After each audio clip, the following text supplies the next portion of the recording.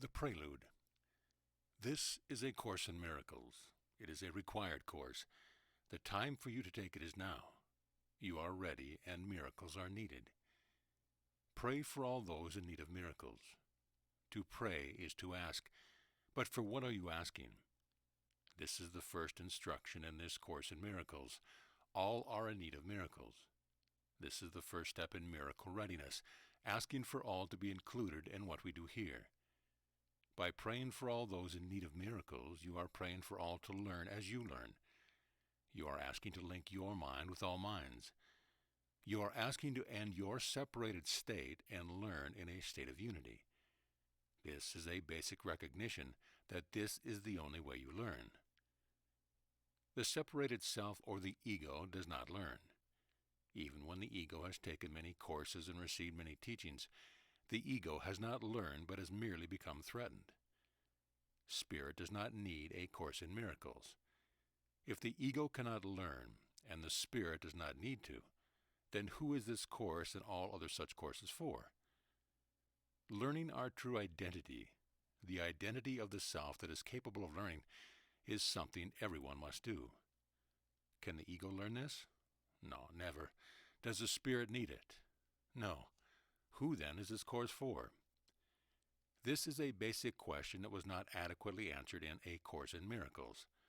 While A Course in Miracles is meaningless to the ego and unnecessary to spirit, it would seem to have no audience at all if these are the only two states that exist. Since it is impossible to be part spirit and part ego, assuming there would be such a state in which learning could take place would be meaningless.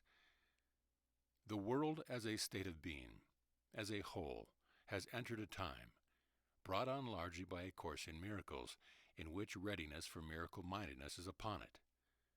A Course in Miracles opened a door by threatening the ego.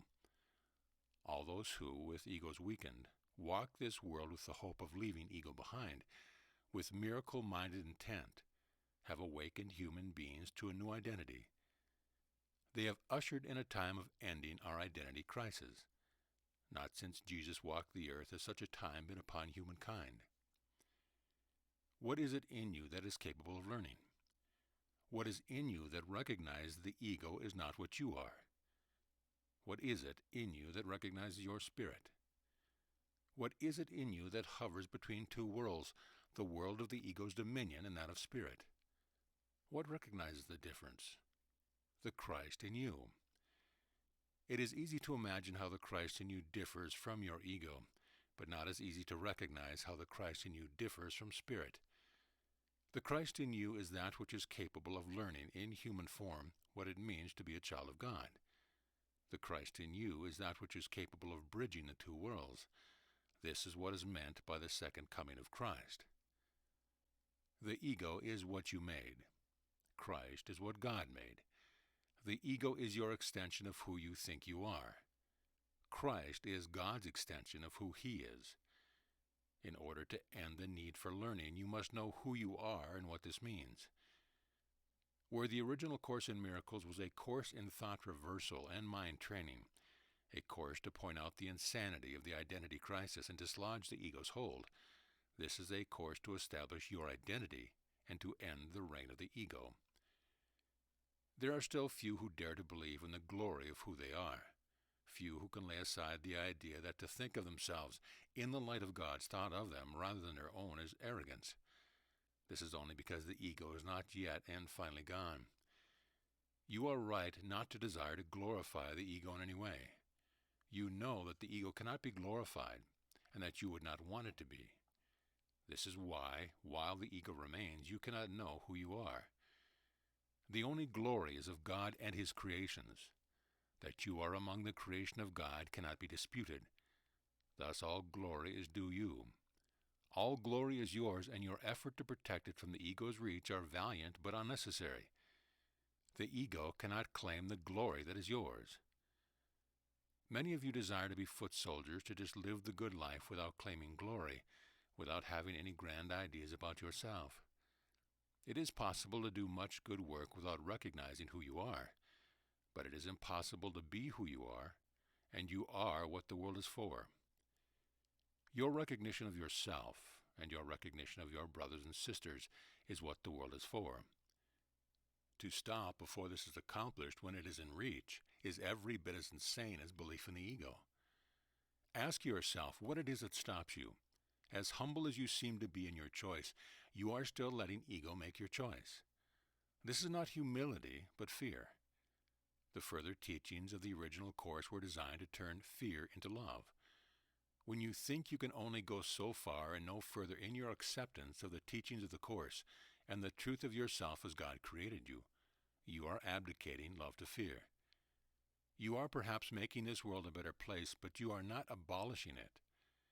In your acceptance of doing good works and being a good person, you are accepting ministry to those in hell rather than choosing heaven.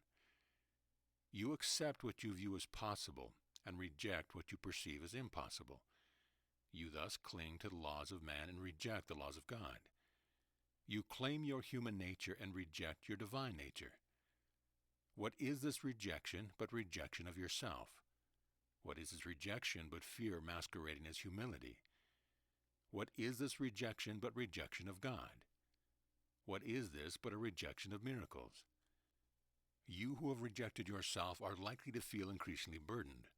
Although an initial burst of energy may have followed your reading of the Course or your discoveries of other forms of the truth, although you may even have experienced what seem to be miracles happening to you as you continue to reject yourself, this energy and these experiences that lightened your heart would have begun to recede and to seem as distant and unreal as a mirage. All that you retain is a belief in effort and a struggle to be good and to do good, a belief that clearly demonstrates that you have rejected who you are. O child of God, you have no need to try it all, no need to be burdened or to grow tired and weary. You who want to accomplish much good in the world realize that only you can be accomplished. You are here to awaken from your slumber. You are here not to awaken to the same world, a world that seems a little more sane than before but still governed by insanity, a world in which it seems possible to help a few others, but certainly not all others, but to awaken to a new world. If all that you see change within your world is a little less insanity than before, then you have not awakened, but still are caught in a nightmare your ego has made. By choosing to reject yourself, you have chosen to try to make sense of the nightmare rather than to awaken from it. This will never work. By rejecting who you are demonstrating that you think you can believe in some of the truth, but not all of it. Many of you have accepted, for instance, that you are more than your body while retaining your belief in the body. You thus have confused yourself further by accepting that you are two selves, an ego self represented by the body, and a spirit self that represents to you an invisible world in which you can believe but not take part. You thus have placed the ego at odds with spirit, giving the ego an internal and invisible foe to do battle with. This was hardly the purpose of any teaching of the truth that have as their aim the exact opposite of this conflict-inducing situation. The truth unites, it does not divide. The truth invites peace, not conflict. Partial truth is not only impossible, it is damaging. For sooner or later in this lopsided battle, the ego will win out. The spirit as you have defined it is too amorphous, too lacking in definition and believability to win this battle against what you perceive as your reality. You who have come close to the truth only to turn your back and refuse to see it, turn around and look once again. You have traveled your path and the end of the journey is in sight. You stand at the precipice with a view of the new world glittering with all the beauty of heaven set off at just a little distance in the golden light. When you could have seen this sight, you turned your back and sighed, looking back on a world familiar to you and choosing it instead. You do not see that this choice, even made with every good intention of going back and making a difference, is still a choice for hell when you could instead have chosen heaven. Yet you know that choosing heaven is the only true way to change the world. It is the exchange of one world for another. This is what you fear to do. You are so afraid to let go of the world that you have known that, even though it is a world of conflict, sickness, and death, you will not exchange it, will not relinquish it. While God remains unknown to you and you remain unknown to yourself, so too does heaven remain concealed. Thus, in turning your back on heaven, you turn your back on yourself and God as well. Your good intentions will not overcome the world and bring an end to hell. In all the history of the world, many have done good, heroic, and at times miraculous deeds without the world changing from a place of misery and despair. What is more arrogant? To believe that you alone can do what millions of others have not been able to do, or to believe that you, in union with God, can? What makes more sense? To choose to try again what others have tried and failed to accomplish, or to choose to leave behind the old and choose a new way, a way in which you become the accomplished, and in your accomplishment bring the new into being? What is the difference between your good intentions and willing with God? The difference is in who you think you are and who God knows you to be. While this difference remains, you cannot share your will with God and to do what God has appointed you to do. Who you think you are reveals the choice that you have made. It is either a choice to be separate from God or a choice to be one with God. It is a choice to know yourself as you always have, or a choice to know yourself as God created you. It is the difference between wanting to know God now and wanting to wait to know God until you have decided you are worthy, or until some other designated time, such as death. What are good intentions but a choice to do what you can, alone by yourself against great odds? This is why good intentions so often fail to come to be at all, and why, when every effort has been made, the outcome seldom seems worth the effort. You cannot earn your way to heaven or to God with your effort or your good intentions. You cannot earn, and will not ever feel as if you have earned, the designation of a person of such worth that you are deserving of all that God would freely give. Give up this notion. You have decided that you know how to do good works, but that you do not know how to do what God asks of you. You think, if God asked me to build a bridge, I would build a bridge, and this is likely true. Yet you will not become the bridge. You refuse to recognize that the Christ in you provides the bridge that you need only walk across to bridge the distance between heaven and hell, between your separated self and union with God and all your brothers and sisters. You prefer to think a good deed here, a bit of charity there, is more important. You prefer to give up on yourself and to help others, without realizing that you can help no others until you have helped yourself. You prefer selflessness to self, because this is your chosen way to abolish ego and to please God. This is not unlike the attitude of a good mother who decides to sacrifice herself for her children, without realizing that her sacrifice is not only unnecessary, but undesirable. Your good intentions neither please nor displease God. God simply waits for your return to heaven, for your acceptance of your birthright, for you to be who you are. Another failure to accomplish lies at the other end of the spectrum, with a concentration on self that seems to have no end point and no limit to the interest it generates.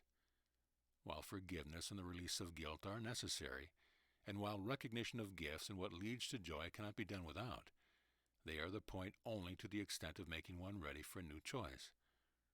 Prolonged interest in self can be as damaging as the selflessness of those intent on doing good works. Rather than leading to knowledge of God, prolonged interest in self can further entrench the ego. Seekers are but another category of those who are at the precipice act as if they have hit a wall rather than come across a bridge. It is precisely the place at which you stop that you must return to. Those who continue to seek may have left teachings of the Course or of one or another spiritual or religious tradition, only to find another and still another. For those intent on seeking, there is always more to seek. But those who find must stop to realize what they have found, and to realize that they seek no more. The Course speaks of patience that is infinite. God is patient, but the world is not. God is patient, for God sees you only as you are. The Christ in you is also still and ever present, but the weakening done by your ego, by whatever learning you have done, has left room for strength, a strength that entered as if by a little hole made in your ego's armor, a strength that grows and grows impatient with delay.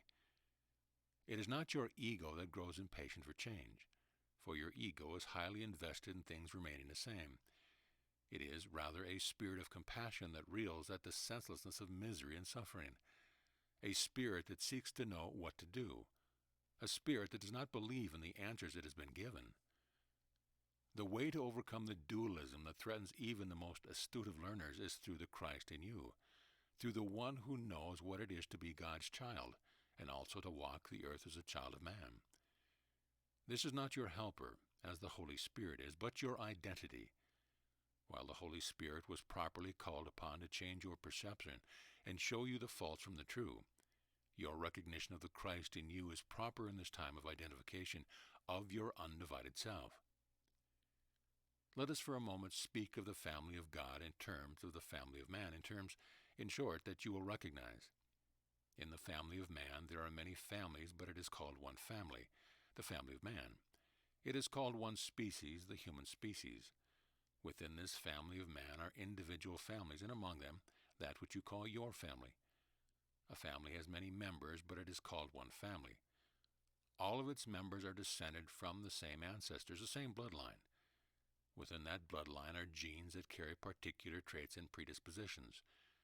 A child of one family may resemble a child of another distant relative, or a relative who lived and died many years previously. You see nothing odd or foreign in this. This is the nature of family as you understand family. And beyond the physical nature of families, the bloodlines and the ancestors, what holds the family together as one is love. The family is, in fact, the only place where unconditional love is seen as acceptable. Thus, no matter how good one child is perceived to be or how bad another is perceived to be, the love of the parent for the child is the same. A son or daughter does not earn the love that is given him or her, and this too is seen as acceptable and even right. Obviously, the nature of God is different than the nature of man. God does not have physical form and does not produce physical offspring.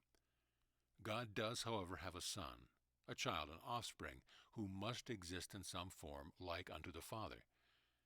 Within the story of the human race, there is a story about the coming of God's Son, Jesus Christ, who was born, grew into a man, died and rose again to live on in some other form other than that of a man. Those who believe the story have accepted that Jesus was God's Son before he was born, while he walked the earth and after he died and resurrected. Whether this is your belief or not, it comes close to the truth in a form that you can understand. Jesus is simply the example life, the life that demonstrated what it means to be God's child. Just as there is part of you that thinks that you are undeserving and made for suffering and strife, there is another part of you that knows this is not true. Think back, and you'll remember that from the earliest of ages you have known that life is not as it is meant to be, that you are not as you are meant to be. The part of you that rages against injustice, pain, and horror does so from a place it does not accept and will never accept that these things are what are meant for you or for those who walk this world with you. And yet your history, in which you so believe, will tell you that the world has always been thus, and that there is no escape from it. In such a world, the question should not be, why do so many take their lives, but why do so few? There are many forms of pain and horror, from physical illness to torture to loss of love, and in between these many frightful occurrences is the equally distressing life of the purposeless, where hours pass endlessly in toil that is the cost of your survival here. Even those who have studied much and learned the lessons of the Course well leave their learning and their teaching sit idly by while they earn their living until the dust that is collected upon it obscures it from their sight. This is the cost of turning back when heaven could have been reached, the cost in continuing to believe in the laws of the world that govern the survival of the body.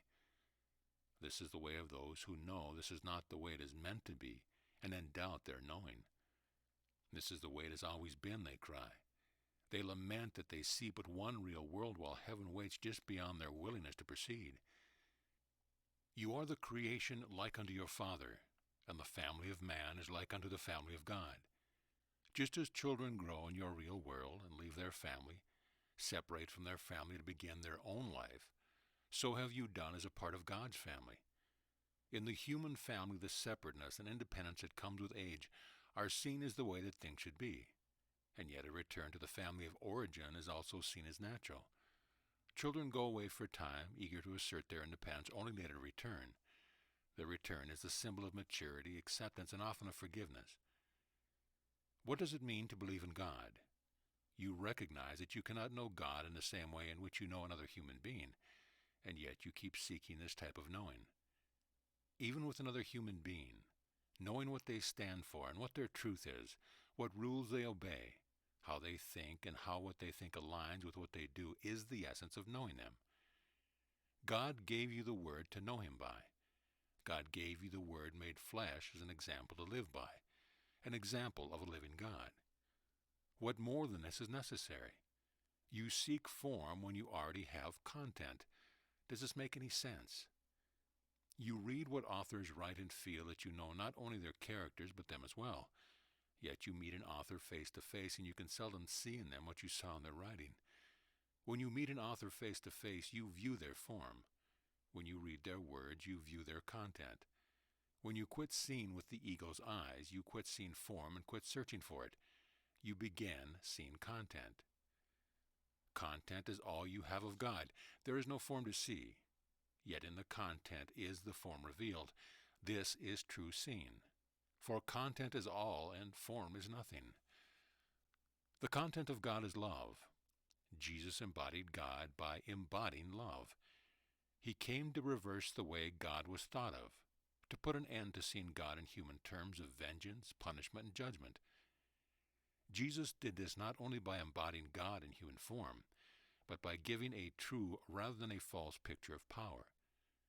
Before the coming of the Word made flesh, the Incarnation, the only idea humankind could draw on an all-powerful being was a being whose power resembled the powerful among them.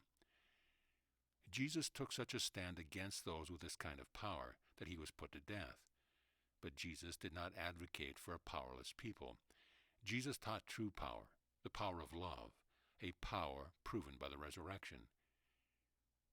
Jesus, united with the Christ in you, is he who can teach you who you are and how to live as who you are in a new world. He can open heaven to you and walk you through its gates, there to exchange this world at last for your true home. But it is not your body that will pass through heaven's gate, nor your body's eyes that will view the new world you will behold and take with you. To view a physical world of dimension, shape, and scope like unto the old, and hope to transport it from one place to another would be delusional. The new world does not have to do with form, but with content, a content that is as transferable as an author's words upon a page. How many would not travel to heaven if they could get on a bus and be transported there? Yet each of you holds within you the power to reach heaven. Knowing yourself as who you really are is the only thing that will allow you to quit fearing your power. Jesus accepted his power and so brought the power of heaven to earth. This is what the Christ in you can teach you to do. This is miracle-mindedness. This is love. This is oneness. The Christ in you teaches only in the sense of imparting knowledge that you already have and once again have access to as you join with your own real self. Once this is accomplished, you are accomplished, because you are complete. But if in your joining with Christ is the accomplished and completion of all lessons, who is he who provides the lessons? This is Jesus. The Christ in you is your shared identity. This shared identity made Jesus one with Christ. The two names mean the same thing, as oneness is what was always shared and always will be. You are eternally one with Christ. The only way you can identify Jesus differently is to relate to the Jesus who was a man, the Jesus who existed in history.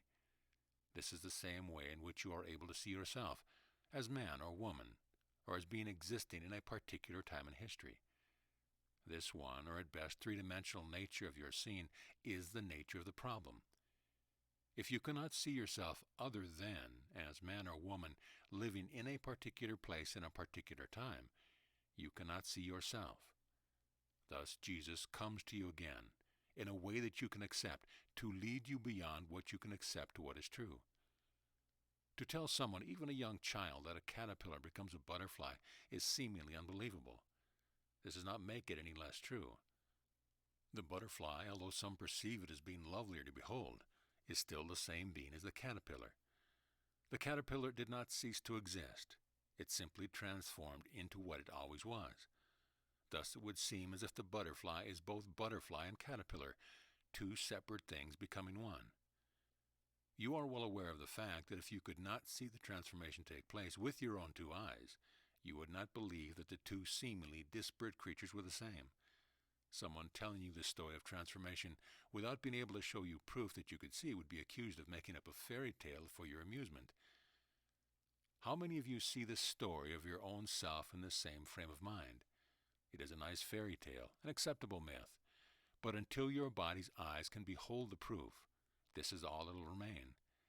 This is the insanity of the nightmare you choose not to awaken from. It is as if you have said, I will not open my eyes until someone proves to me that they will see when they are open. You sit in darkness awaiting proof that only your own light will dispel. Your willingness to learn is evident, or you would not be here. You have been told and told again that a little willingness is all that is necessary. Why do you seem, then, to have not advanced, or to have advanced only a little bit, when your willingness is mighty? Only because you have not vanquished the ego. You learn, and then you let the ego come and take all you have learned from you again and still again. It is ingenious in its ways of getting you to turn back again and still again, until you feel as if you're going in and out through a revolving door.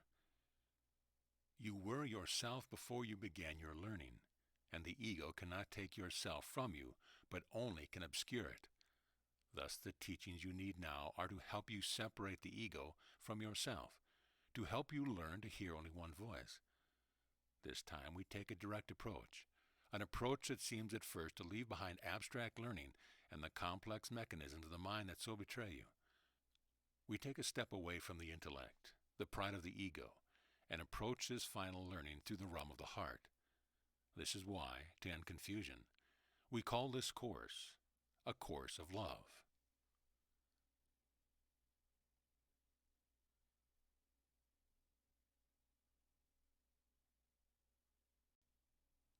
Introduction. This course was written for the mind, but only to move the mind to appeal to the heart, to move it to listen, to move it to accept confusion, to move it to cease its resistance to mystery, its quest for answers, and to shift its focus to the truth and away from what can be learned only by the mind. What is learned by the mind only rearranges reality. The mind then holds to the new reality as a new set of rules without change. It sees reality through these new mental constructs and calls this way of seeing new. In order to support its new reality, it must insist that others follow these new rules. Truth, it says, has been found, and it is here, in these new rules and not in the old. The mind will then tell you how to feel according to its rules, and will resist all ways of feeling, all ways of being, that appear to run counter to these rules, as if it knows, because of these rules, how things are. The mind will speak of love, and yet hold the heart prisoner to its new rules, new laws, and still say, this is right and this is wrong. It will speak of love and not see its intolerance or judgment. It will speak of love to be helpful, and with all sincerity, and yet the very logic that it uses, though new, wounds the heart of the most tender, of those most called to love and its sweetness. I am wrong to feel the way I do, the tender-hearted says to herself, and, convinced that others know what she does not, covers over her tenderness with protection. You think that in order to share, you must be able to speak the same language, and so you regress to the language of mind with its precision. The mind so hates to be confused, to be open, to remain open and not know. It desires anchors to hold in one spot, and held there suffers the pounding of the sea of change, resists the current, fortifies itself against a storm. The mind will return always to where it feels safe and sure of itself, and so it goes nowhere and sees not transformation or creation or the new horizon that would defy its reality. The mind cannot hold open the doors of the heart, and yet we turn within, turn to the mind, and show it where its openness lies, where sweetness abides, where love's knowing is found. All the mind can do is rearrange reality and hold it still and captive and rule-bound. The laws of love are not laws such as these. The laws of love are not rules, facts, or right answers. The laws of love bring spiritual freedom, the freedom that lies beyond belief, beyond thought, beyond adherence to any authority other than one's own heart. The heart is needed to guide the mind in a way that it does not desire to be guided, a way that is one of joining, a way that does not allow the mind's separate stance, its rules, or its right answers. The heart is needed because it is who and where you are, and responds in love to what is one with it. We are one heart. We are one mind. The route to oneness and union, to life and form that accepts oneness and union, to humanity restored to wholeness, is through the heart of the mind. This course will seem remedial to some, easy to some, complex to some. The mind may say, yes, yes, I know. Tell me something I don't know. The mind may reel at contradictions, cling to known truth, compare this wisdom to other wisdom. The mind will attempt to understand with its own logic and fight the logic of the heart. The mind will seek new rules and perhaps be willing to rearrange its reality once again. The mind is its own reality. You cannot escape the mind's reality with the mind. You cannot learn how to escape the reality of the mind with the mind's pattern of learning or of logic. You cannot live in a new and fresh world and retain the mind's reality. There is no everyone to whom I speak, to whom I give these words. There is no single, no solitary, no separate mind to whom these words are spoken. These words are spoken heart to heart, from one heart to one heart. Everyone is just a concept. These words are given to each one. They are heard only by each alone, by which I mean in the sanctity of the one heart. We are one heart. We are one mind. Joined in wholeheartedness, we are the heaven of the world. We replace bitterness with sweetness. We dwell in the reality of the one heart, creation's birthplace, birthplace of the new. The new is not that which has always existed. It is not that which can be predicted. It is not that which can be formed and held inviolate. The new is creation's unfolding love. The new is love's expression. The new is the true replacement of the false, illusion's demise, joy birthed amongst sorrow. The new is yet to be created, one heart to one heart. This is a course for the heart, the birthplace of the new.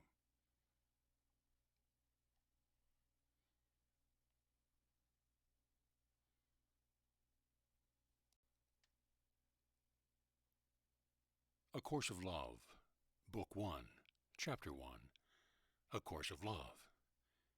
Every living being has a heart.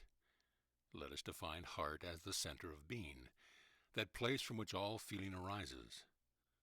All true feeling is love. All love praises God. All love is recognition of the glory of God and all God created. Love is the only pure response of the created for the Creator, the only response of the Creator to the created. Your recognition of what love is will return to God and yourself.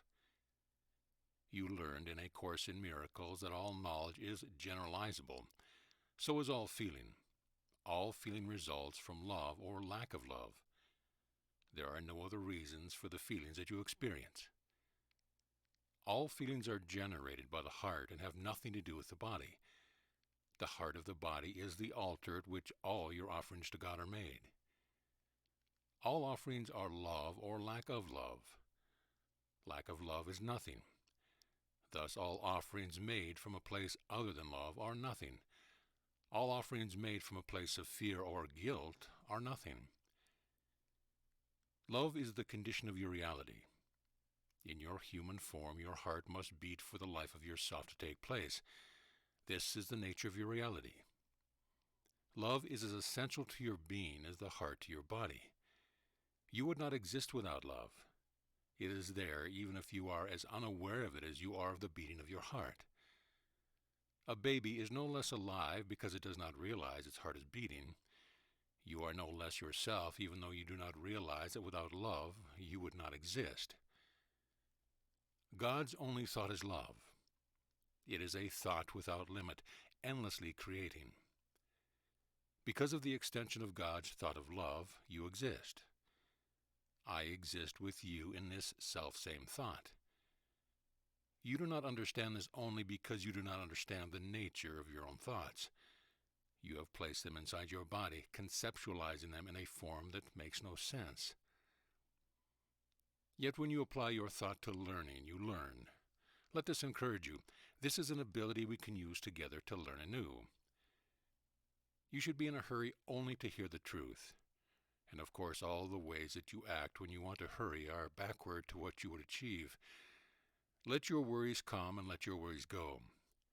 Remember always that they simply do not matter except in terms of time, and that you will save time by letting them go. Remember that your worries affect nothing. You think if your worries affect time, this is an effect, but time is an illusion. It does not matter. Remind yourself of this as well. This is part of letting go of the old world to make way for the new. Realize these things do not matter and will not be carried with you to the new world, so you might as well let them go now. It is as if you have carried your heavy luggage with you everywhere just in case you might need something. Now you are beginning to trust that you will not need these things you have carried. No heavy coat. For you trust the sun will shine, that warmth will surround you. You are an immigrant coming to a new world with all your possessions in hand. But as you glimpse what was once a distant shore and now is near, you realize none of what you formerly possessed and called your treasures are needed. How silly you feel to have carted them from one place to the next. What a waste of time and energy to have been slowed down by such a heavy burden. What a relief to realize that you need carry it no more. How you wish you would believe they were not needed when you began. How happy you are to leave them behind. You do not realize as yet how heavy was your burden. Had you literally carried a heavy and useless trunk from one world to another when you had been told by someone wiser that it would not be needed, you would, upon realizing the truth, ask yourself what else you had been told and disregarded. You might try one more thing and then another that you previously would not have tried when you were so convinced that you were right and the other wrong. And as each new step is tried and found to work, your confidence in the wisdom of this teacher would continue to grow. You might consider that you could still learn from your mistakes and find the learning in the end to be the same, and this you surely might do from time to time. But eventually you would realize that it would be quicker and easier to learn without mistakes, and eventually you would realize also that the wisdom of your teacher had become your own. The urge to test another's wisdom is the urge to find your own way and have it be a better way. It is the urge not to trust the teacher in all things, but only in certain things. It is the desire to find your way on your own, so that you can take pride in your accomplishments, as if by following another's map the sense of accomplishment in your arrival would be diminished. This wanting to do things on your own is a trick of the ego, your pride a gift the ego demands. These are the magic thoughts that oppose miracle-mindedness. These are the thoughts that say, on my own I am everything, rather than on my own I am nothing. A true leader follows until she is ready to lead. She does not strike out on her own at the beginning, before she knows the way.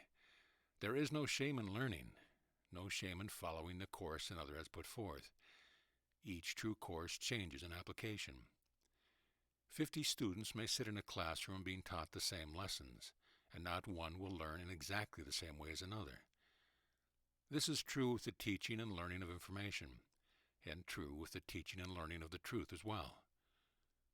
The only way that you can fail to learn the truth is to demand to learn it on your own, for on your own it is impossible to learn. Resign as your own teacher. Accept me as your teacher and accept that I will teach you the truth. Find no shame in this. You cannot learn what I would teach without me. You have tried in countless ways and can try still again, but you will not succeed. Not because you are not smart enough, not because you will not try hard enough, but because it is impossible. It is impossible to learn anything on your own. Your determination to do so only blocks your learning. It is only through union with me that you learn, because it is only in union with me that you are yourself. All your effort is based on disbelief of this truth, and your attempts to prove that this truth is not the truth. All that this effort brings you is frustration. All your seeming success from this effort brings you pride to offer to your ego. This gift your ego demands is not worth the price you pay. The price of this gift is everything. A teacher always has a role in the learning of the student. This does not diminish the student's achievement. You must realize it is your desire to make of yourself your own creator that has caused all your problems. This is the authority problem. It is pervasive in the life of your physical form and in the life of your mind. It is only your heart that does not consider this an issue of concern. This is another reason we appeal to the heart. The heart cares not where love comes from, only that it comes. This is useful to us in several ways. By this I do not mean that there are not particular objects of your affection. This is not the love of which we speak. The heart yearns for what is like itself, thus love yearns for love. To think of achieving love on one's own is ludicrous. This is why love is your greatest teacher. To yearn for what is like yourself is to yearn for your Creator, and when perception is healed, to create like your Creator. This yearning exists naturally within you and cannot be diminished or satiated.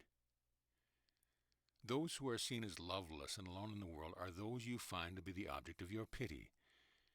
Yet you do not realize that this is a state your ego has you endlessly striving to achieve. Your ego would have you believe that only when you need no one to achieve all your desire, only when you are satisfied with what you are and with what you can do on your own, only then will your autonomy and your learning be complete. For this is all your learning has been for. The goal of this world is for you to stand on your own, complete within yourself. This goal will never be reached, and only when you give up trying to reach it can you begin to learn anything of value. You are complete only within God, where you endlessly abide.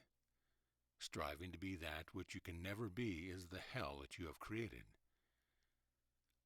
Lack of striving is seen as a settling for less. This would be true if what you were striving for had value. To strive mightily for nothing is still to have nothing and to end up with nothing. Striving, however, must be distinguished from struggle. To strive for that which has value is what this course is about. It has nothing to do with struggle. You think also that to leave struggle behind, to disengage from the conflict of this world that causes it, is to turn your back on the real world and all that has meaning in it. In this you think correctly, and yet you do not choose this option, thinking that to do so you turn your back on responsibility and on duty, thus counting this action as a noble one. This desire to engage in struggle has nothing to do with what you are responsible for. It is merely your ego's attempt to involve you in distractions that keep you from your real responsibility. Think again about your attraction to struggle. It is your attraction to the game, a game you hope to win, another chance to show your stamina and your strength, your quick wits and your cunning mind. It is another chance to prevail against the odds so stacked against you that you can once again convince yourself that you alone have succeeded against mighty adversaries. It is the only way you see to prove your power and control over a world of chaos. To not engage in the chaos at all is seen not as desirable, but as a sort of abdication, a loss through failure to engage. Although you are well aware you will not win the game you play here, you see the effort to do so, no matter how futile, as being that which makes up your life. To not engage is to not prove your own existence. This is what you have made this world for, to prove your separate existence in a world apart from your Creator. This world does not exist, and you do not exist apart from your Creator. Your yearning for love is what tells this is so, and it is the proof you do not recognize. What would cause you to yearn for love in a loveless world? By what means do you continue to recognize that love is at the heart of all things, even while it is not valued here? Here is a fine example that means and ends are the same. For love is what you are as well as what you strive for. Love is means and end. All the symbols of your physical life reflect a deeper meaning that, while hidden to you, you still know exist. The union of two bodies joined in love create a child. The union of man and woman joined in marriage create oneness. Love is at the heart of all things. How you feel but reflects your decision to accept love or to reject it and choose fear. Both cannot be chosen. All feelings you label joyous or compassionate are of love. All feelings you label painful or angry are of fear. This is all there is. This is the world you make. Love or fear is your reality by your choice. A choice for love creates love. A choice for fear creates fear. What choice do you think has been made to create the world you call your home? This world was created by your choice, and a new world can be created by a new choice. But you must realize that this is all there is. Love or lack of love. Love is all that is real. A choice for love is a choice for heaven. A choice of fear is hell. Neither are a place. They are a further reflection of means and end being the same. They are but a further reflection of your power.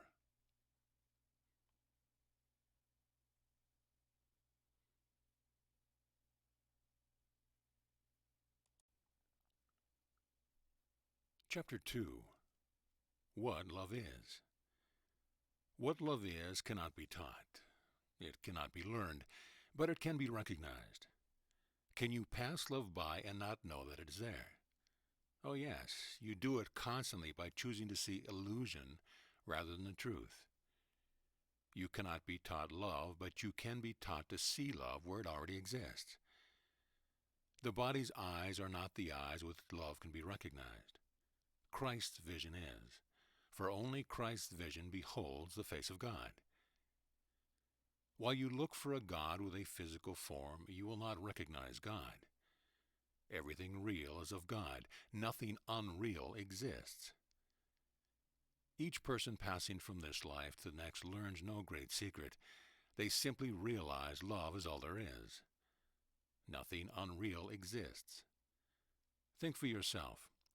If you were going to die tomorrow, what would you today find meaningful? Only love. This is salvation's key. Because love has no physical form, you cannot believe that love could be what you are, what you strive to be, what you seek to return to.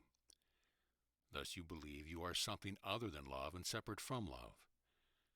You label love a feeling, and one of many. Yet you have been told there are but two from which you choose, love and fear. Because you have chosen fear so many times and labeled it so many things, you no longer recognize it as fear. The same is true of love. Love is the name you give to much you fear. You think that it is possible to choose it as a means to buy your safety and security. You thus have defined love as a reaction to fear. This is why you can understand love as fear's opposite. This is true enough. But because you have not properly recognized fear as nothing, you have not properly recognized love as everything. It is because of the attributes you have given fear that love has been given attributes. Only separate things have attributes and qualities that seem to complement or oppose. Love has no attributes, which is why it cannot be taught. If love cannot be taught but only recognized, how is this recognition made possible? Through love's effects. For cause and effect are one.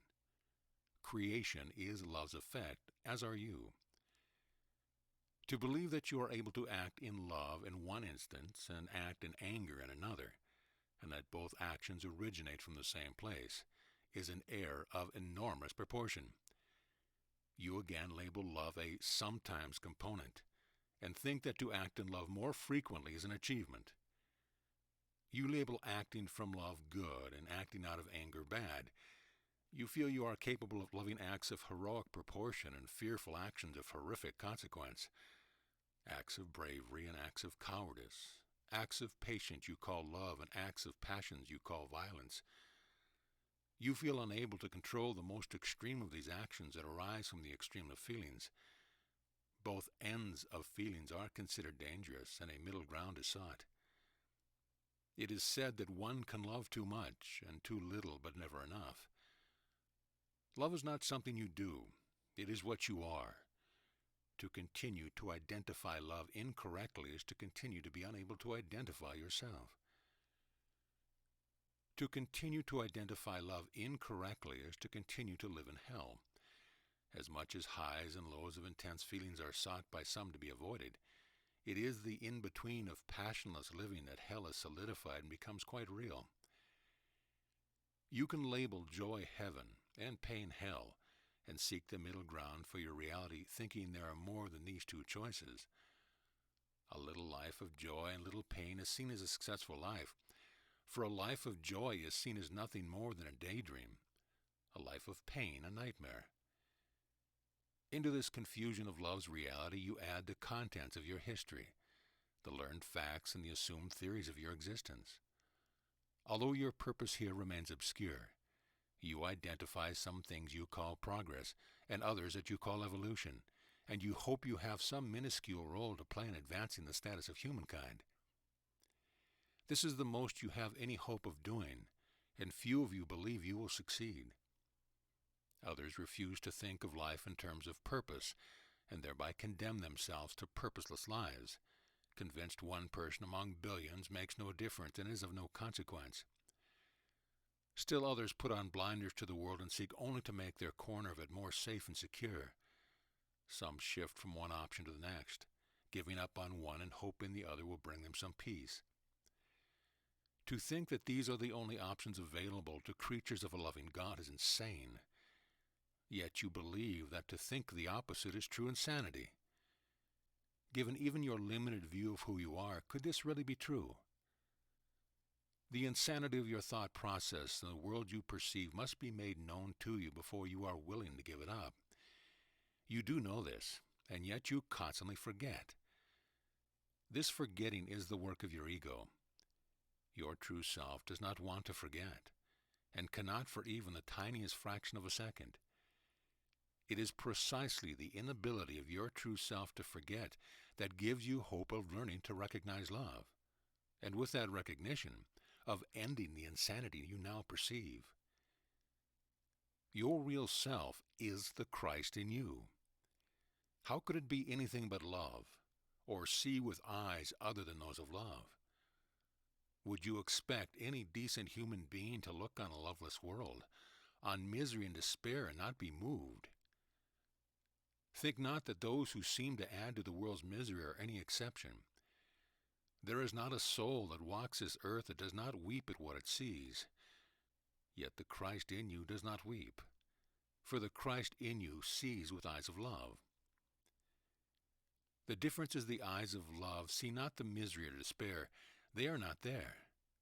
This is the miracle. The miracle is true seeing. Think not that love can look on misery and see love there. Love looks not on misery at all. Compassion is not what you have made of it. The Bible instructs you to be compassionate as God is compassionate. You have defined it unlike the compassion of God. To believe God looks upon misery and responds with sympathy and concern, and does not end the misery, is to believe in a God who is compassionate as you are compassionate. You think you would end misery if you could, beginning with your own, and yet you could no more end misery by making it real than could God.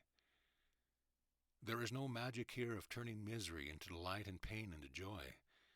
These acts would indeed be magic, an illusion on top of an illusion. You have but accepted illusion as a truth, and so seek other illusions to change what never was into something that never will be. To be compassionate as God is compassionate is to see as God sees. Again, I stress to you, this is not about looking upon misery and saying to yourself you see it not. I am not an advocate of heartlessness, but wholeheartedness. If you believe even the tiniest fraction of what is true, if you but believe you are a small part of God, no bigger than a pinprick of light in a daunting sun, you still cannot believe in the reality of misery and despair. If you do, you believe this is the state of God as well. And if this were true, what hopes would there be for misery's end? What light would there be in the universe that could end the darkness? Reverse this thought and see it makes any more sense than it did before. In this scenario, a benevolent and loving God who has extended his being into the creation of the universe has somehow managed to extend what is not of him, to create what is unlike to his being in every way. Would even you attempt such folly? Would you conceive of the inconceivable? What answer then is left but you do not see reality for what it is? What benefit is left you to see incorrectly? What risk in attempting to see anew? What would a world without misery be but heaven? Look not to the figures from the past to show you the way beyond illusions to the present. Look within to the one in you who knows the way. Christ is within you, and you rest within God. I vowed to never leave you and to never leave you comfortless. The Holy Spirit has brought what comfort you would accept to your troubled mind. Now turn to me to comfort your troubled heart. You have not sufficiently reversed your thinking, or your heart would not still be troubled. The reversal has not occurred because you separate mind and heart and think you can involve one without involving the other. You believe that to know with your mind is a learning process that stands apart from all else that you are. Thus you can know without the knowing being who you are. You think you can love without love being who you are. Nothing stands apart from your being. Nothing stands alone. All your attempts to keep things separate are but a reenactment of the original separation, made to convince yourself that the separation actually occurred. You do not stand separate and alone. At these words your heart rejoices and your mind rebels. Your mind rebels because it is the stronghold of the ego. Your thought system is what has made the world you see. The ego is constant companion in its construction. Yet your mind too rejoiced in the learning of all the teachings that have brought you here, congratulating itself on a feat that brought it rest. It is from this rest that the heart begins to be heard. Just as the Holy Spirit can use what the ego has made, the ego can use what the mind has learned but is not integrated. Until you are what you have learned, you leave room for the ego's machinations. Once you are what you have learned, there is no room in which the ego can exist, and banished from the home you made for it, it slowly dies. Until this happen, the ego takes pride in what the mind has acquired, even under the greater peace and contentment offered by your learning. It can and does see itself as better and stronger and more capable of worldly success. It would use all you have learned for its own motivations and pat you on the back for your new abilities. Without your vigilance, it may even seem to have become stronger than before and fiercer in its criticism. It pretends to hold you to new standards, only to use what you have learned to increase your guilt. Thus it wins in daily battles and works for your final abdication, the day that you give up and admit defeat. It challenges your right to happiness and love and miracles, and seeks only to have you claim that living with such fantasies does not work and will never ever be possible here. Into this battlefield you have bravely marched. The war rages by day and by night, and you have grown weary. Your heart cries out for solace and does not go unheard. Help is here. Do not believe that all you have learned will not do what it has given you to do. Do not believe in your failure or the ego's success. All you have learned is still with you regardless of your perception of the outcome of your learning. Your perception of an outcome within your control is all that needs to change. Remember that cause and effect are one. What you want to learn, you cannot fail to learn. We will begin by working on the state of neutrality in which the war is no longer fought. The daily battle ceases. Who wins and who loses is not of concern to us here. Peace has not yet come, but the white flag of surrender has been waved and dropped upon a hallowed ground, where neutrality will for a short time reign before peace breaks out with glad rejoicing. There are no plunders to be treasured, no victors of this war. All that has been learned and learned again is that this is what you do not want. Freedom to return home, away from cries of agony, defeat, and vainglory, is all that now is sought. A state of neutrality is where the return begins. Armies may not yet be marching home, but their preparation is underway.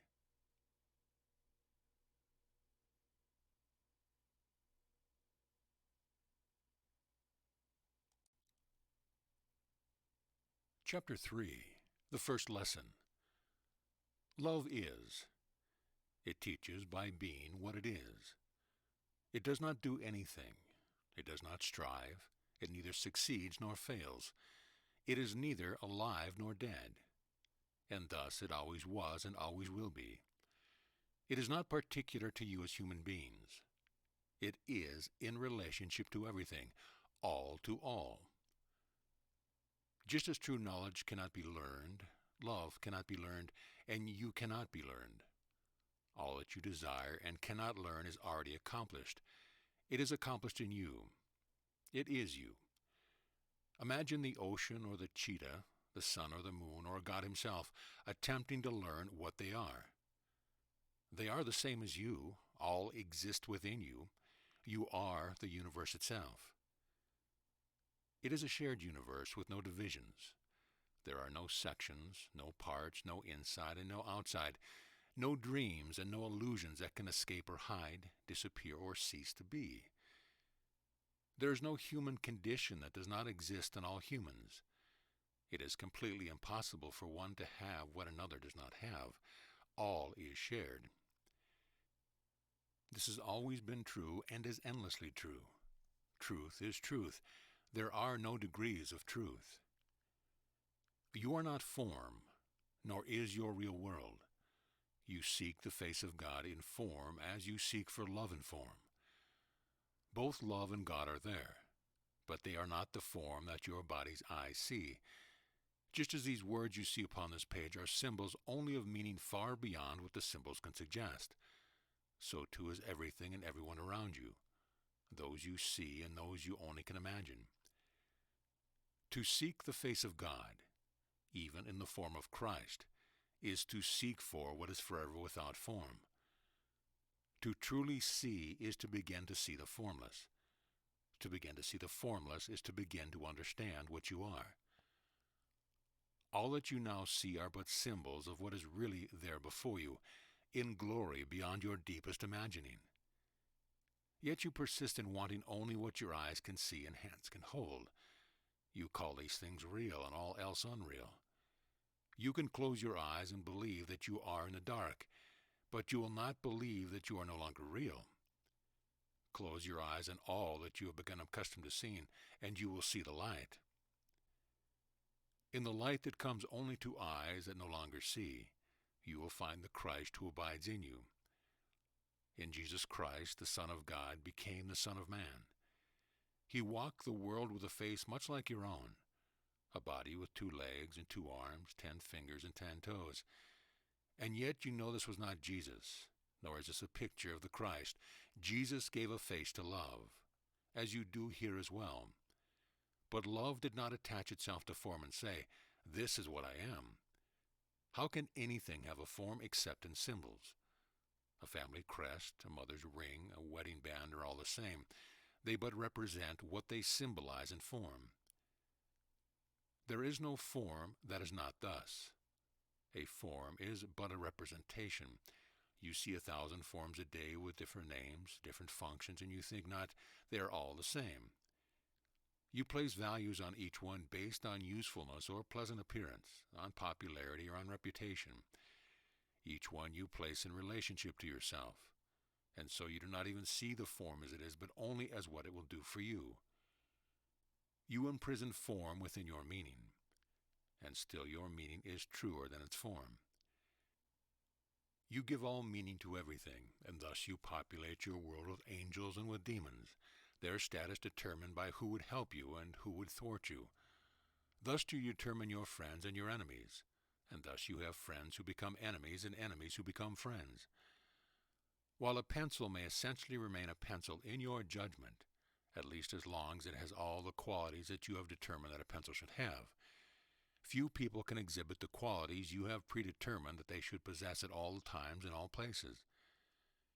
And so one disappoints and another enthralls. One champions your cause and another denigrates you. In all scenarios you remain the maker of your world, giving it its cause and effect. If this can be so, how can the world be anything but symbolic, with each symbol's meaning chosen by you and for you? Nothing is what it is, but only what it is to you. Into this rank confusion is brought a simple statement. Love is, never changing, symbolizing only itself. How can it fail to be everything or to contain all meaning? No form can encompass it, for it encompasses all form. Love is the light in which form disappears, and all that is seen as it is. You who are looking for help wonders now how this would help you. Why is there left to say what has not been said? What are these words but symbols, by my own admission? It is in what they symbolize that help arrives. You do not need to believe in the words nor the potential of the exercises to change your life, for these words enter you as what they are, not the symbols that they represent. An idea of love is planted now, in a garden rich with what will make it grow. Everything has birth in an idea, a thought, a conception. Everything that has been manifested in your world was first conceived within the mind. While you know this is true, you continue to believe you are the effect and not the cause. This is partially due to your concept of the mind. What you conceive it to be, it will be to you. While many teachings have attempted to dislodge this concept that you hold so dear, because you use the mind to deal in concepts, you have been unable to let new learning have its effect. This is because you believe your mind is in control of what it thinks. You believe in a process of input and output, all completely human and scientifically provable. The birth of an idea is thus the result of what has come before, of seeing something old as new, of improving on a former idea, of taking various information and collecting it into a new configuration. What has this meant for learning that is not of this world? It means that you filter it through the same lens. You think of it in the same way. You seek to gather together so that it will provide an improvement to what has been before. You look for evidence that shows that if you behave in a certain way, certain things will happen as a result. Like a child learning not to touch a stove because it is hot and a burn will result, or learning what a warm blanket is comforting. You subject it to 1,000 tests dependent on your senses and your judgment. While you believe you know what will hurt you and what you will find comforting, you subject what cannot be compared to the comparable. Think not that your mind, as you conceive of it, learns without comparison. Everything is true or false, right or wrong, black or white, hot or cold, based solely on contrast. One chemical reacts one way and one reacts another, and it is only in the study of the two that you believe learning takes place. You have not given up the idea that you are in control of what you learn, nor have you accepted that you can learn in a way that you have not learned before. Thus we move from head to heart to take advantage of your concept of the heart, concepts much more in line with learning that is not of this world. These words of love do not enter your body through your eyes and take up residence in your brain. They are to be distilled into a language that you can understand. As you read, be aware your heart, for this is where this learning enters and will stay. Your heart is now your eyes and ears. Your mind can remain within your concept of the brain, for we bypass it now and send it no information to process, no data for it to compute. The only change in thinking you are asked to make is to realize that you do not need it. What this will mean to you goes far beyond the learning of this course. One such concept, given up and not replaced, will free you beyond your deepest imagining and free your sisters and brothers as well. Once one such concept is felled, others follow quickly, but none is more entrenched than this one, the one we begin today to let fall away. You who have been unable to separate mind from body, brain from head, and intelligence from knowledge, take heart. We give up trying. We simply learn in a new way, and in our learning realize that our light shines from within our heart, our altar to the Lord. Here the Christ in us abides, and here we concentrate our energies and our learning, soon to learn that what we would know cannot be computed in the databanks of an overworked and overtrusted brain, a mind we cannot separate from where we believe it to be. Our hearts, in contrast, go out to the world, to the suffering, to the weak of body and mind. Our hearts are not so easily contained within the casing of our flesh and bones. Our hearts take wing with joy and break with sadness. Not so the brain that keeps on registering it all, a silent observer, soon to tell you that your feeling of your heart were foolishness indeed. It is to our hearts that we appeal for guidance, for there resides the one who truly guides. You who think this idea is rife with sentiment, sure to lead you to abandoning logic and thereafter certainly to cause your ruin, I say to you again, take heart. Such foolishness as your heart desires will save you now. Remember, it is your heart that yearns for home, your heart that yearns for love remembered, your heart that leads the way that, should you follow, will set you certainly on the path for home. What pain has your heart endured that it has failed to treasure for its source? Its source is love, and what greater proof need you of love's strength? Such pain as your heart endured would surely be a knife to cut through tissue, a blow that to the brain would stop all functioning, an attack upon the cells far greater than any cancer. The pain of love so treasured that it cannot be let go can and does indeed attack the tissue, brains, and cells. And then you call it illness and allow the body to let you down, still and always holding love unto yourself. Must pain accompany love and loss? Is this the price you pay, you ask, for opening up your heart? And yet, should you be asked if you would have other than the love, you would not answer yes. What else is worth such cost, such suffering, so many tears? What else would you not let go when pain comes near, as a hand would drop a burning ember? What other pain would you hold closely, a grief not to be given up? What other pain would you be so unwilling to sacrifice? Think not that these are senseless questions made to bring love and pain together, and there to leave you unaided and unhelped. For pain and love kept together in this way makes no sense, and yet makes the greatest sense of all. These questions merely prove love's value. What else do you value more? Your thoughts might lead you to a dozen answers now, more for some, less for others.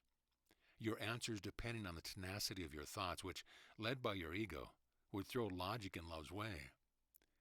Some others might choose their thoughts in yet another manner, claiming to choose love and not pain, when what they really choose is safety at love's expense. No one here believes they can have one without the other, and so they live in fear of love, all the while desiring above all else. Think you not that love can be kept apart from life in any way? But we begin now to take life's judgments from it. The judgment gained by your experience, judgment based on how much love you have received, and how much love has been withheld from you. We begin by simply accepting the proof we have been given of love's strength. For this we will return to again and again as we learn to recognize what love is.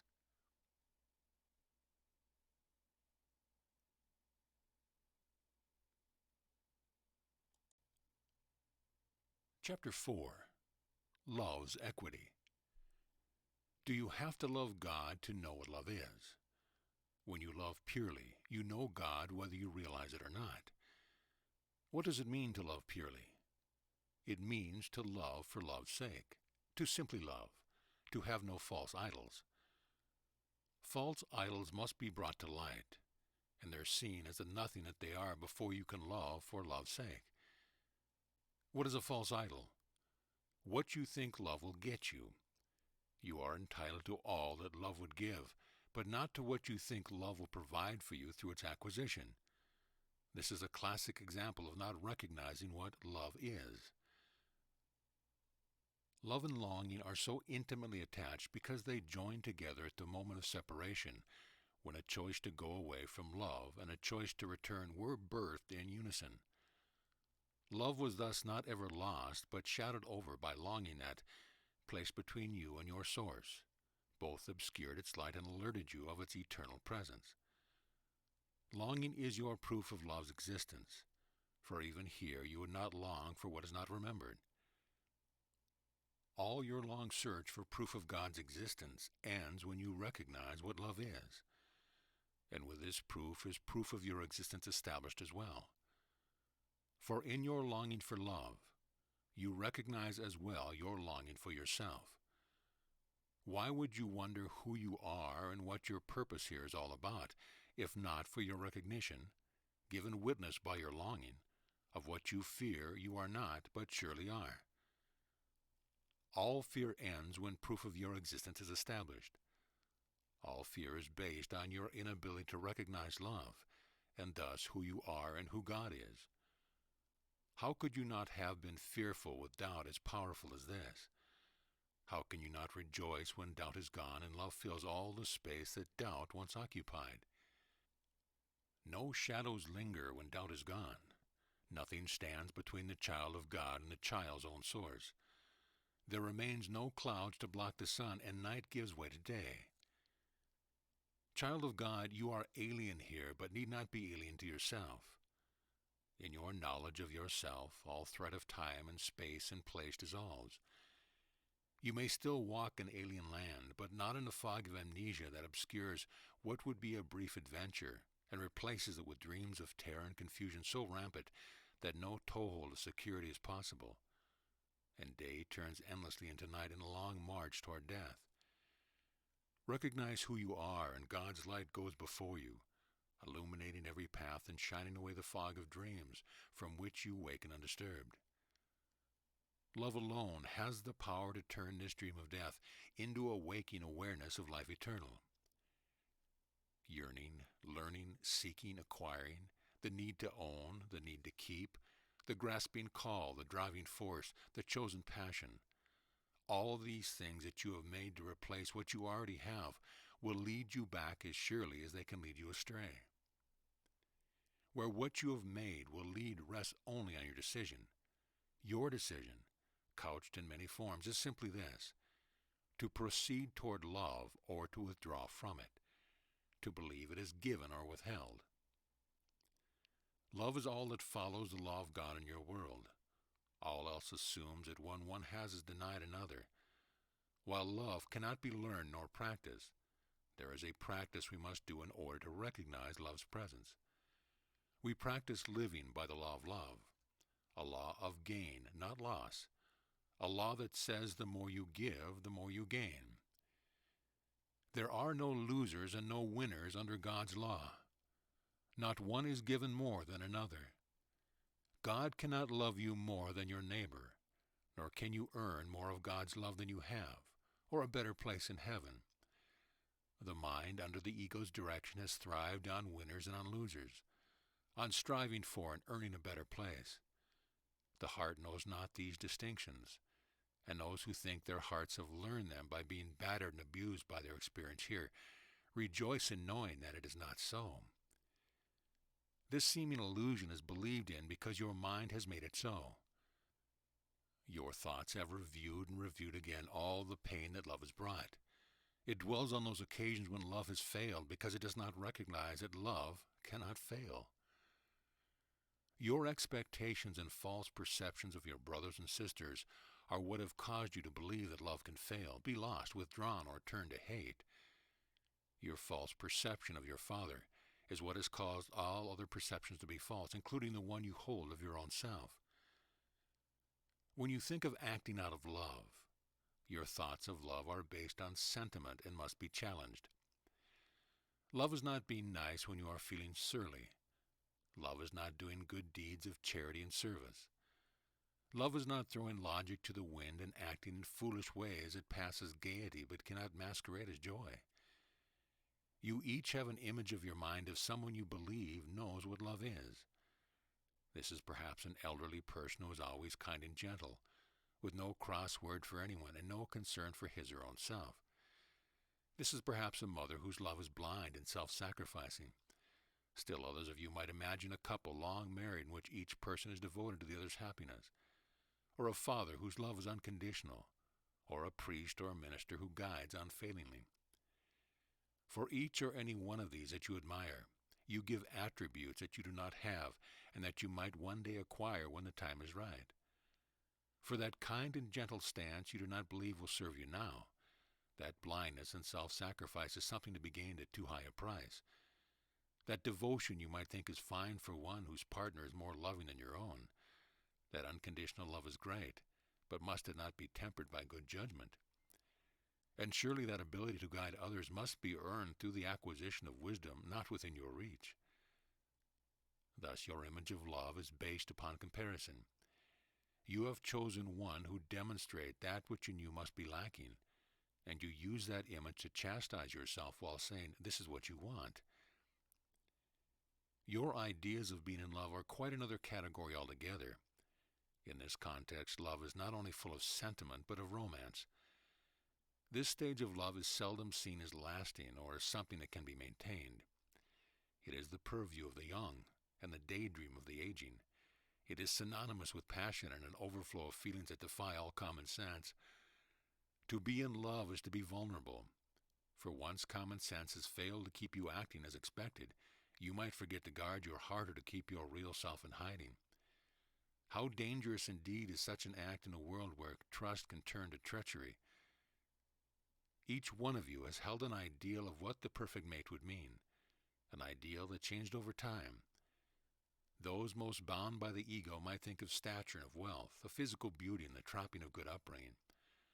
Those most insecure will believe in a partner who would shower him or her with praise and gifts, with attention never wavering. Another who prizes independence seeks a partner in good health, not too demanding, a companion and a lover who will be convenient within a busy life. You believe you can fall in love with the wrong person and make a better choice based upon criteria more important than love. You thus believe love is a choice, something to be given to some and not to others. You hope to be a winner in this game you play. A chosen one will have each ounce of love that is given returned in kind.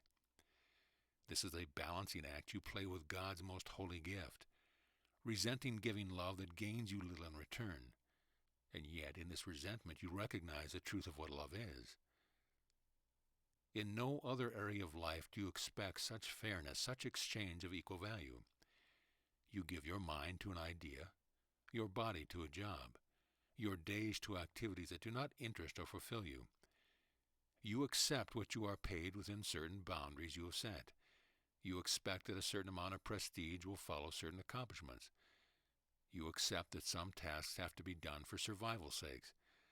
You hope there will be some fairness here in what you give and what you are given back. You hope your hard work will produce results, the dinner you prepared be eaten with delight, your ideas greeted as inspired. But this you do not expect. You often, in fact, expect the reverse to be the case, and are grateful for each acknowledgement the world gives you for the ways in which you spend your days. For spend your days you do, and soon that spending will deplete the limited number of days in store for you, and you will die. Life is not fair, nor meant to be, you claim, but love is something else. In this you are correct, for love is nothing like your image of your life and has no resemblance to how you spend your days, or the way your days will end. Love is all that is set apart in your perception from what you do here. You think this setting apart gives love a little relevance to other areas of your life. Love is seen as personal, something another gives in a special way to you alone, and you to him or her. Your love life has nothing to do with your work life, your issues of survival here, your ability to achieve success, or the state of your health and general welfare. Even you who do not recognize what love is protect what you call love from the illusions you have made. A thing set apart from the madness of the world is useful now. It may not be what love is, but what love is has guided you in choosing to set love apart from what you call the real world, from that which is, in fact, the sum total of what you have made. The world you struggle so to navigate is what you have made it, a place where love fits not and enters not in truth. But love has entered you and leaves you not, and so you too must have no place in that world that you have made, but must have another where you are at home and can abide within love's presence. The lucky ones among you have made a place resembling home within your world. It is where you keep love locked away behind closed doors. It is where you return after your foray into the world that you have made, and upon entering believe you leave the world's madness outside your door. Here you feel safe and gather those you love around you. Here you share your day's adventures, making sense of what you can and leaving out the rest. And here you gain the strength you need to walk outside those doors again another day. You spend your life intent upon retiring to the safe place you have made of love in a world of madness, and hope that you will live to see the day when you can leave the madness behind, and that you will still find love behind the doors you have passed through so many times in a journey spent earning your right to leave it no more. Some would call such a life selfish and wonder how the occupants of this semi-happy dream have earned the right to turn their backs upon the world, even for the scanty hours that they make believe they can do so. Full-scale interaction with the world of madness is all that some are willing to accept of others or themselves. These are the angry ones who would demand that others bring what love they have into the madness, to take responsibility for the mess that has been made. To attempt to restore order to chaos, anything that the angry ones feel less alone that their anger shows them. Love, they say, cannot be set apart, and so they feel love not, nor see it either. Yet they too recognize love for what it is when they scream, "You cannot have it while all these do not. You cannot hoard it to yourself when so many are in need." Everywhere you look is proof of love's difference found. This difference is your salvation. Love is not like anything or everything else that goes on here. And so your places to worship love have been built. Your sacraments protect love's holiness. Your homes host those you love most dearly. Thus has your perception of love prepared you for what love is. For within you is the altar for your worship. Within you has love's holiness been protected. Within you abides the host who loves all dearly. Within you is the light that will show you what love is, and keep it not set apart from life any longer. Love cannot be brought to the world of madness, nor the world of madness brought to love. But love can allow a new world to be seen, a world that will allow you to abide within love's presence. Take all the images of love set apart that you have made and extend them outside love's door. What difference would a world of love make to those who lock their doors upon the world? How vast the reaches where the world of love could extend once love joined the world. How little the need for the angry ones to retain their anger when love has joined the world. For love does join the world, and it is within this joining that love abides, holy as itself. The world is but a reflection of your inner life, the reality unseen and unprepared for all by your strategy and defenses. You prepare for everything that goes on outside yourself and nothing that occurs within. Yet it is a joining that occurs within that brings about the joining of all the world for all the world to see. This joining of the world within is but your recognition of what love is, safe and secure within you and your brother as you join together in truth. Think you not that this joining is a metaphor, a string of pleasant words that will bring you comfort if you heed them, one more sentiment in a world where lovely words replace what they can mean. This joining is the goal you seek, the only goal worthy of love's call. This goal is set apart from all others as love is here, a goal that touches not on what you perceive to be a loveless world. It has no relation to the world outside of you, but every relation to the world within, where in love's presence both outer and inner worlds become as one and leave behind your vision the world that you have seen and called your home. This foreign world where you have been so lonely and afraid will linger for a while where it can terrify you no longer, until finally it will fade away into the nothingness from which it came as a new world rises up to take its place.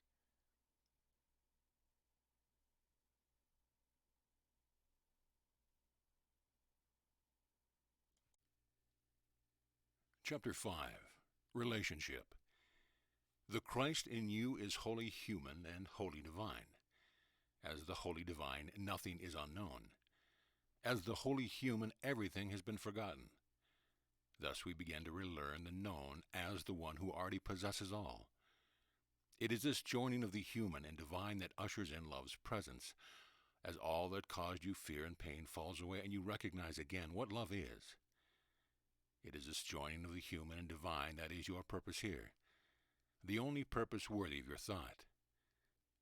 You who have so filled your mind with senseless wanderings and thoughts that think of nothing that is real, rejoice that there is a way to end this chaos. The world you see is chaos, and nothing in it, including your thoughts, are trustworthy. That is why your thoughts must be newly dedicated, dedicated to the only purpose worthy of your thought, the purpose of joining with your real self, the Christ in you. I said earlier, it is only through union with me that you learn, because it is only in union with me that you are yourself. Now we must expand your understanding of union and of relationship, as well as your understanding of me. Union is impossible without me. God is union. Is this not like saying God is love? Love is impossible without union. The same is true of relationship. God creates all relationship. When you think of relationship, you think of one relationship and then another. The one you share with this friend or that, with husband or wife, with child or employer or parent. In thinking in these specific terms, you've lost the meaning of the holy relationship. Relationship itself is holy. Relationship exists apart from particulars. This is what you can't conceive of and what your heart must newly learn. All truth is generalizable because truth is not concerned with any of the specific details or forms of your world. You think relationship exists between one body and another, and while you think this is so, you will not understand relationship or union or come to recognize love as what it is. Relationship is what exists between one thing and another. It is not one thing or another thing. It is not a third thing in terms of being a third object. But it is something separate, a third something. You realize that a relationship exists between your hand and a pencil when you go to write something down. But it is a relationship you take so completely for granted that you have forgotten that it exists. All truth lies in relationship, even one so simple as this. The pencil is not real, nor the hand that grasps it. Yet the relationship between the two is quite real. When two or more are joined together, is not an injunction for bodies to unite.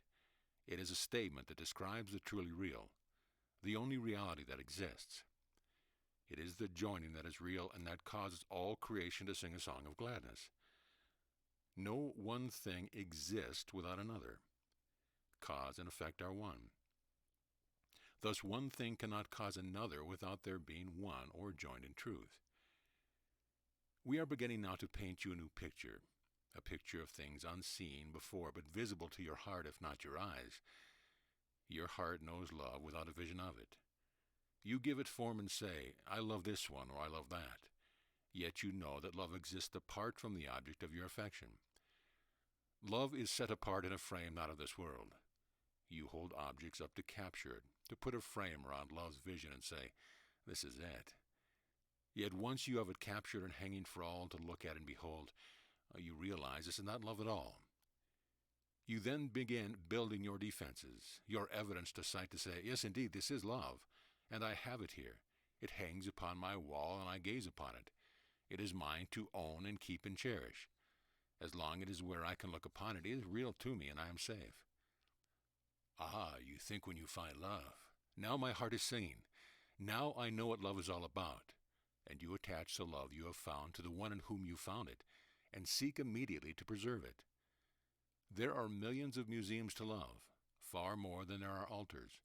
Yet your museums cannot preserve love. You have become collectors rather than gatherers. Your fear has grown so mighty that all that would combat it is collected for safekeeping. Like the frame of love upon your wall, the collections that fill your shelves, whether they are of ideas or money or things to look at, are your desperate attempt to keep something for yourself away from all the rest. In setting love apart, you recognized it had no place here, but you went on to set yourself apart in all else that you could find to define as valuable. You build your banks as well as your museums as palaces to your love, and no longer see the golden calves hiding within the palace walls. This urge to preserve things is but your urge to leave a mark upon the world, a mark that says, I have acquired much in my time here. These things I love are what I leave the world, what I pass down. They declare that I was here. Again, you have the right idea, yet it is so sadly displaced as to make a mockery of who you are. Love does mark your place, but in eternity, not here. What you leave behind is never real. Love gathered together is a celebration. Love collected is but a mockery of love. This difference must be recognized and understood, as must the urge to set love apart from all the rest. For with understanding, these urges can be made to make sense. With understanding, they can begin to bring sanity to an insane world. You do not yet believe nor understand that the urges that you feel are real, and neither good or bad. Your feelings in truth come from love. Your response to them is what is guided by fear. Even feelings of destruction and violence come from love. You are not bad, and you have no feelings that can be labeled so. Yet you are misguided concerning what your feelings mean and how they would bring love to you and you to love.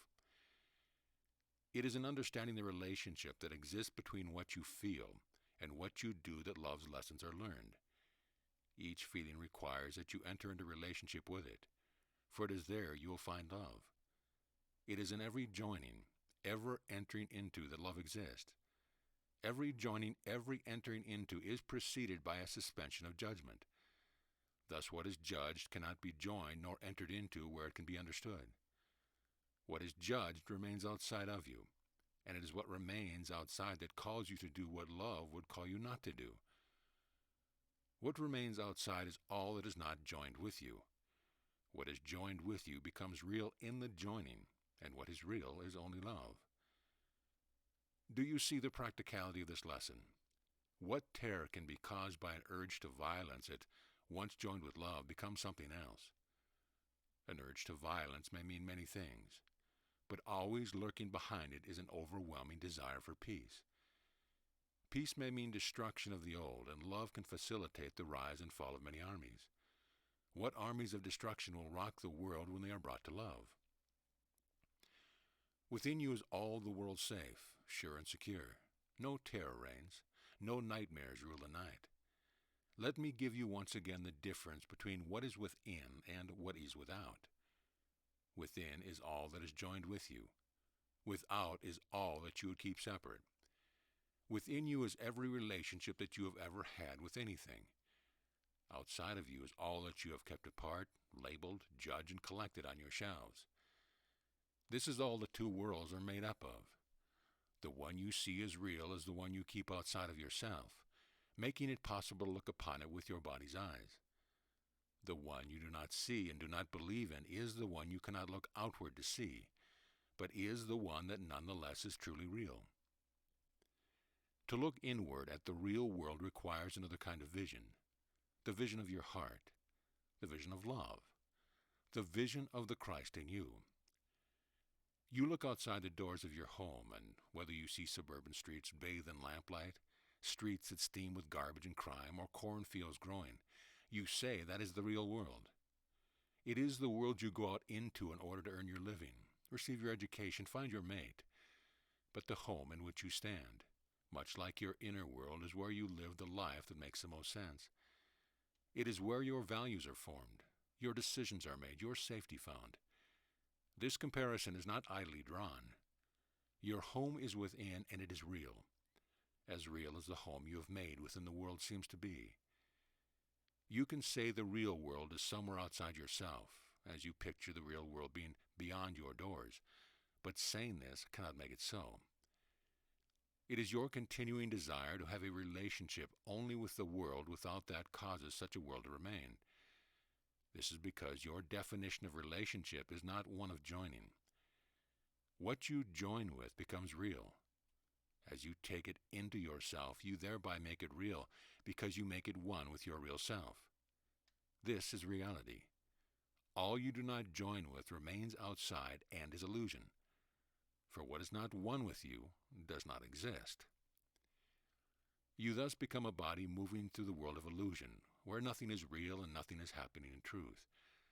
This illusionary world is full of things you have told yourself and been instructed that you have to do, but that you do not want to do. The more your life consists of such things, the smaller your reality becomes. All that would join with you and become part of the real world of your creation remains beyond your reach. There is nothing in your world that cannot be made holy through relationship with you, for you are holiness itself. You do not know this only because you fill your mind and leave your heart empty. Your heart becomes full only through relationship or union. A full heart can overshadow a full mind, leaving no room for senseless thoughts, but only for what is truly real. The first and only exercise for your mind within this course has already been stated. Dedicate your thought to union. When senseless thoughts fill your mind, when resentments arise, when worry comes, repeat the thought that comes to open your heart and clear your mind. I dedicate all thought to union. As often as you need to replace senseless thoughts, think of this and say it to yourself, not once, but 100 times a day if needed. You do not need to worry about what to replace your senseless thoughts with, as your heart will intercede by fulfilling its longing for union as soon as you express your willingness to let it do so. You do not yet understand the strength of your resistance to the union that would turn hell into heaven, insanity to peace. You do not yet understand your ability to choose that which you make real in your creation of the world. The only meaning possible for free will is this: what you choose to join with you and what you choose to leave outside of yourself. Your desire to be separate is the most insane desire of which you have ever conceived. Over all your longing for union, you place this desire to be separate and alone. Your entire resistance to God is based on this. You think you have chosen to be separate from God so that you can make it on your own, and while you long to return to God and the heaven that is your home, you do not want to admit that you cannot get there on your own. You thus have made a life a test, believing that you can pass or fail through your own effort. Yet the more you struggle to do so on your own, the more you realize the futility of your efforts, even though you do not want to admit that your efforts are futile. You cling to efforts as if it is the way to God, not wanting to believe all effort is in vain or that a simple solution exists. A simple solution within your world, a solution that requires no exertion on your part, is seen to be of little value. The individual, you reason, is made through all this effort and struggle, and without it, it would not be. In this you are correct, for as you make of yourself an individual, you deny yourself your union with all others. All your efforts to be an individual are concentrated on the life of your body. Your concentration on the life of your body is meant to keep your body separate. Overcoming is your catchphrase here as you struggle to overcome all the adversity and obstacles that would keep you from having what you think you want to have. This is your definition of life, and while it remains, it defines the life you see as real. It presents you with 1,000 choices to make, not once but many times, until you believe that your power of choice is a fantasy and that you are powerless indeed. You thus narrow what you want and go after it with single-minded determination, believing the only choice within your control is what to work hard to obtain. If you let all the world recede and concentrate on this one choice, you reason that you are bound to eventually succeed. This is the extent of your faith in your own ability to maneuver this world that you have made, and if you finally do succeed, your faith is seen as justified. The cost is not examined nor acknowledged, yet when this faith is realized, the cost becomes quite real. Rather than feeling as if you have gained, feeling of loss will now be what you fight to overcome. What have you done wrong, you wonder? Why are you not satisfied with all that you have achieved? This getting what you want that drives your life has proven time and time again to not be what you want once you have achieved it. Yet you think when this occurs that you have simply chosen the wrong thing, and so choose another and another, not stopping to realize that you choose among illusions. You are so surprised that you have not found happiness in what you seek. You continue living life as a test, driving yourself to follow one accomplishment with another, sure that the next one or the next one will be the one to do the trick. A trick this is indeed, for what has once failed to work will surely fail again. Stop now and give up what you think you want. Stop now and realize your reactions to these words, the strength of your resistance. Give up what you want? This is surely what you would have expected God to ask of you and what you have spent your lifetime guarding against. Why should you make this sacrifice? What then would your life be for? You want so little, really. How can you be asked to give this up? You do want little, and only when you realize this can you proceed to claiming everything that is yours. For every joining, every union that you enter into, your real world is increased, and what is left to terrify you decreased. This is the only loss that union generates, and it is a loss of what was merely illusion. As union begins to look more attractive to you, you are beginning to wonder how it comes about. There must be some secret you do not know. What is the difference, you ask, between setting a goal and achieving it and joining with something? These do not have to be two separate things, but are made so by your choice, the choice to achieve what you will on your own. This is all the difference there is between union and separation. Separation is all you perceive on your own. Union is all that you invite me into and share with God.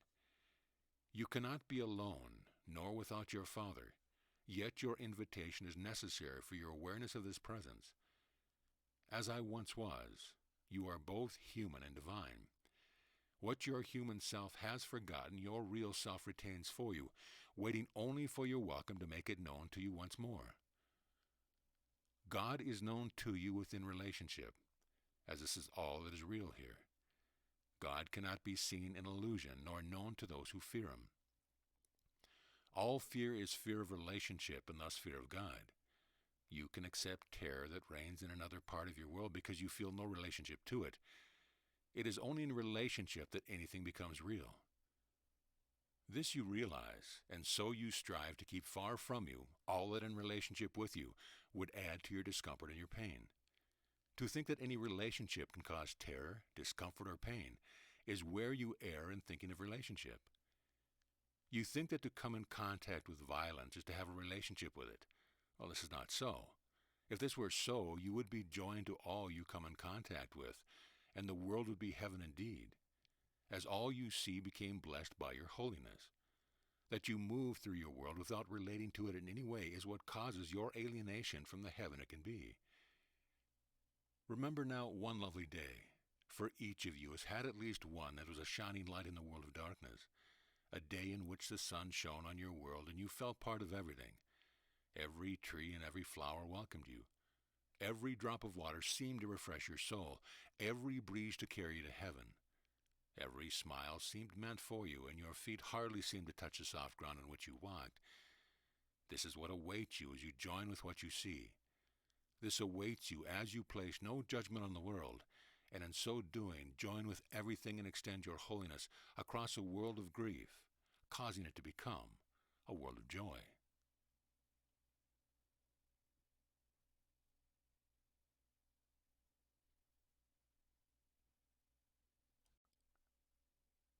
Chapter 6, Forgiveness, Joining.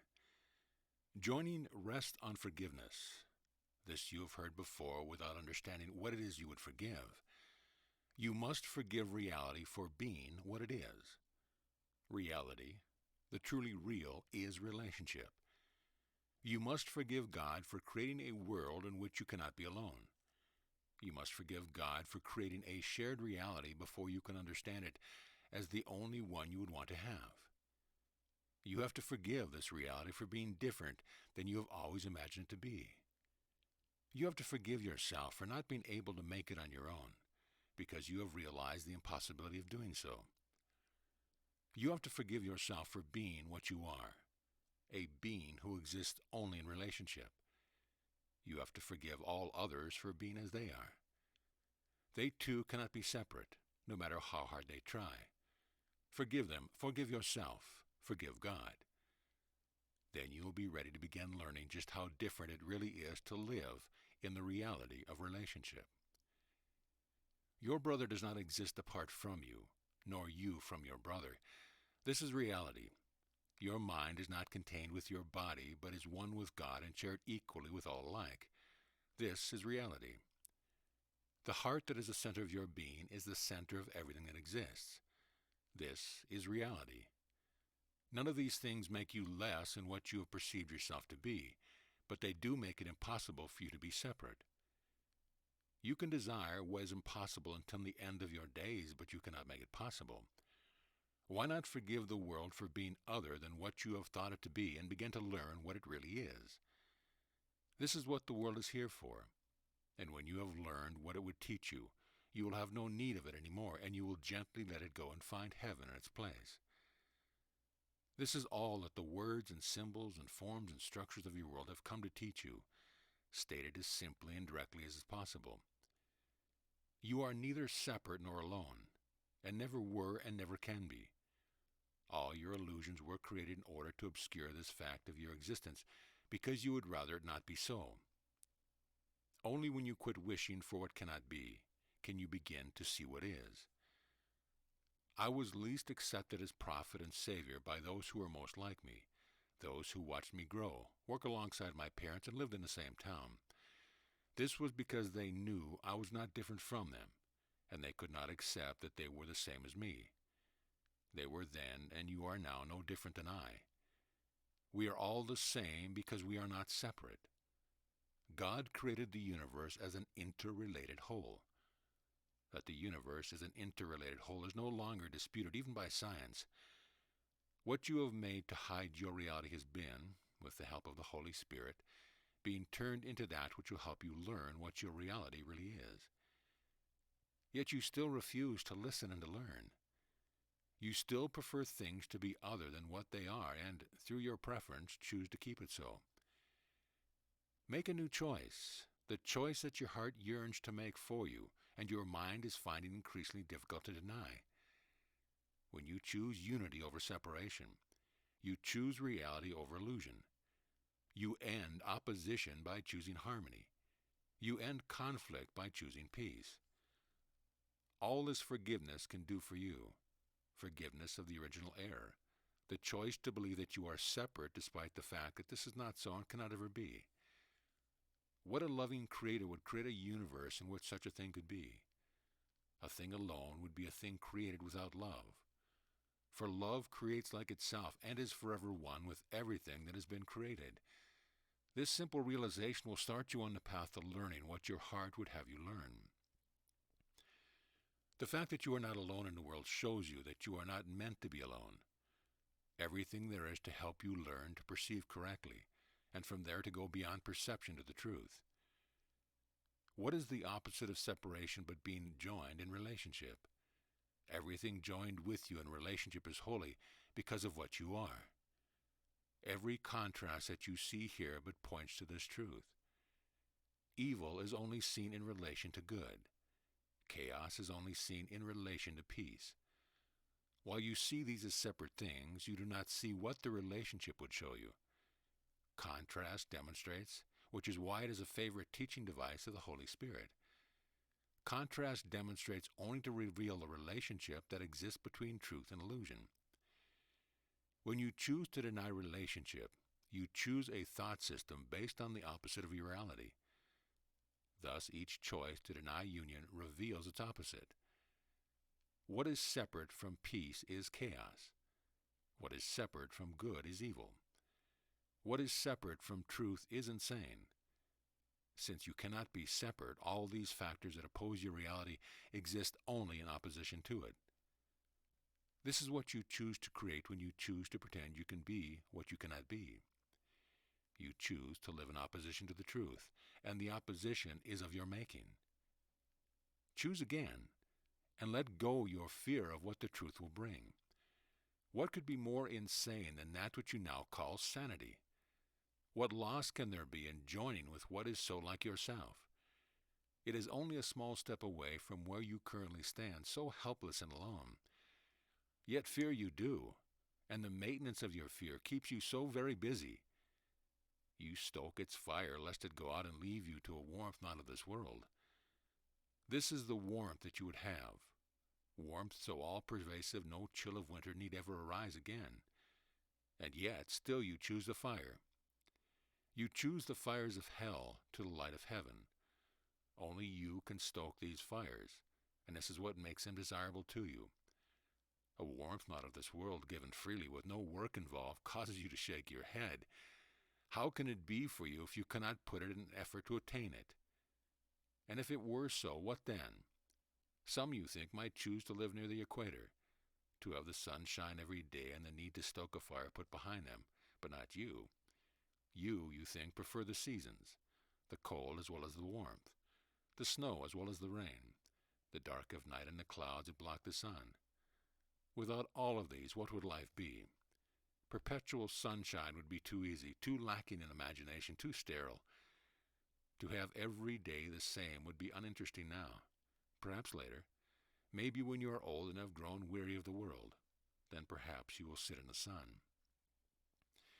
This is the heaven of your mind, the meaning you give to joining, the face you put on eternal peace. With such a vision in your mind, it is no wonder that you choose it not, or that you put it off until the end of your days. A heaven such as this would be for the old and the infirm, the ones ready to leave the world, those who have already grown worn out from it. What fun would such a heaven be for those of you still young and full of vigor, those still willing to face another battle, those who have not yet faced every challenge. If there's a mountain left to climb, why choose heaven?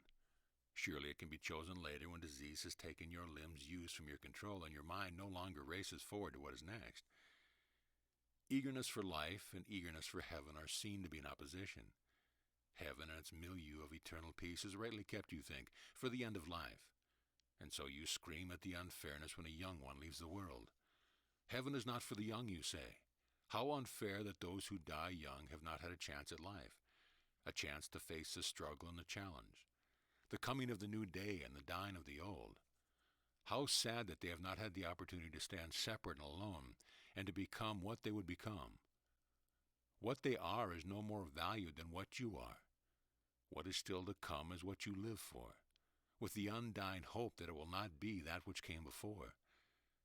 For every challenge faced is but a call to face the next, and each one comes to replace the old with hope that this one will be the one, and equal hope that it will be not. To succeed is but a little death from which you must hurry on to where the challenge of a new success and a new reason to exist awaits.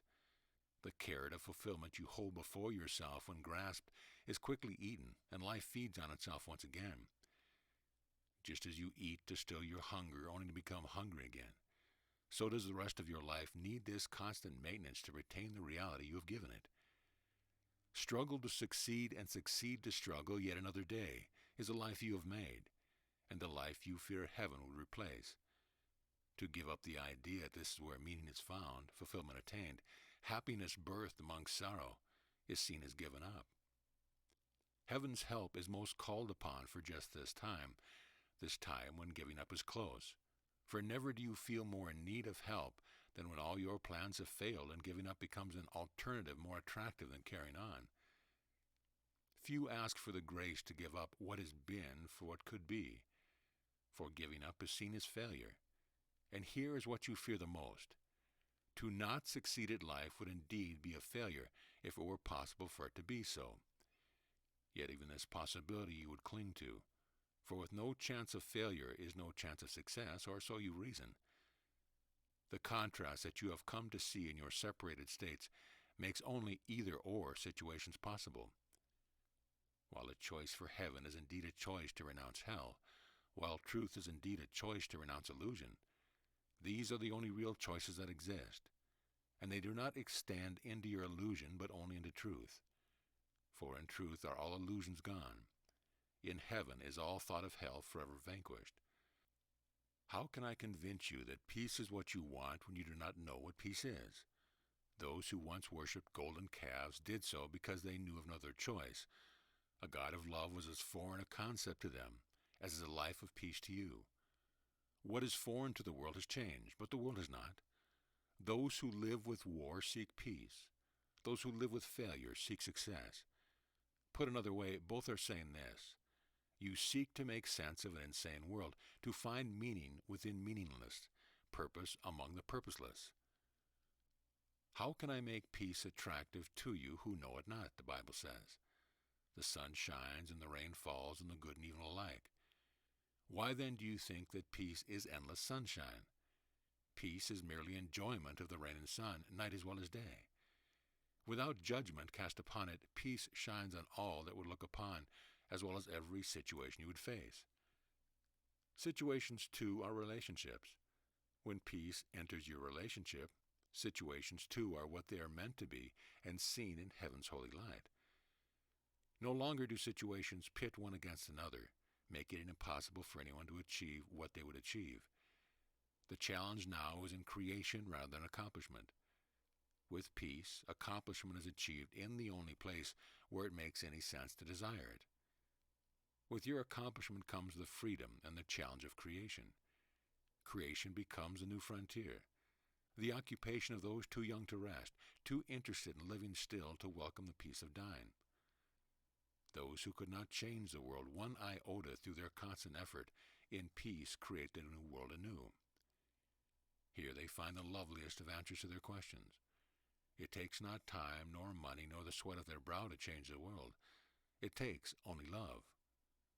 A forgiven world is whole, and in its wholeness one with you. It is here in wholeness that peace abides and heaven is.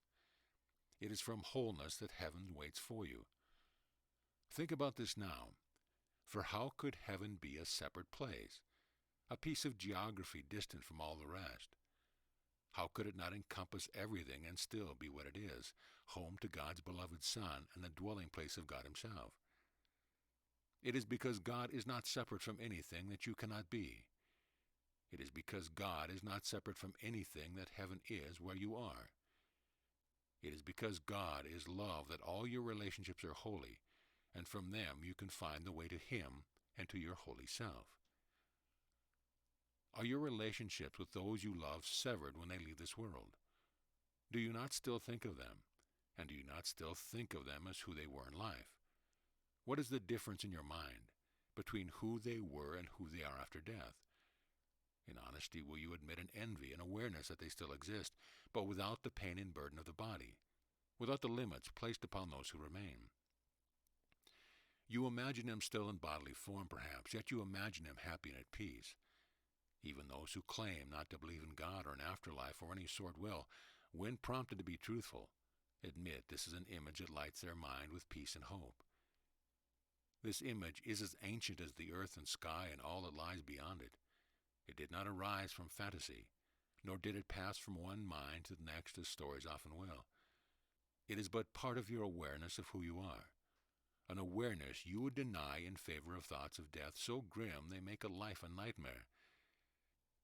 It is your denial of all your happy thoughts that has led you to a life of such unhappiness. Thoughts of terror and of sin you will embrace, but thoughts of resurrection and new life you still before they have a chance at birth, and call them wishful thinking. What harm do you expect happy thoughts to do to you? At best you see them as delusional, but what you fear is disappointment. All that you have wished for and have not acquired within your life is the evidence you would use to deny yourself hope of any kind. You do not understand the difference between wishing for what can never be and accepting what is. The world cannot fail to disappoint you, for your conception of it is based upon deception. You have deceived only yourself, and your deception has not changed what is, nor will ever succeed in doing so. Only God and His appointed helpers can lead you from this self-deception to the truth.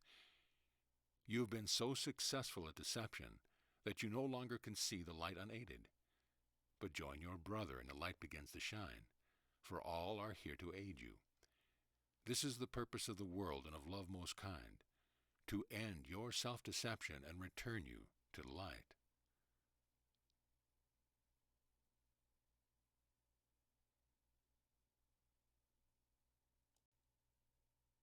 Chapter 7.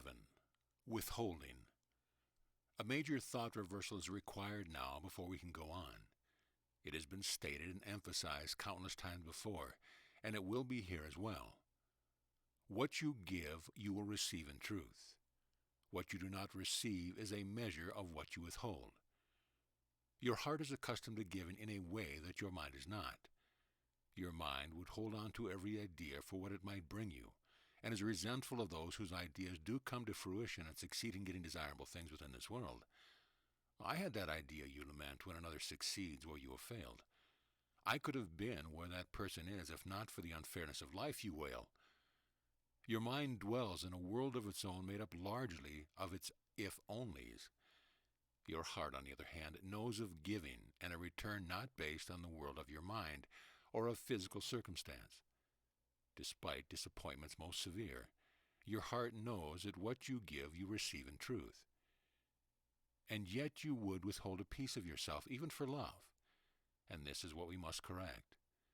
For what you withhold you cannot receive, and you cannot receive a piece of heaven, nor know a piece of God or your own self. Your giving must be total for you to receive in truth.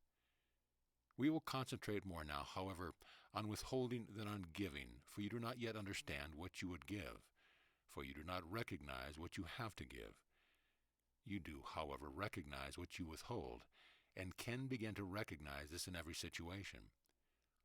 As the awareness of your withholding dawns upon your heart, you will begin to realize what you do not give, and with that realization, what you have to give.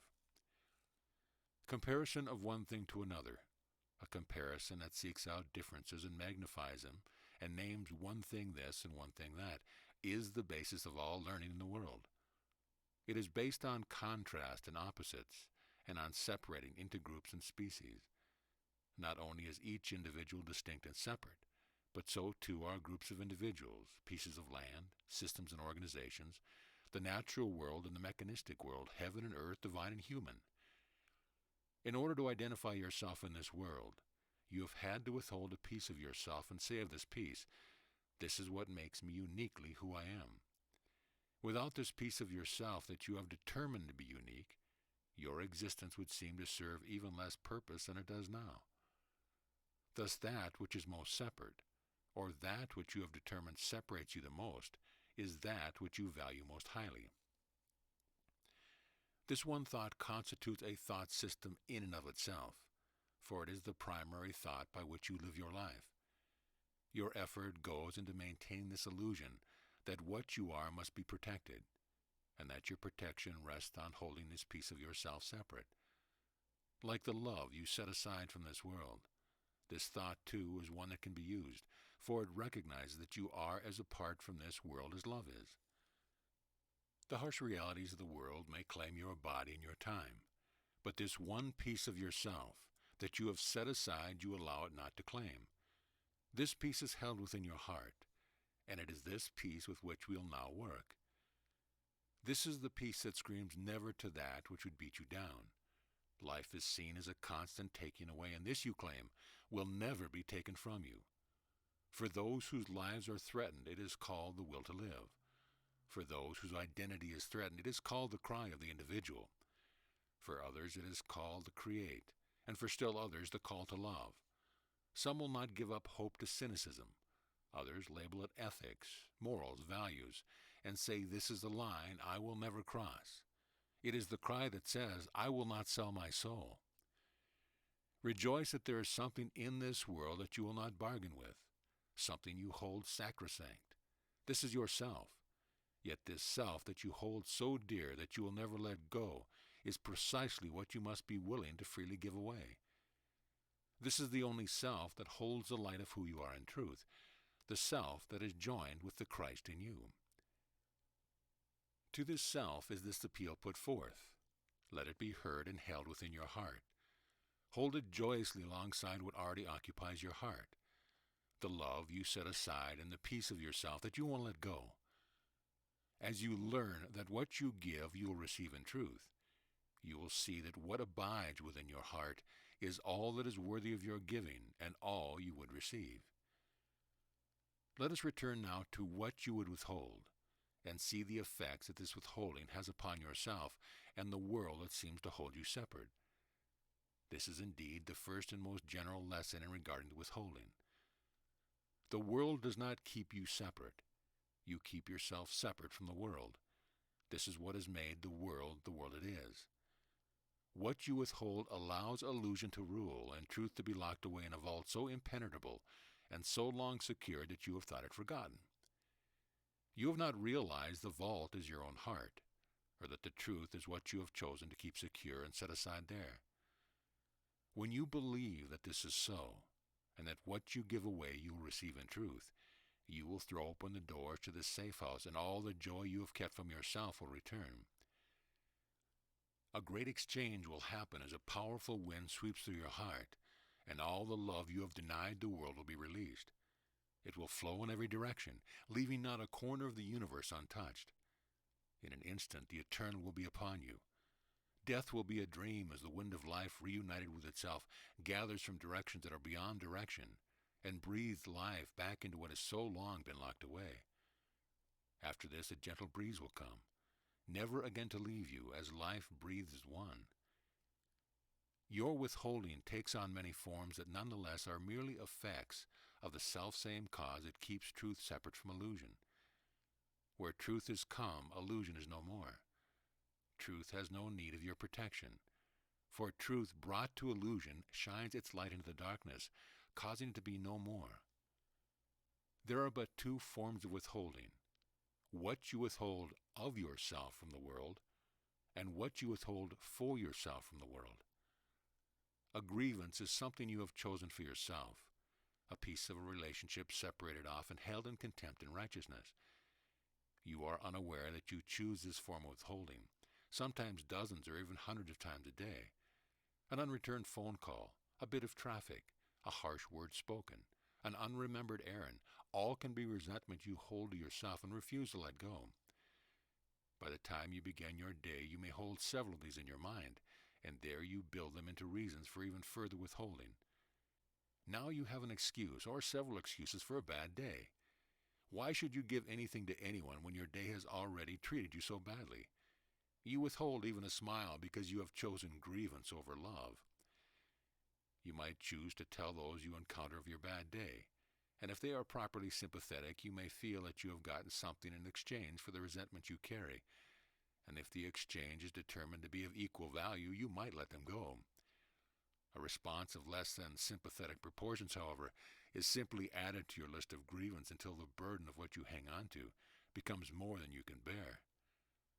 Now you look for one upon whom you can unload your burdens, hoping you can pass your grievances en masse to someone else. If you succeed through anger, spite, or meanness, you simply take on guilt and withdraw still further into your own misery. What you do not realize is that every situation is a relationship, even those as simple as unreturned phone calls and snarled traffic. You relate to someone or something in every situation you encounter, and what you hold against them you withhold from them. You have taken a piece of them and hold it unkindly to yourself, not in joining but in separation. Totally unaware, you too are subject to these whims of your brothers and sisters, and find at times pieces of yourself scattered hither and yon, knowing they are lost to you, but not knowing how this loss came about, or where to retrieve these missing pieces, not knowing that you can prevent the loss entirely by being one. What is joined cannot be parceled out and scattered, but must remain in wholeness. What is joined resides in peace and knows no grievance. What is joined resides in love inviolate. There is another way in which you withhold pieces of relationship for yourself. This withholding is not of the form of grievances, but of the form of specialness. You withhold in order to make yourself special, always at another's expense. All your efforts to best your brothers and sisters are thus all competition, all envy, all greed. These all relate to your image of yourself and your efforts to reinforce it. This is your desire not to be intelligent, but to be more intelligent than your colleague. This is your desire not to be generous, but to be more generous than your relative. This is your desire for wealth that is greater than your neighbor's, attractiveness greater than that of your friends, success greater than that of the average man or woman. You pit yourself not only against individuals, but groups and nations, teams and organizations, religion and neighbors and family members. This is the desire to be right, or in control, or to have more, or be more. This is a life based on comparison of illusion to illusion.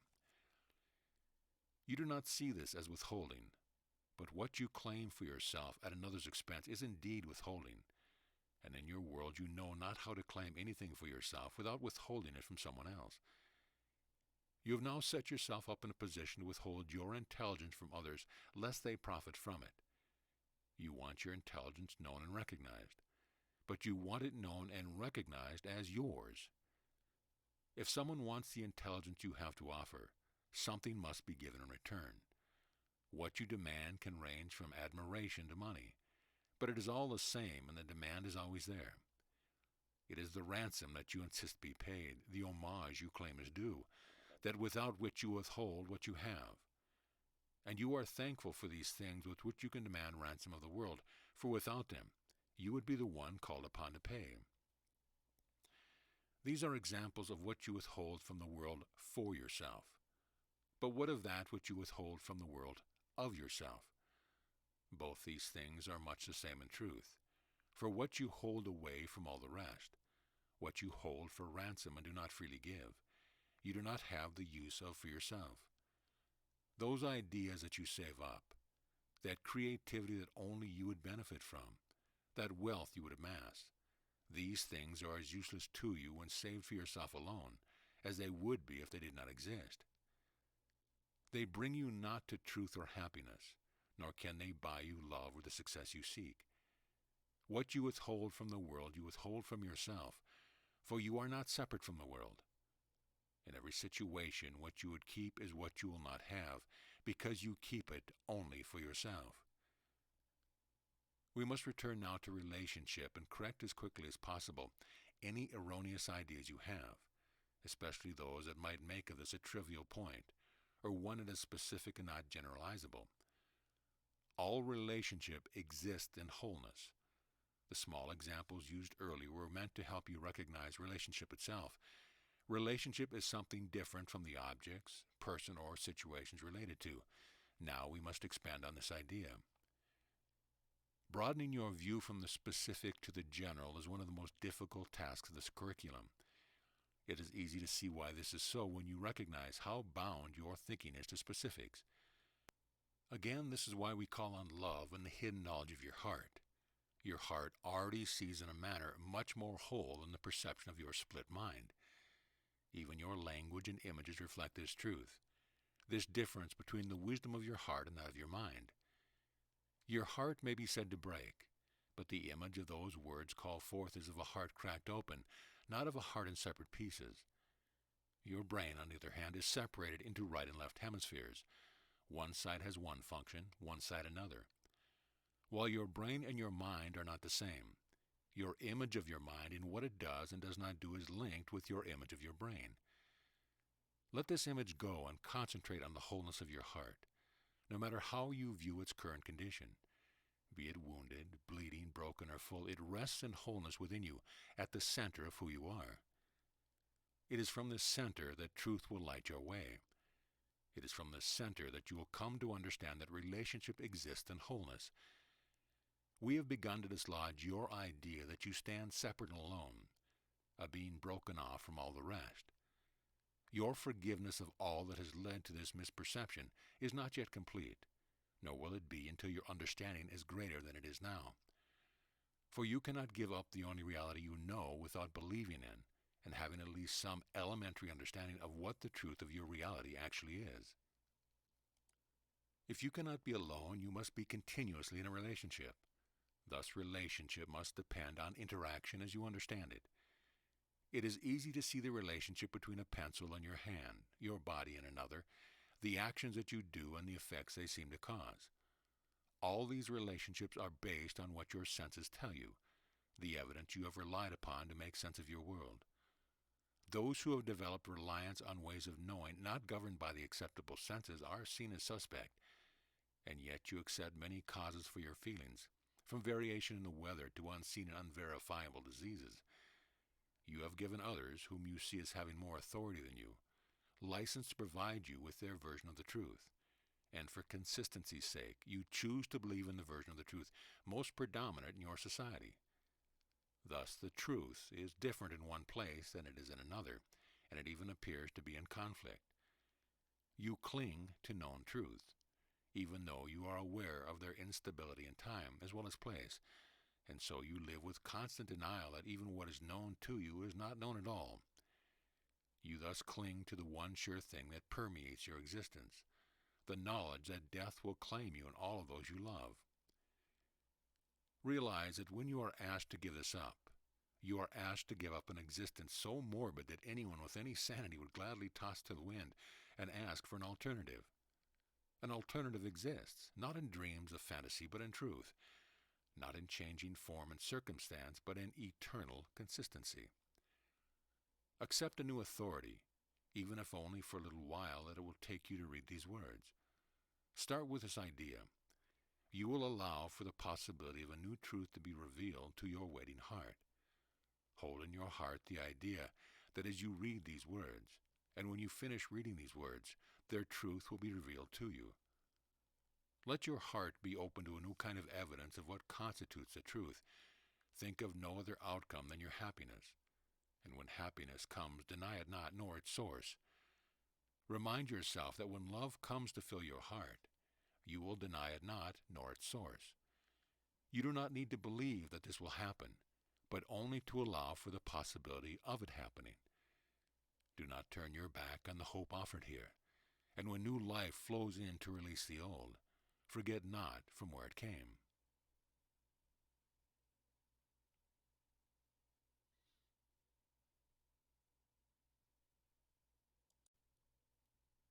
Chapter 8.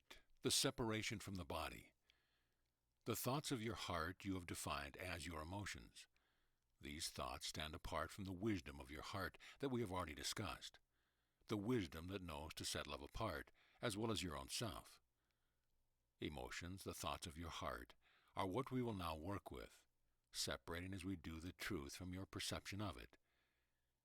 This curriculum aims to help you see that your emotions are not the real thoughts of your heart. What other language might your heart speak? It is a language spoken so quietly and with such gentleness that those who cannot come to stillness know it not. The language of your heart is the language of communion. Communion is union that we will speak of here as being of the highest level, though in truth no levels separate union at all.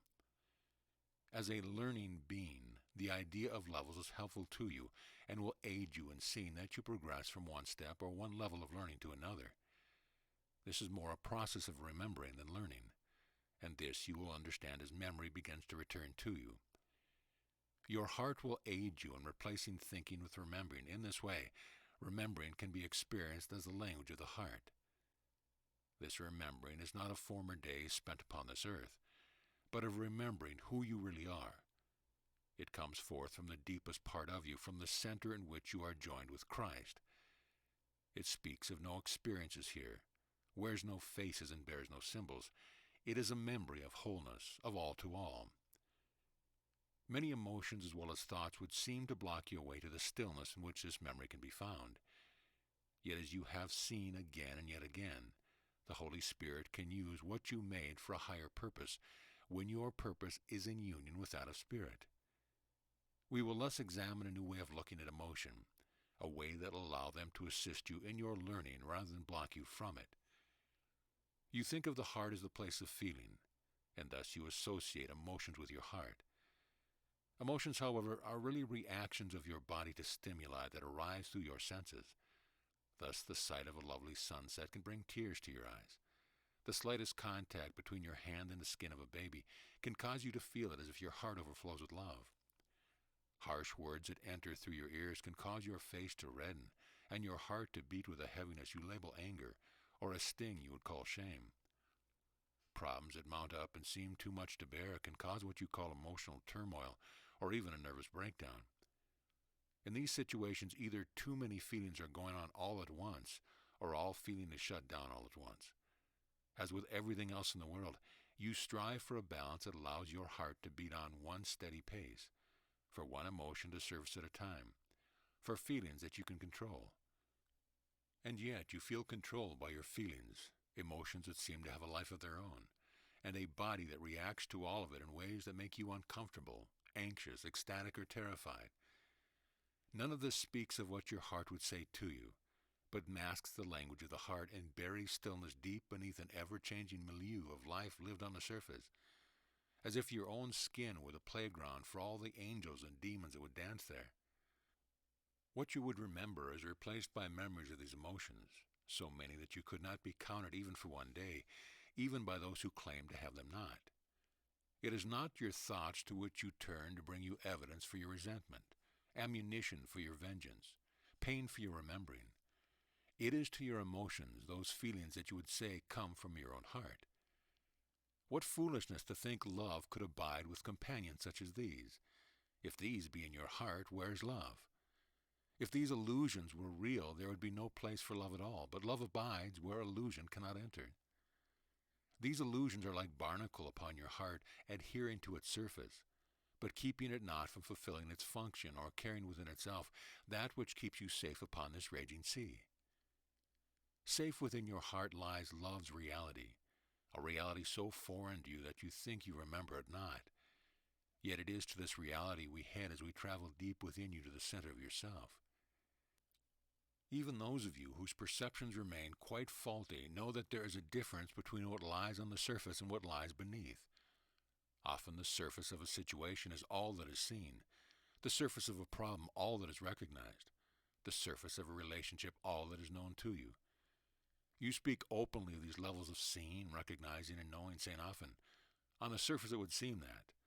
And this observation is often followed by attempts to see beneath the surface, to find causes, motivations, or reasons for a situation, problem, or relationship. Often this search is called seeking for the truth, while the way in which you go about seeking for the truth in places it is not causes it to remain hidden from you. Your recognition that a truth is available in a place other than on the surface is useful to us now, as is your recognition that something other than what appears on the surface exists. What do you mean to do when you attempt to look beneath the surface? Do you mean to look beneath the skin, or into the hidden recesses of a heart or mind? Without union, all your seeking will not reveal the truth. And while there is a part of you that knows this, you prefer instead of union a game of speculation, conjecture, and probable cause. You look for explanations and information rather than the truth you claim to seek. You look in judgment rather than forgiveness. You look from separation's stance rather than from a grace-filled place of union. Perhaps you are thinking now that if you knew how this union worked, you would surely use it to find the truth, or for other objectives as well. You would like to be a problem solver, a person who could, as in the court of law, separate right from wrong, truth from lies, fact from fiction. You do not even see that what you desire is further separation, and that separation cannot bring about the truth nor arise from unity. Even your loftiest desires are fraught with righteousness that is still righteousness no matter what the noble cause you dream yourself willing to address. You would see into another's mind and heart in order perhaps to help them, but also to have power over them. Whatever you might come to know, you would deem your property, and its disposition your purview. How dangerous would you be if union were such as this? How rightly you would fight to protect your own secrets from revelation. This faulty perception of union would keep you from the goal you seek, the goal that is no goal but your only reality, the natural state in which you would exist but for your decision to reject your reality and your true nature. Do you see now why unity and wholeness go hand in hand? Why you cannot withhold a piece of yourself and realize the unity that is your home? Were it possible to exist in unity and still withhold, unity would be a mockery. Who would you withhold for, and whom would you withhold from? Unity is wholeness, all in all.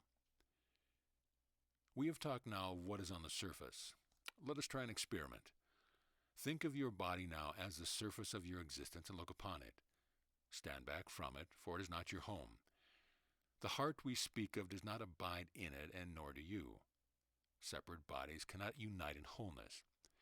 They were made to keep wholeness from you and to convince you of the illusion of your separateness. Step back. See your body as just the surface layer of your existence. It is what appears to be and no more.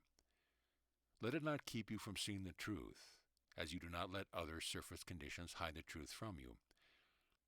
Even if you have not formally found the truth, you have recognized what is not the truth. Your body is not the truth of who you are, no matter how much it appears to be.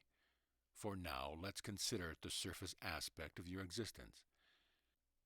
We will go one step further as well, for many of you are thinking still that it is what is within the body that is real, your brain and heart, your thoughts and emotions. If your body contained what was real, it too would be real. Just as if a surface situation contained the truth, it would be the truth. If your body and what lies within it are not who you are, you feel as if you are left homeless. This feeling of homelessness is necessary for your return to your real home, for were you locked up and contained within your body, and were you to accept this container as your home, you would not accept another. Your other home is the home you feel, as if you have left in the home you feel a desire return to. Yet it is where you are, and you could not be anywhere else. Your home is here. You think this is incongruous with the truth as I have been revealing it, the truth that heaven is in your home, but it is not. There is no here in the terms that you would think of it, the terms that set your reality in a location, on a planet, in a body. God is here, and you belong to God. This is the only sense in which you can or should accept the notion that you belong here. When you realize God is here, then and only then can you truthfully say, here is where I belong. Now that you are standing back from your body, participating in this experiment to recognize the surface element of your existence, you are perhaps more aware than ever before of being in a particular place and time. As you stand back and observe your body, this is what you will see, a form moving through time and place. You may be more aware than ever of its action and complaints, its sturdiness or lack thereof. You may be realizing how it governs your existence, and wondering how you could spend even a moment without awareness of it. This moment without awareness of the body was beautifully described in A Course of Miracles as the holy instant. You may not think that observation of your body is a good way to achieve this, but as you observe, you learn to hold yourself apart from what you see. A reminder is needed here, however, a reminder to not observe with your mind, but with your heart. This observance will contain a holiness, a gift of sight beyond that of your normal vision. You may begin by feeling compassion toward this body that you have long viewed as your home. There it goes again, one more time, sleeping and waking. One more time, fueling itself with energy. One more time, expending that energy. One more time, growing weary. One more day is greeted, and its greeting lies upon your heart. Each day tells you all things come to pass. At times this is cause for rejoicing, at other times a cause for sorrow. But never can it be evaded that each day is a beginning and an ending both. Night is as certain as day. Into these days that come to pass move many other bodies such as yours. Each one is distinct, and there are so many. As you become an observer, you may well be overwhelmed by what you observe, by the sheer magnitude of all that which you occupies the world. Some days this will make you feel like one of the many, a tiny peon of little significance. On other days you will feel quite superior, the ultimate achievement of the world in all its years of evolution. There are days you will feel quiet on the earth, as if this is your natural home and heaven of your soul. On other days your feeling will be quite the opposite, and you will wonder where you are. Yes, there your body is, but where are you? Although you cannot observe it, you will become aware of how the past walks through your days with you, and the future too. Both are like companions who for a little while are welcome distractions, but are loath to leave you when you would have them gone. Where lives this past and future? Where does day go when it is night? What are you making of all these forms that wander through your days with you? What is it really that you are observing? This is your reenactment of creation, begun each morning and completed each night. Each day is your creation held together by the thought system that gave it birth. To observe this is to see its reality. To see this reality is to see the image of God you have created in God's likeness. This image is based on your memory of the truth of God's creation and your desire to create like your Father. It is the best in your forgetfulness that you could do, but still it tells you much. Everything is held together by the thought system that gave birth to it. There are but two thought systems, the thought system of God and the thought system of the ego or the separated self. The thought system of the separated self sees everything in separation. The thought system of God sees everything in unity. God's thought system is one of the continuous creation, rebirth, and renewal. The ego's thought system is one of continuous destruction and dissembly, decay and death. And yet how like they are one to another. How like to memory it is to think of a thing remembered in every smallest detail, and yet to have no idea what the memory is about. All memory is twisted and distorted by what you would have it be. Everyone can think of at least one long-remembered incident that when given to the light of truth revealed a lie of outlandish proportion. These are the memories of loved ones you were sure were trying to hurt you when in truth they were only trying to help. The memories of situations you deemed meant to embarrass or destroy you that were in truth meant to teach you what you needed to learn to lead you to success you now enjoy. Thus your memory of God's creation is a memory you retain to the smallest detail, and yet the details mask the truth so thoroughly that all truth is given over to illusion. How can it be that you move through the same world day by day in the same body, observing many situations like unto each other, awakening to the same sun rising and setting, and yet can experience each day so differently that one day you feel happy and one day you feel sad, one day you feel hope and one day you feel despair? How can it be that what was created so like to God's creation can be so opposite to it? How can memories so deceive the eyes and yet fail to deceive the heart? This is the truth of your existence, an existence in which your eyes deceive you, but your heart believes not in the deception. Your days are but the evidence of this truth. What your eyes behold will one day deceive you, while what your heart beholds will the next day see through the deception. And so one day lived in your world is misery incarnate, and the next a thing of joy. Rejoice that your heart is not deceived, for herein lies your path to true remembering.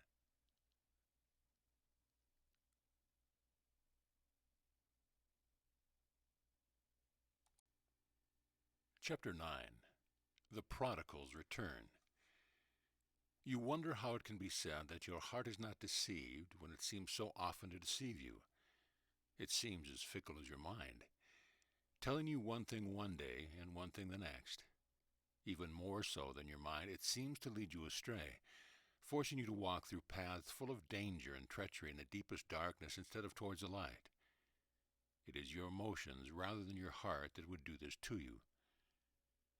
Emotions speak the language of your separated self, rather than the language of your heart. They are the forward guard of your defense system, always on the lookout what might hurt or slight the little you that they deem under their protection, or the other little selves you deem under yours.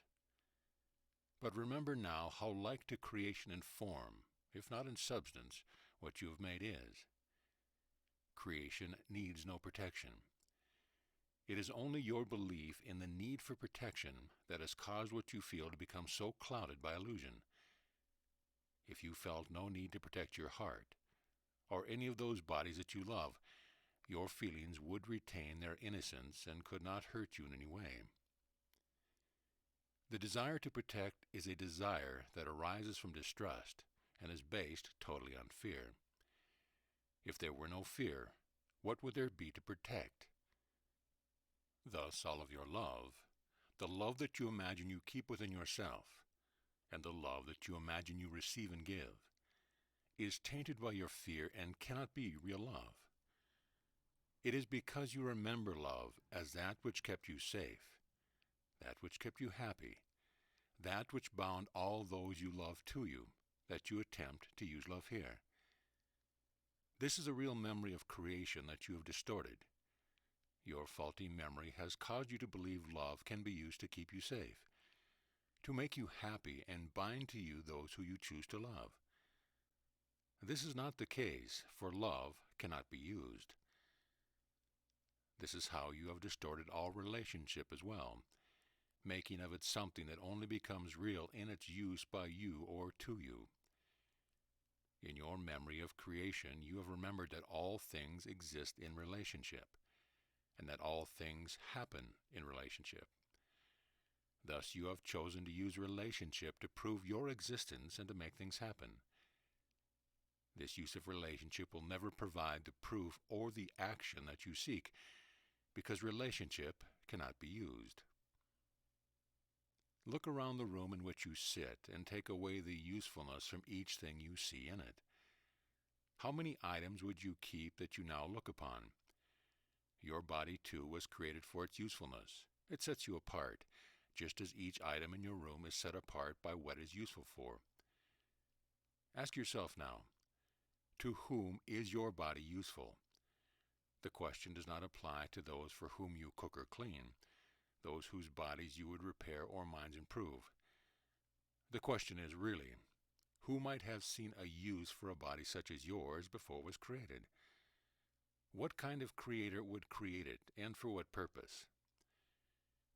You did not create yourself, but your body you did create. It was created for its usefulness, just like every other object that shares the space you occupy. Think for a moment of what the creator of such a body would have intended the body to be. The body is a finite entity, created to be self-contained, but also to self-destruct. It was created with a need for constant maintenance, a maintenance that requires toil and struggle. Every inch of its surface is a receiver and transmitter of information, yet it carries additional tools such as eyes and ears to enhance its communication and to control what goes in and what goes out. It is as susceptible to pain as to pleasure. It contains the means for joining, but for joining that is of a temporary nature. It is as capable of violence as gentleness. It is born and dies in a state of helplessness. The body could not help but be thus, as it was made with dual purpose in mind. It was made to make real and then glorify a separated self, and it was made to punish that separated self for the separation. Its creator had in mind what is reflected in the body: self-aggrandizement and self-effacement, pleasure and pain, violence and gentleness. A desire to know everything but only through its own effort. A desire to see everything but only through its own eyes. A desire to be known but only through what it would choose to share. Alongside these desires, it is easy to see how a world such as that of the body developed. Alongside the desire to know was a desire not to know. Alongside the desire to see was a desire not to see. Along the desire to share was a desire to be hidden. Alongside the desire to live was a desire to live no more. You have always been as you were created, but this is what you chose to make from that with which you started. In other words, you took what you are and made this of yourself. You did not create something from nothing, and you did not usurp the power of God. You took what God created and turned it into an illusion so powerful that you believe it is what you are rather than believing in the truth. But just as you have done this, you can undo this. This is the choice set before you: to go on believing in the illusion you have made, or to begin to see the truth. Now you seek to know how to escape what you have made. To do so, you must withdraw all faith from it. This you are not ready yet to do, but this is what your heart will now prepare you for. As you are prepared, you walk alongside He who was waited for you with a single purpose, instead of alongside the conflicting desires you chose to let lead you to this strange world. You travel lightly now where before you walked in chains. You travel now with a companion who knows you as you are and would show you yourself to you. Look upon your body now as you earlier looked upon the space you occupy. Take away the body's usefulness. Would you keep that which you now look upon, as you stand back and observe your body, always with the vision of your heart? Think about just what it is that you would use it for. What God created cannot be used, but what you have made can, for its only purpose is your use. Choose to use it now to return you to your real self, and the new purpose you establish will change its condition as well as its usefulness to you. All use is predicated on the simple idea that you do not have what you need. You will continue to believe this while your allegiance remains split. Until you have withdrawn all faith in what you have made, you will believe that what you made remains useful to you. Since this is the case, and since it cannot be changed without your total willingness to change it, a willingness not yet complete, we will, instead of trying to ignore what you have made, use it in a new way. Keep in mind, however, that we are merely saving time, and that your real self has no need to use anything at all. As stated before, What is most useful to us now is your perception of your heart. Your illusions concerning it, when undone, will quickly reveal to you the truth, because your misperceptions concerning your heart remain closer to the truth than any that you hold. The memories of your heart are the strongest and purest that exist, and their remembrance will help to still your mind and reveal the rest. We thus return to your perception of your emotions and all that causes you to feel. In your feelings, especially those you cannot name, lies your connection to all that is. This is useful because what you have named and classified is harder to dislodge and bring to light. Even those feelings you attempt to name and keep cleverly in a box that you have labeled this or that often are not content to stay where you would place them. They seem to betray you, when it is you who betray them by not allowing them to be what they are. This could be used as a capsule definition of your entire problem. You do not allow anything that exists in your world, including yourself, to be what it is.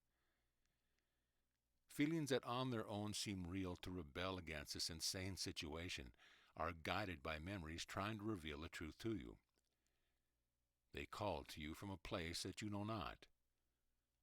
The difficulty is that the only self that is listening to this call is your separated self. It is in the attempts of the separated self to interpret what feelings would say that they became as distorted as all the rest. It is the separated self that feels impelled to label feelings good and bad, some worthy of acknowledgement and the rest worthy only of denial or contempt. It is your language that gives emotion its place, one step behind fear, in your battle to control or protect what you have made. Fear always lies one step beneath the surface of a situation, because it lies one step beneath the surface of yourself. Peel back the first level of what your eyes allow you to observe, and you will find fear lurking there. The next level, depending on your disposition, is either the desire to control or the desire to protect. They are really the same, but they wear different faces to the world. If, for the purpose of our discussion, the body is the surface aspect of yourself, and if beneath that surface what at first encountered is fear, it is from fear that all the rest proceeds. Surely it is easy to see that neither the desire to control nor to protect would exist without the layer of fear that comes before it.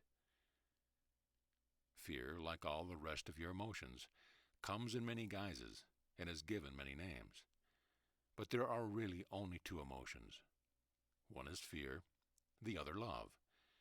Fear is thus the source of all illusion, love the source of truth. How could one, separated off from all the rest, not be fearful? It matters not at all that whom you observe seems to be separate as well. No one really believes another to be as separate as he is. It always seems as if others have what you lack and what you are looking for. You seem to be alone in your frailty, loneliness, and lack of love. Others misunderstand you and know you not, and neither can you make any sense of them. This need not be, for you are not separate. The relationships you seek to end your loneliness can do so if you but learn to see relationships differently. As with all your problems in perception, fear is what blocks the vision of your heart.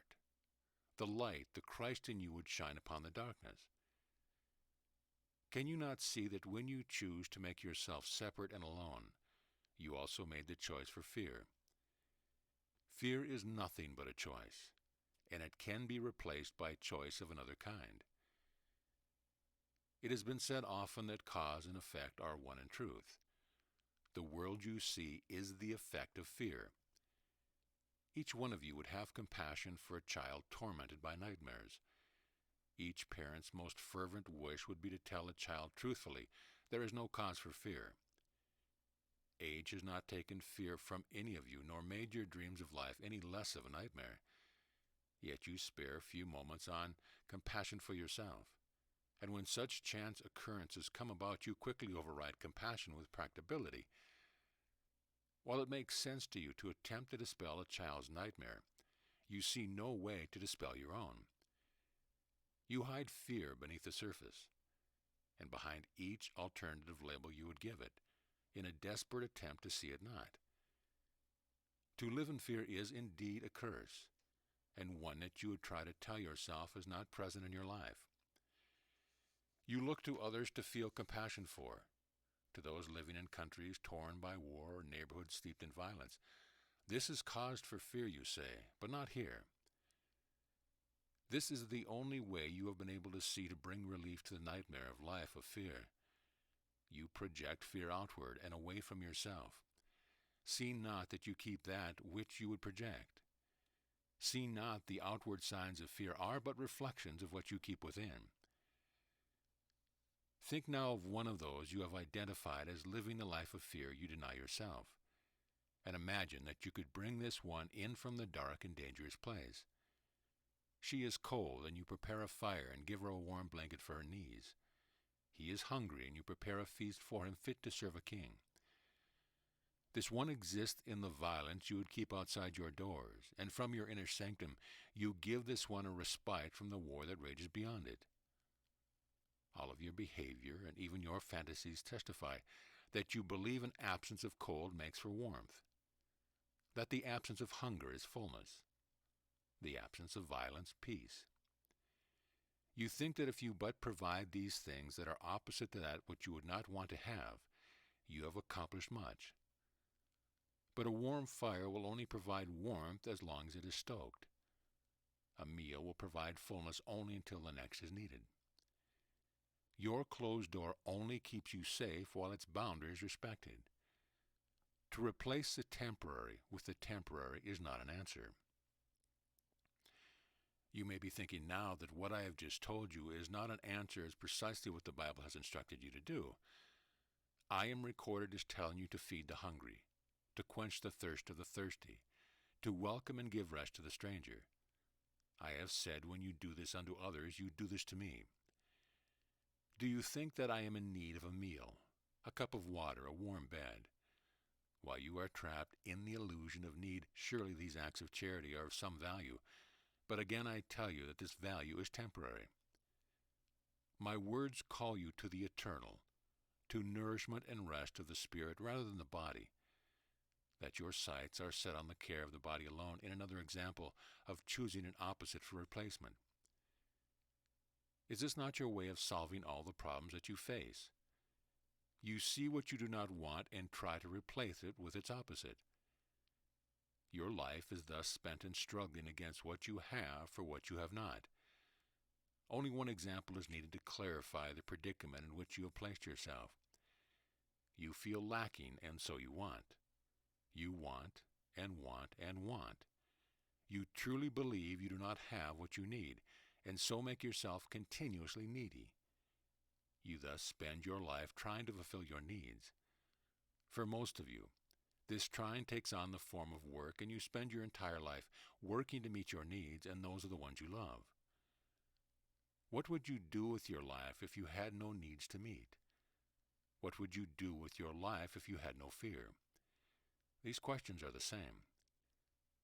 The only replacement that can occur that will accomplish what you seek is the replacement of illusion with the truth, the replacement of fear with love, the replacement of your separated self with your real self, the self that rests in unity. It is your knowledge that this must occur that leads you to attempt every other kind of replacement. You can continue on in this fashion, always hoping that the next replacement will be the one that succeeds in bringing you what you desire. Or you can choose instead the only replacement that will work. All that you are asked to give up is your insane notion that you are alone. We speak much of your body here only because it is your proof of this insane idea's validity. It is your proof as well that a life of fear is warranted. How could you not fear for the safety of a home as fragile as the body?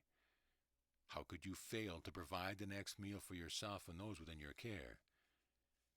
You do not see that all these distractions of meeting needs would keep you from. And yet the very reality that you have set up, the reality of not being able to succeed in what you must constantly strive to do, is a situation set up to provide relationship.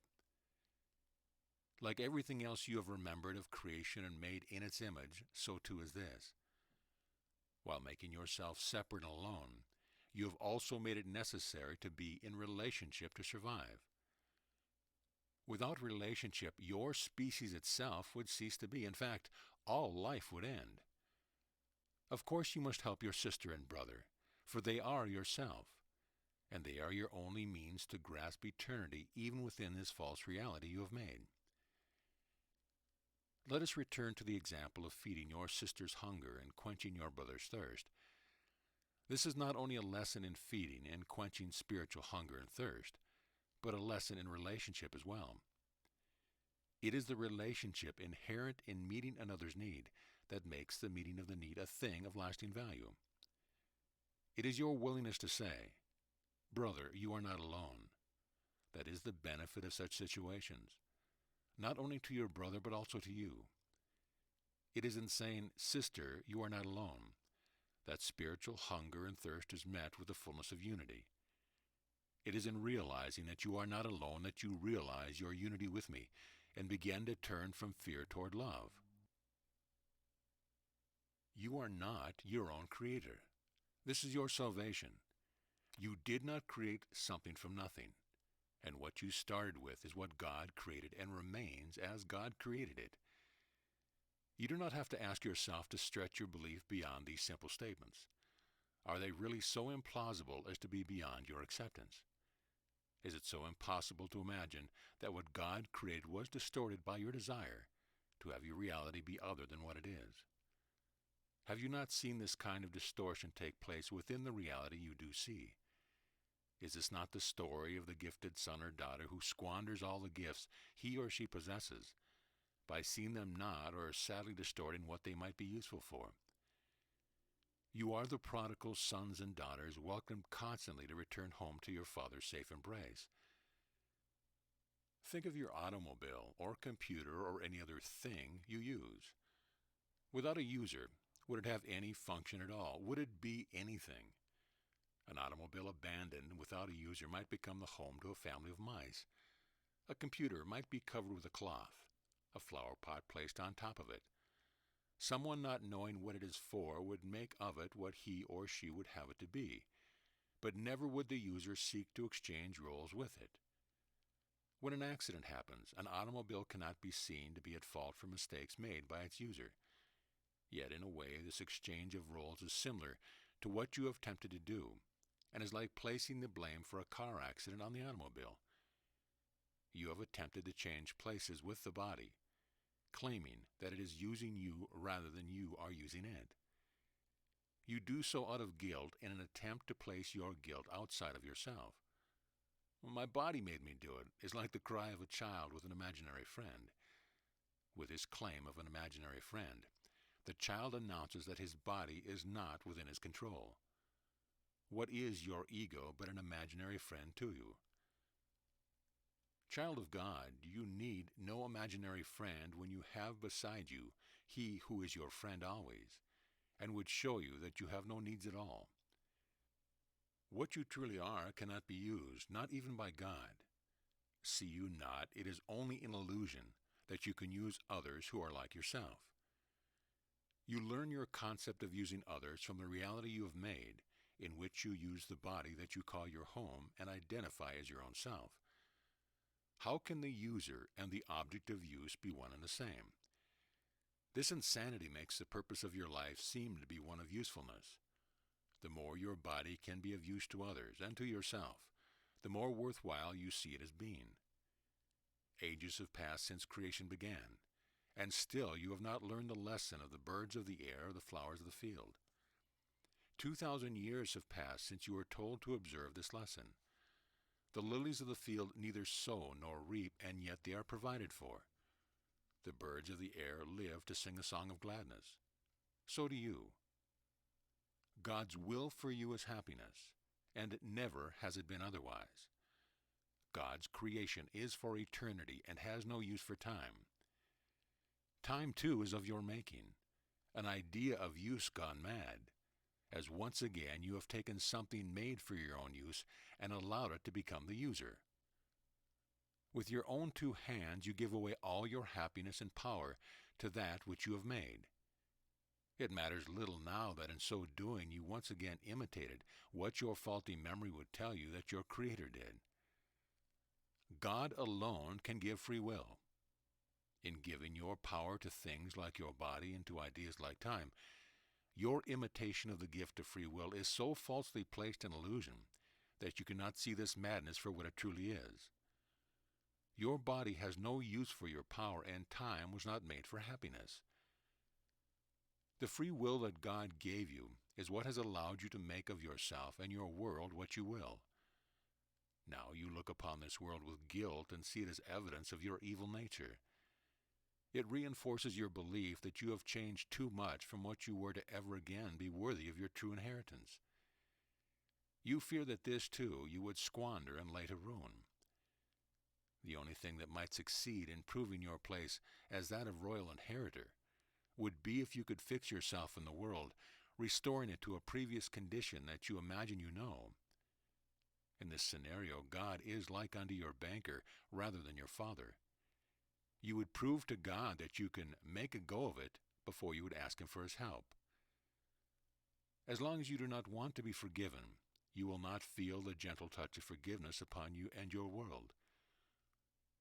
While there is no need in truth for this forgiveness, as there is no truth to this big change that you believe you have undergone, your desire to be forgiven is the first step away from your belief that you can fix things by yourself, and in so doing earn your way back into your Father's home. Being willing to be forgiven is the precursor of atonement, the state in which you allow your error to be corrected for you.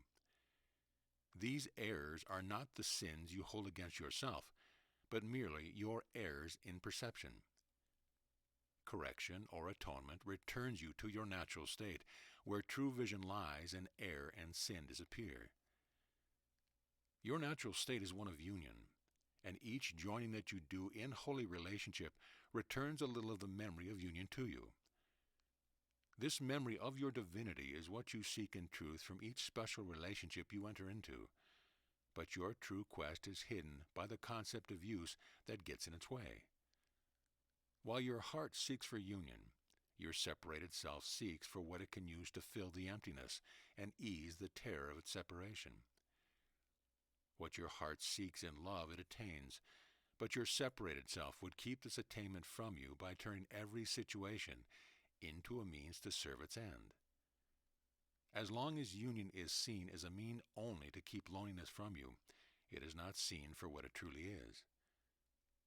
You have placed limits on all things in your world, and it is these limits of usefulness that would block your memory's return. A love relationship, while seen as the ultimate achievement in terms of the closeness you can acquire with a brother or sister, it is still limited by what you would have it do. Its purpose, simply stated, is to supply a lack. This is your definition of completion. What is missing in you is found in another, and together a sense of wholeness is achieved. Again, this is but a distortion of creation. You remember that wholeness is achieved through union, but not how to accomplish it. You have forgotten that only you can be accomplished.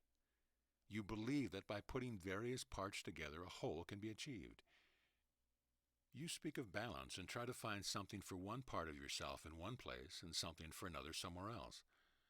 This one fulfills your need for friendship, and that one for intellectual stimulation. In one activity you express your creativity, and in another your prayerfulness. Like a diversified investment portfolio, you think this parceling out of different aspects of yourself protects your assets.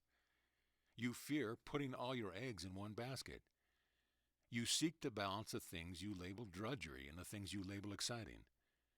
In doing so, you see yourself as spending your time wisely, and you call yourself a well-rounded individual. As long as more than this is not sought, more than this will not be realized.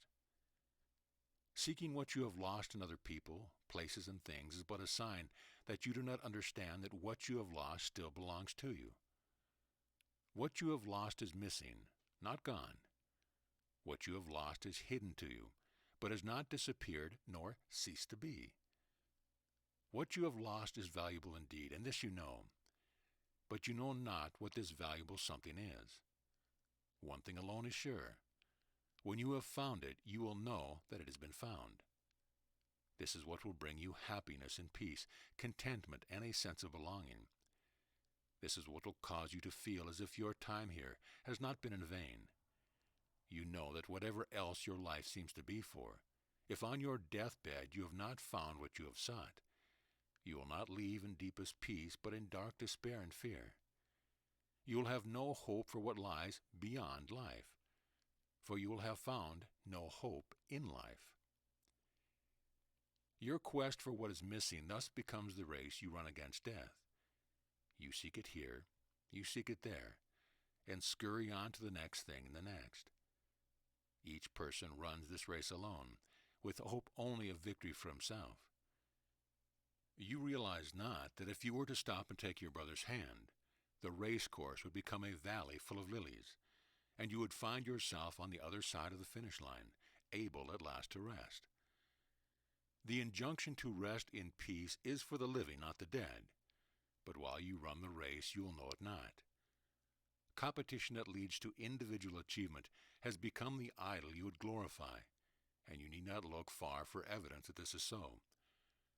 This idolatry tells you that glory is for the few, and so you take your place in line at the starting gate and make your bid for glory. You run the race as long as you can, and win or lose, your participation in the race was but the required offering to the idol you have made. And at some point, when you can run the race no more, you bow down to those who have achieved glory. They become your idols, and you become their subjects, watching what they do with envy and with awe. To these you make your sacrifice and pay your homage. To these you say, I would be like you. To these you look for a vicarious fulfillment, having given up any hope for real fulfillment. Here you are entertained, shocked, excited, or repelled. Here you watch the gladiators kill one another for your amusement. Here is your notion of use displayed in all its most horrific detail. What is this but a demonstration, on a larger scale, of what you live each day? This is all that anything larger than yourself demonstrates to you. All society, groups, teams, and organizations are but a collective portrayal of individual desire. Slaves and masters but use one another, and the same laws bind both. Who is master and who is slave in this body you would call your home? What freedom would you have without the demands your body places upon you? The same question can be asked of this world you see as home to the body. Which is master and which is slave when both are held in bondage? The glory you give idols is but bondage as well. Without your idolatry, their glory would be no more, and so they live in fear no less than that of those who idolize them. Use in any form leads to bondage, and so to perceive a world based on use is to see a world where freedom is impossible. What you think you need your sister for is thus based upon this insane premise that freedom can be purchased and that master is freer than slave. Although this is an illusion, it is the illusion that is sought. The purchase price is usefulness, and so each joining is seen as a bartering in which you trade your usefulness for that of another. An employer has use for your skills, and you have use for the salary and benefits the employer offers. A spouse is useful in many ways that complement your areas of usefulness. A store provides you with goods that you would use, and you supply a store with capital that its owner will use. If you are gifted with beauty or athletic or artistic talent that can be used, how lucky you think you are. A beautiful face and a fit body can be traded for so much. It is no secret that you live in a world of supply and demand. From the simple concept of individuals needing to be in a relationship to survive has grown this complex web of use and abuse. Abuse is but improper use on a scale that makes the insanity of use obvious to both the user and the usee, and so has its proper place in our discussion here. Look at patterns of abuse in everything from drugs and alcohol to physical or emotional mistreatment. These, like the larger examples of your daily life gone awry, are but demonstrations of internal desires taken to a greater extreme. Only these, rather than being reflected by the group, are reflected within the individual. The individual with issues of abuse would do a service to the world if the people in it were to understand what the abuse is a reflection of. Like any extreme, it merely points out what in less extreme instances is still the same. Use is improper. It is its purpose what makes use improper. The Holy Spirit can guide you to use the things that have made in ways that benefit the whole. And this is the distinction between proper and improper use, or use and abuse. You would use for the benefit of the separated self. When magnified, the destructive force of such abuse is easily apparent. Again, you would place the blame outside yourself and label drugs, alcohol, tobacco, gambling, and even food as destructive forces. Like the automobile you would blame for an accident, user and usee have become confused. All such confusion stems from the initial confusion of the use you think your body would put you to. All such confusion stems from your displacement of yourself and your abdication of your power to the things that you have made. Let me say again that this is your misguided attempt to follow in creation's way. God gave all power to his creations, and you would choose to do those well. Your intent is not evil, but guided by the guilt and false remembering of the separated self. As much as you have desired anonymity and autonomy from God, still you blame God for creating a situation in which you think you've been allowed to hurt yourself. How could God allow all this suffering, you ask? Why does he tempt you with such destructive forces? Forces beyond your control? Why did not God create a world benign and unable to harm you? Such is the world that God did create. A world so lovely and so peaceful that when you see it once again, you will cry with joy and forget your sadness in an instant. There will be no long remembering of regrets, no feeling badly for all the years in which you saw this not. There will merely be a glad aha, as what was long forgotten is returned to you. You will but smile at the childish games you played, and have no more regrets than you would have for your childhood. Your innocence will stand out clearly here, and never again will you doubt that the world that God created belongs to you, and you to it. All your vast wanderings will be seen for what they are. All that you desired will be revealed as only two desires: the desire to love and the desire to be loved. Why wait to see that these desires are all that call you to the strange behavior that you display? Those who give in to abuse are merely calling louder for the selfsame love that all are in search of. Judgment is not due them, for all here are abusers, starting with their own selves. Attempts to modify the behavior of abuse are near to useless in a world based on use. The foundation of the world must change, and the stimulus for this change lies within you. All use ends with joining, for use is what you have traded joining for. Instead of recognizing your union, a state in which you are whole and complete because you are joined with all, you have determined to stand separate and use the rest to support your separate stance. See you the difference in these two positions? In what way is your way better than the way God created for you? A way that is completely free of conflict. Despite your bravest attempts to remain separate, you must use your brothers and sisters in order to even maintain the illusion of your separation. Would it not simply be better to end the charade? To admit that you are not created for separation, but for union. To begin to let go of your fear of joining, and as you do, let go of use as well. How different would the world be if you would but attempt for one day to replace use with union? Before you can begin, however, we must expand on the lessons you are learning by observing your own self. Now we seek to uncover the illusion that you can be used by your body, for your own seeming use by such as this leads to all other ideas of use.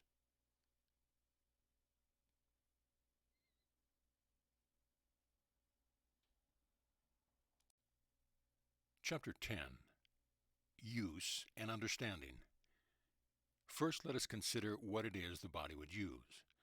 although you feel slave to it and under the weight of its control. Who is the you it would control? How can it make you do other than you choose to do? Learn this lesson well, for herein lies the cure to all disease and the hope of all healing. While the body seems to tell you what you feel and bid you act in accordance with its feelings, how can this be so? The body by itself is neutral. But as long as you attribute the body with bringing you pleasure, the body will bring you pain as well. You cannot choose one without the other, because the choice is the same. The body is a tool made for your use in maintaining the illusion of your separation. That it has seeming power can only be because you think you put your power there. If this were true, much power indeed would it yield. But what you have made cannot be invested with the power of creation without you joining with it. How, you think, could you be more linked with anything than you are with your own body? If you are not even joined with this presence that you call your home, how can you be expected to join with others? Now we must return to the concept of relationship, for the thought of bodies joined in union closer than the union that you feel with the body you call your own is indeed ridiculous. Joining happens in relationship, not in physical form. Joining is not the obliteration of one thing to make another. Joining makes each one whole, and in this wholeness one with all. This union has never really ceased to be, but as long as you do not realize that it exists, its benefits are unavailable to you. As much as I would like it to be so, my telling you the truth of your existence is not enough of itself to make you aware of what you have for so long hidden from yourself. I can merely tell you where to look, and save you countless years of seeking where the truth is not, if you will but seek where I bid you find. There are aspects of what I am telling you that you really embrace and others that you do not understand and would wait a while before implementing. What you truly do not understand is wholeness. All things exist in wholeness, including the thought system that you made to protect the illusion that you hold so dear. Your thought system is completely alien to the truth, but completely consistent as a system.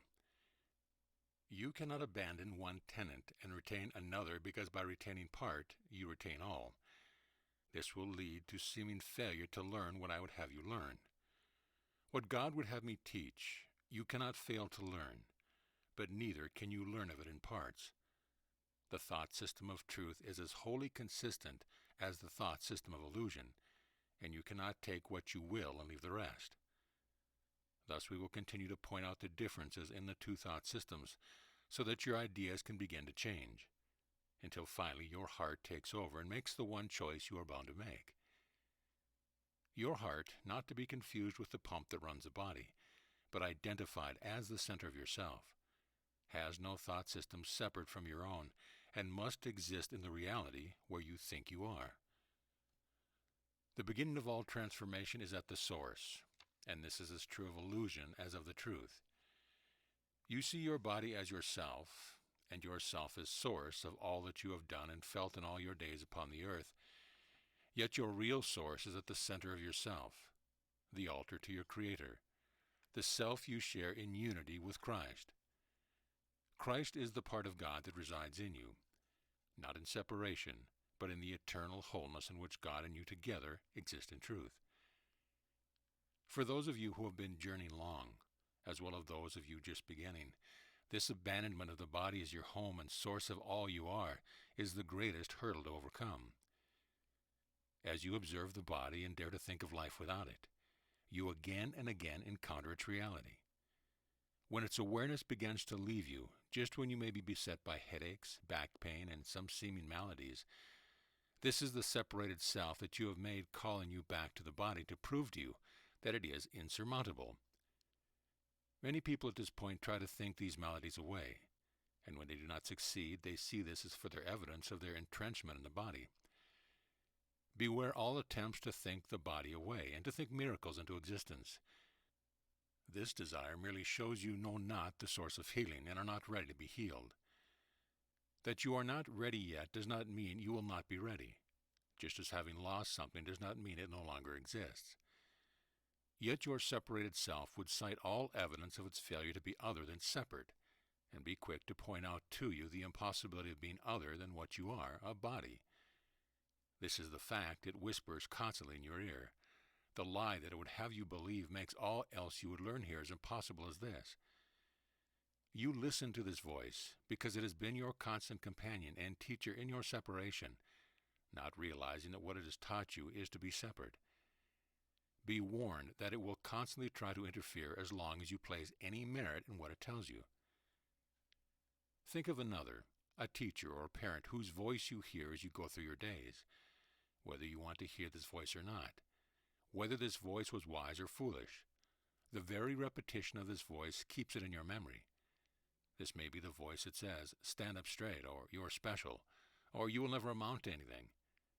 Many of you may have used therapy to still the negative messages that you hear, and after much effort succeeded at replacing what was negative with messages of a more positive nature.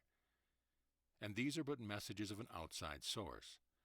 Your own thoughts are much more persistent and insistent than these. They have been with you longer and more constantly. Vigilance is needed to dislodge them. I tell you this not to discourage you, but encourage you not to give up. Your purpose now is the holiest possible, and all of heaven is with you.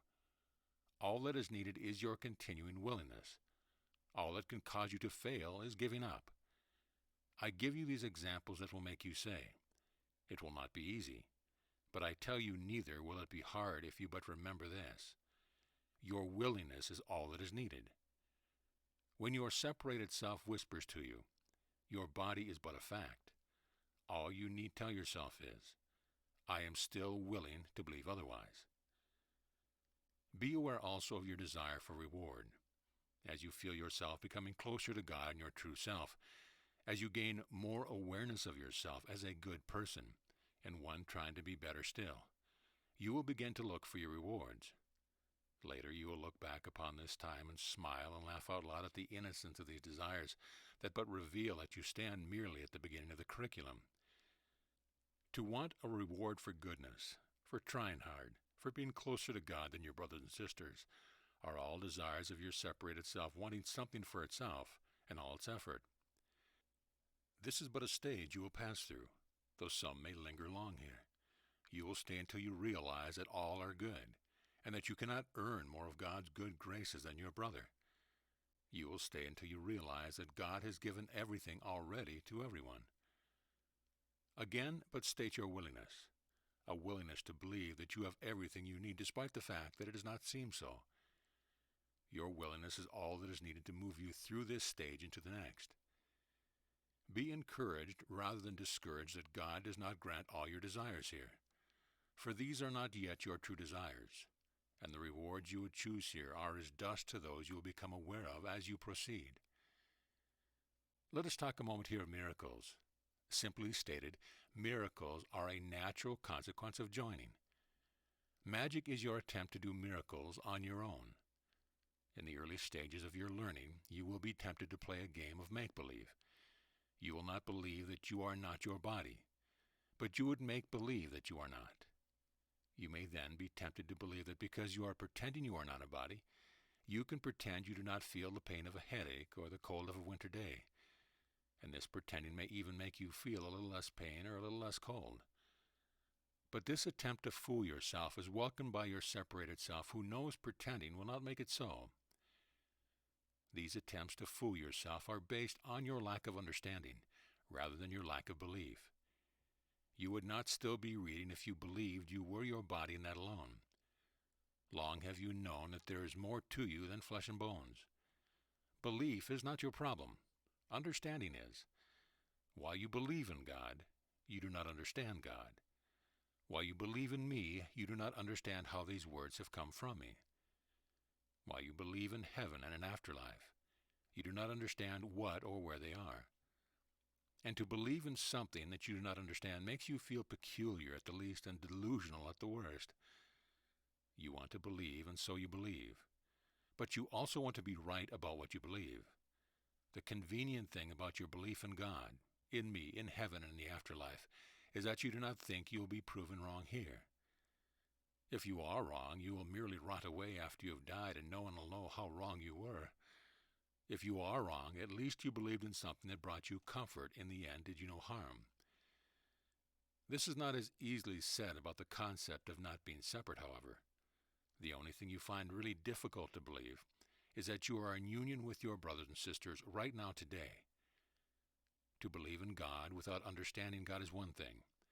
To believe in your union with your neighbor without understanding either union or your neighbor is something else. This belief will not necessarily bring you comfort or do you no harm. What if you believe in the goodness of your neighbor and that belief is unwarranted? What if you are trusting and find that trust to be misplaced? What if you are simply naive and are taken for a fool? What if you are wrong? A similar fear strikes your heart when you consider giving up your belief in the body. To believe you are not your body while you walk around within it is something quite different than believing in God. Here all the proof available would say that you are wrong. All the proof of your eyes and ears, as well as that of science, would say that you are your body. Even history would seem to prove this fact as you look back and say even Jesus died before he could rise again as spirit. I am here to teach you once again because I was the example life. Do you believe that when I walked the earth I was a body? Or do you believe that I was the Son of God before I was born into human form, during the time I existed in human form and after I rose again? This is rightly called the mystery of faith. Christ has died. Christ has risen. Christ will come again. What is missing from this recitation? Christ was born. Nowhere in the mystery of faith is it stated that Christ became a body. You have not been told that the body does not exist, only that it is not you. Like all tools you made, it is illusion because you have no need of tools. But while you believe you do, it is quite real to you. To give up the body entirely is a choice you need not make. As your learning advances, you will see that this is possible, but there may be reasons not to choose this. At this point, however, all that is asked is that your body is seen as what it is, both in terms of what you made it for and in terms of the way in which you can now be guided to use it for the benefit of all. The choice for many has seemed to be, would you rather be right or happy? Only the ego would choose being right over happiness. As you observe your body, also observe its actions in terms of the choices it makes. Ask yourself, what choice may have led to this situation or event? For choice is always involved before the fact. Nothing happens to the Son of God by accident. This observation will help to put the responsibility of your life back into your hands where it belongs.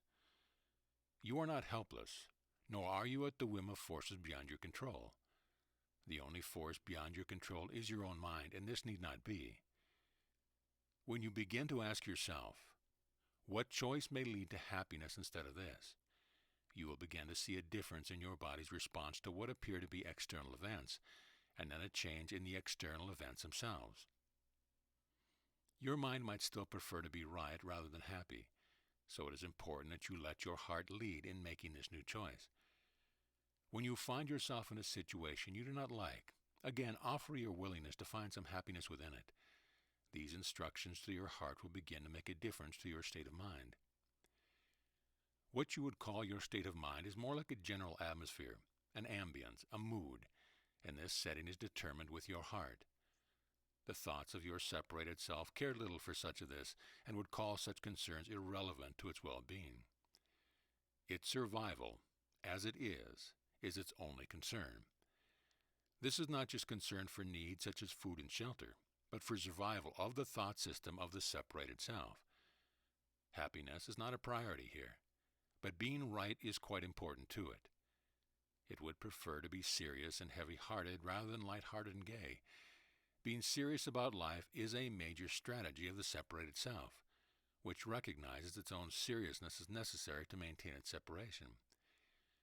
Joy is truly the greatest threat to the separated self, for it comes from union and reinforces union's appeal at the expense of the appeal of separation. You do not realize how quickly the separated self rushes in to sabotage all movement away from separation and toward union. Many of you have recognized that you seem to minimize your chances for happiness and maximize your chances for unhappiness through the choices you would make.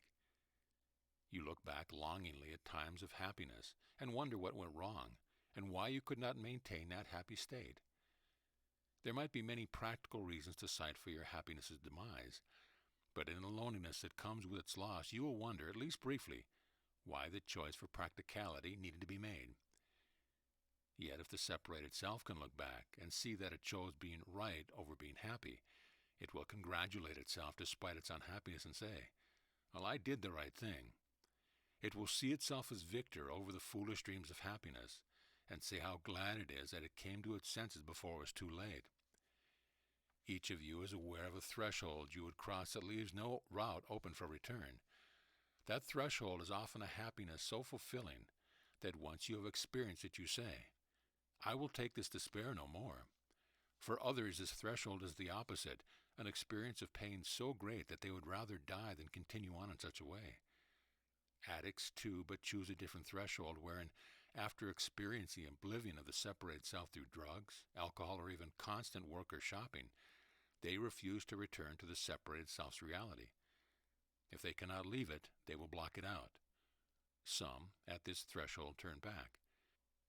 They deny themselves the joy or the pain or the oblivion that would make return impossible, and count themselves lucky for not going to the place from which changes would become inevitable. The separate self is so ensconced in fear that the known fears of its existence seem preferable to the unknown fears of any other kind of existence.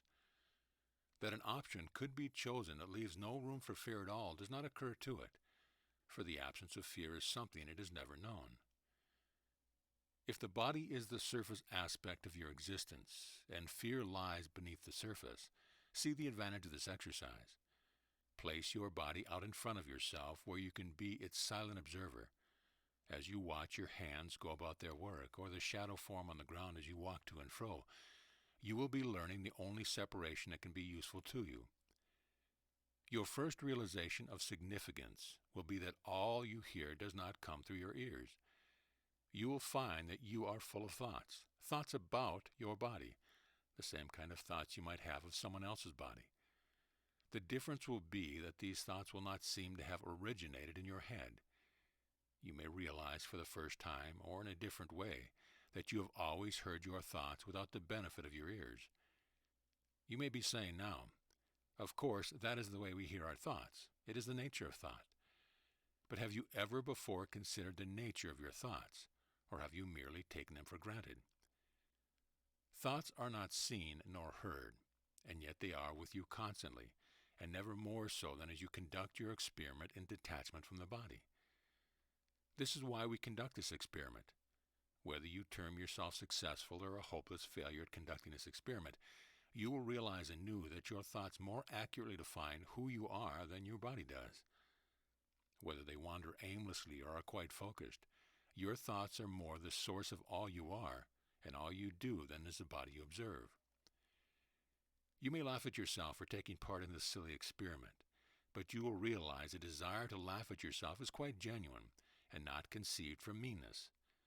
There will be a happier self who seems to think this game is rather fun, and who is not at all concerned with the game's success. This laughter, too, as well as the sense of fun that prompted it, will come without the body's participation. You will soon develop an ability to see without your body's eyes. This, too, will seem like a silly game at first, a trick of your imagination. You will at first observe only that which you can see, your arms, your legs, your shadow falling as you walk. But more and more you will come to see the body as a whole.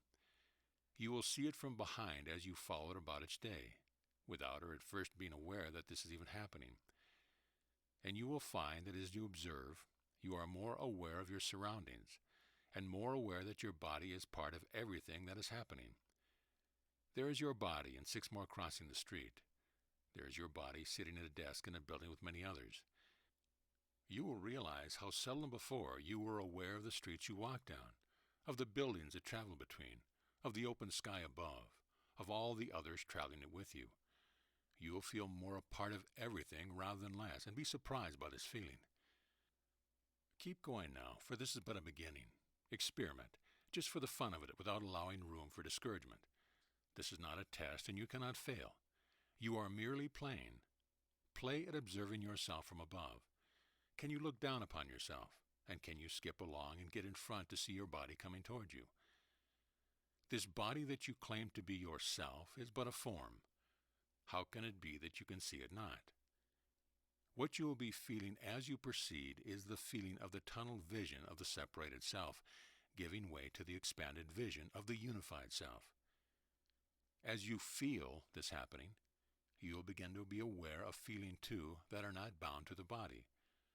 Like the thoughts you neither see nor hear with your body's eyes or ears, these feelings too will not depend upon your body's senses. You will find quite a bit of resistance to this experiment. You will find you are too serious to play this game, and that you have better things to do. Yet as much as you resist, the idea has been planted, and you will find yourselves, at times that seem to be against your will, participating in it in despite that your determination not to do so. Once you begin to feel the effects of the experiments, you will also encounter fear, especially if you take the game too seriously. There will be times when you will not want to laugh when the urge to do so comes upon you, and other times that after the slightest moment of expanded vision you will welcome back your tunnel vision with gratitude. You will feel relieved that your feet still touch the ground, that the boundary of your body is still intact. But you will remember the urge to laugh gently of yourself and the expanded vision as well. You will remember that for a moment your body did not seem to be a boundary that kept you contained within its limitation. Then you will remember that this is but a course in remembering, and that memory is the language of the heart. Many of you will rebel here, thinking this is not what you signed on for. You just want to read about this course, perhaps, and not be required to take it. You will want to keep it theoretical and not apply it. You will ask for the information and say you would really rather not have the experience. You wanted but the traveler's guide and not the actual journey. This is what too many of you sought, and many of you still resist realizing that you got more than you bargained for. A door has been reached, a threshold crossed. What your mind still would deny, your heart cannot. A tiny glimmering of memory has returned to you, and will not leave you to the chaos you seem to prefer. It will keep calling you to acknowledge it and let it grow. It will tug at your heart in the most gentle of ways. Its whisper will be heard within your thoughts. Its melody will play within your mind. Come back, it will say to you. Come home, it will sing. You will know there is a place within yourself where you are missed and longed for and safe and loved. A little peace has been made room for in the house of your insanity.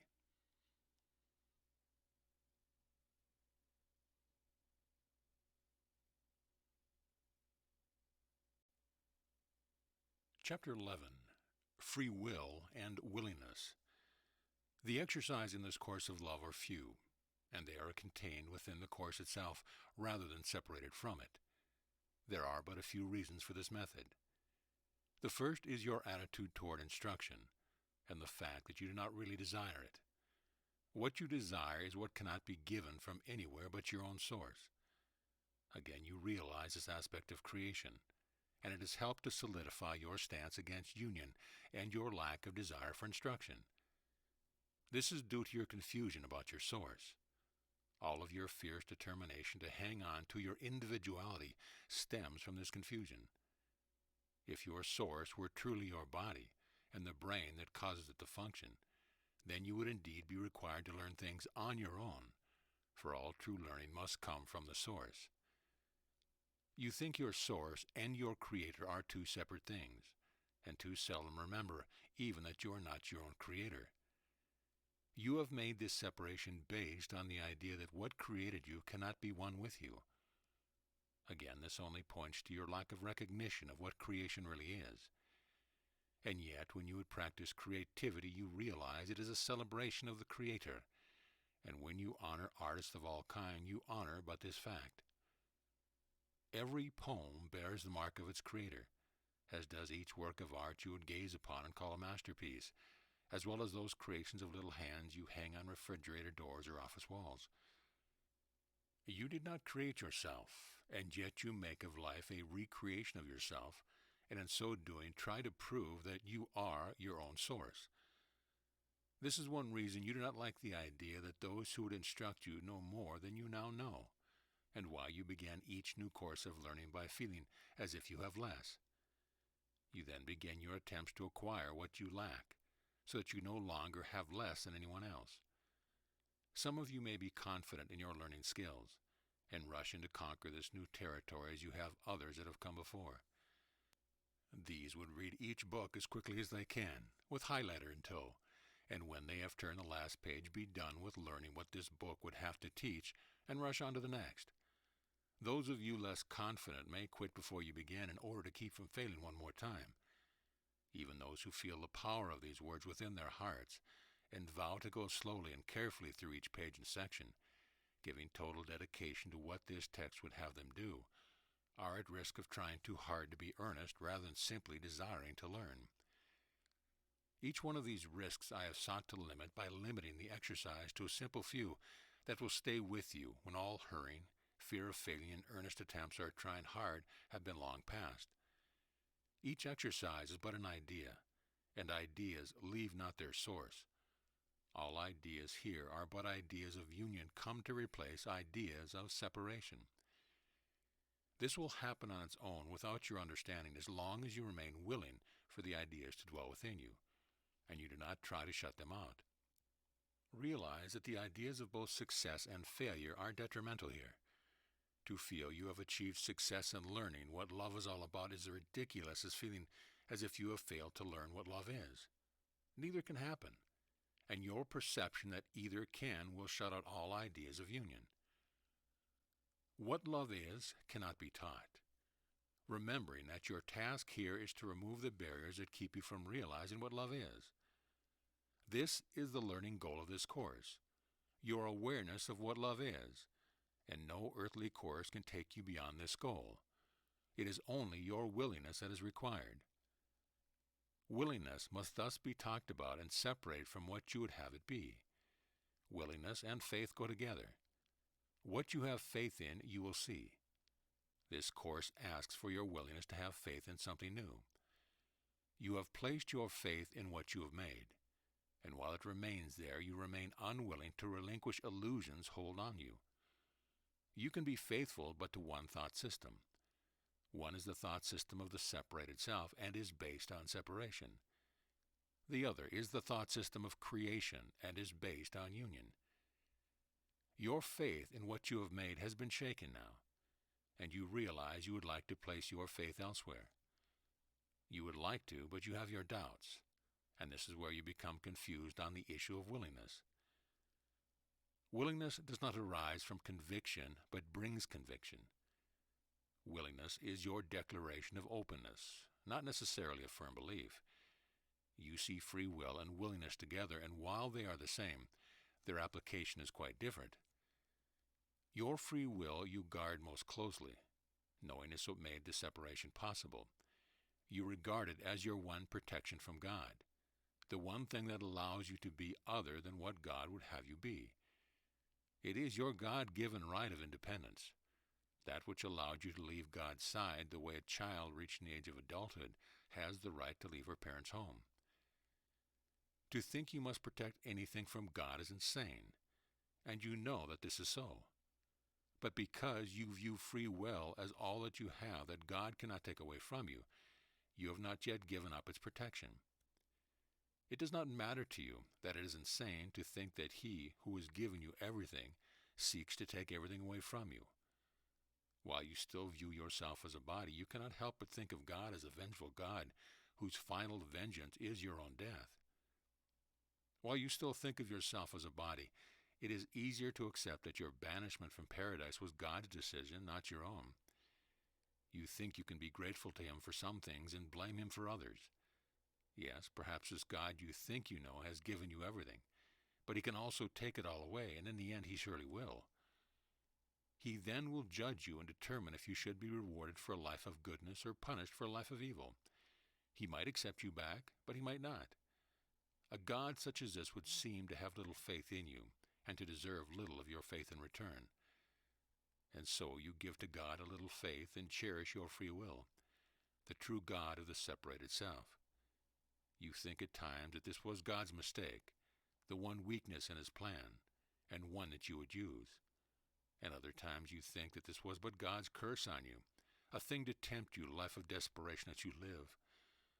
But your strongest perception of your free will is of its power. No matter what God wants of you, you can use your free will to rebel and to make your own choices, choices different than those your Creator would make for you. This right to make your own decision and the power to flaunt them before God is all that makes your little separated self feel powerful at all.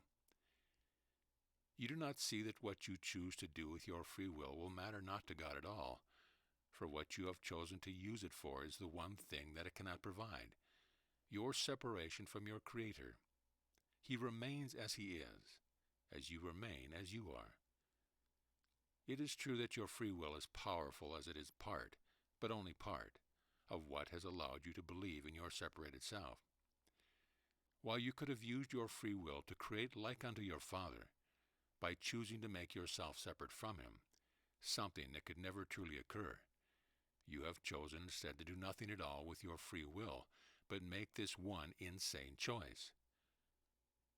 Your willingness to make a new choice is what will once again make your free will like unto your Father's will, which is one with it in truth. Your protectiveness of your free will is why we must separate willingness from your perception of free will. Your free will is the last bastion of your separate army, the final line of defense, the site where the final battle will take place. Before this final battle is reached, your willingness to change your mind about its need to be fought is what is desired by your Father and this course. God will never wrestle your free will from you, or fight battles to win it for Himself. This final battle is in your own mind, and it is a figment of the illusion you have made. Let this prophecy you have made go, and realize that willingness does not negate free will. Yet even while you cannot quite give up your guardianship of it, it is sufficient to begin with a temporary choice, though a lasting choice will be required before you will feel the shift of cause and quit worrying about effect. For now, what you desire are effects. Without realizing cause must shift to change the effects you would have come about. This matters not at this point. You are offered the opportunity to make a temporary decision that can be rescinded at any time. Your temporary willingness will be enough to begin to affect cause, and in so doing bring some sanity to your restless mind and heart. What willingness is it that you are asked to give? It can come in many manners and be many forms. It can be called a willingness to change your mind, or to allow yourself to be open to a new possibility. It can be called a change of heart, or a willingness but to, for a little while, withdraw your fear and your protection from it. But what this willingness really does is allow your call to be sounded, your call to love and to be loved. It is a willingness to receive love from your source and to be loved for who you are. Is this so much to ask? It is a call that comes not from weakness but from strength, and that goes out to truth and not illusion. It is a call whose answer will come to you quickly on the wings of angels. A fluttering your heart will feel, for angels too are one with you. It may feel like loneliness compounded for the brief instant you await its coming and feel the emptiness that has been opened for its coming. This is a call that requires you to do nothing but to remain faithful to it. You do not need to think about it, but only let it be. You need put no words on it, for words cannot express any more than words can teach you what love is, or that love is. You need not concentrate on where to find love, for love will find you. You need not concentrate on giving love, for you cannot give what you do not yet know. And when you know it, you need not give it, for it will extend from you naturally in miracles called love. Love is all that will fill your emptiness, and all that will never leave you empty again as it extends from you to your brothers and sisters. Love is all that will not leave you wanting. Love is all that will replace use with unity. You exist, quite simply, because of your relationship with love. Love is the unity you seek. In having chosen separation over unity, you but chose fear over love. When you let go of fear and invite unity to return, you but send out an invitation to love and say, "You are welcome here." What is a dinner party where love is not? It is merely a social obligation. But a dinner party where love is welcome to take its place becomes a celebration. Your table becomes an altar to the Lord, and grace is upon it, and the Lord is with you.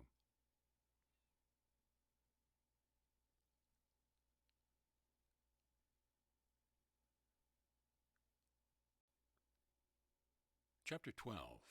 Origin of Separation. The word love is part of your problem with this course. If I were to take the word love and change it to some sophisticated-sounding technical term, and say this is the stuff that binds the world together in unity, it would be easier for you to accept. If I were to say you know not of this sophisticated term, and this is why you have believed in your separation rather than in your unity with all things, you would be far more likely to nod your head and say, "Well, I was but ignorant of this, as was everyone else." If a scientist were to tell you that a benign energy had been found that proved your connection to everything in the universe, and gave it some fancy name, you would say, "A new discovery has been found, and I am willing to believe that it may be true, especially if others are also going to believe it to be true." You feel a little duped at being told love is the answer. You feel a little chastised to be told you know love not. You feel a little deceived to think that love may not be limited to what you have thought it to be. You think it is typical of a spiritual text to tell you love is the answer, as if it has not been said before. This message was preached long ago, and still the world remains the same. How could this be the correct answer when this is so? Life is too complicated to be solved by love. How quickly you would return to cynicism and to believing you have already tried and failed. For all of you believe that you have tried this idea called love, and all of you believe you have evidence that this is not the answer at all. What is your evidence? Your own failure to be happy in the unhappiness of the world you see? We have said before the only meaning possible for your free will is your choice of what to join with and your choice of what to leave outside of yourself. Yet you must understand that nothing that is not part of God is worthy of joining, nor can join with you. What you have sought to join with is the reason for your unhappiness. For you seek to join with what cannot be joined, and you seek separation from all that could be joined with you and all that would fill your dark and lonely places with the happiness you seek. This course may seem to have come far astray from what you would have it do, for you are looking for something specific from it, though you know it not. You are looking for the rest and quiet joy that only comes from love. You are looking for the safety and security of a loving home, even if it is one only of philosophy. You look for the soft assurance of certainty, not of your mind but of your heart. There is a part of you that thinks, "If I could just be sure," and stops there, for you are not even sure of what it is you seek assurance. And yet you know what tires you most is your inability to be certain of anything, and you are tired indeed. God's will for you is happiness, and of this you can be certain. To align your will with God's is but to make this certain state your home. This is but a wish come true, and when it is all you wish for, it will come to be. And in the granting of this wish will come your rest and the laying down of every heavy burden you have carried. Admit now your desire to rest, a desire that could make you weep and make you wish to sleep an endless sleep. If you but understand the energy required to keep the world of your illusion in its place, you would understand the rest that will simply come of giving up your need to do so. Your desire for certainty is part of your resistance to any idea that seemed to be about change. What little that you think you know would strive to keep, and yet deep down you realize that you know nothing with the certainty you seek. Uncertainty of any kind is doubt about yourself. This is why this course aims to establish your identity, for from it all the rest will come. As such, this course seems to ask for change at every level, and yet from one change alone will all the others follow, and through no effort on your part at all. And even this one change is not a change at all, for it merely seeks to remove all the changes you but think that you have made to God's creation.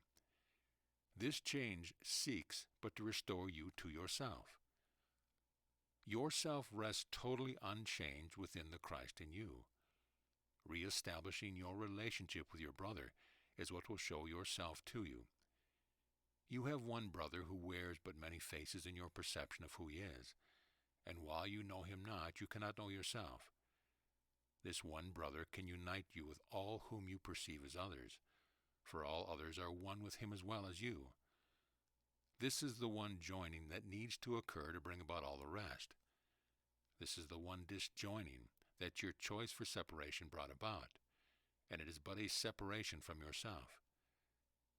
This is the most difficult point to get across, because in it lies a contradiction, the one contradiction that has created the world you see and the life you live. Although it is impossible for something to have gone wrong in God's creation, something has gone wrong. All you need do is look about you to know that this is so. And rather than be discouraged by this news, you breathe a sigh of relief because you knew this to be true, and yet have felt as if this is a secret that has been kept from you.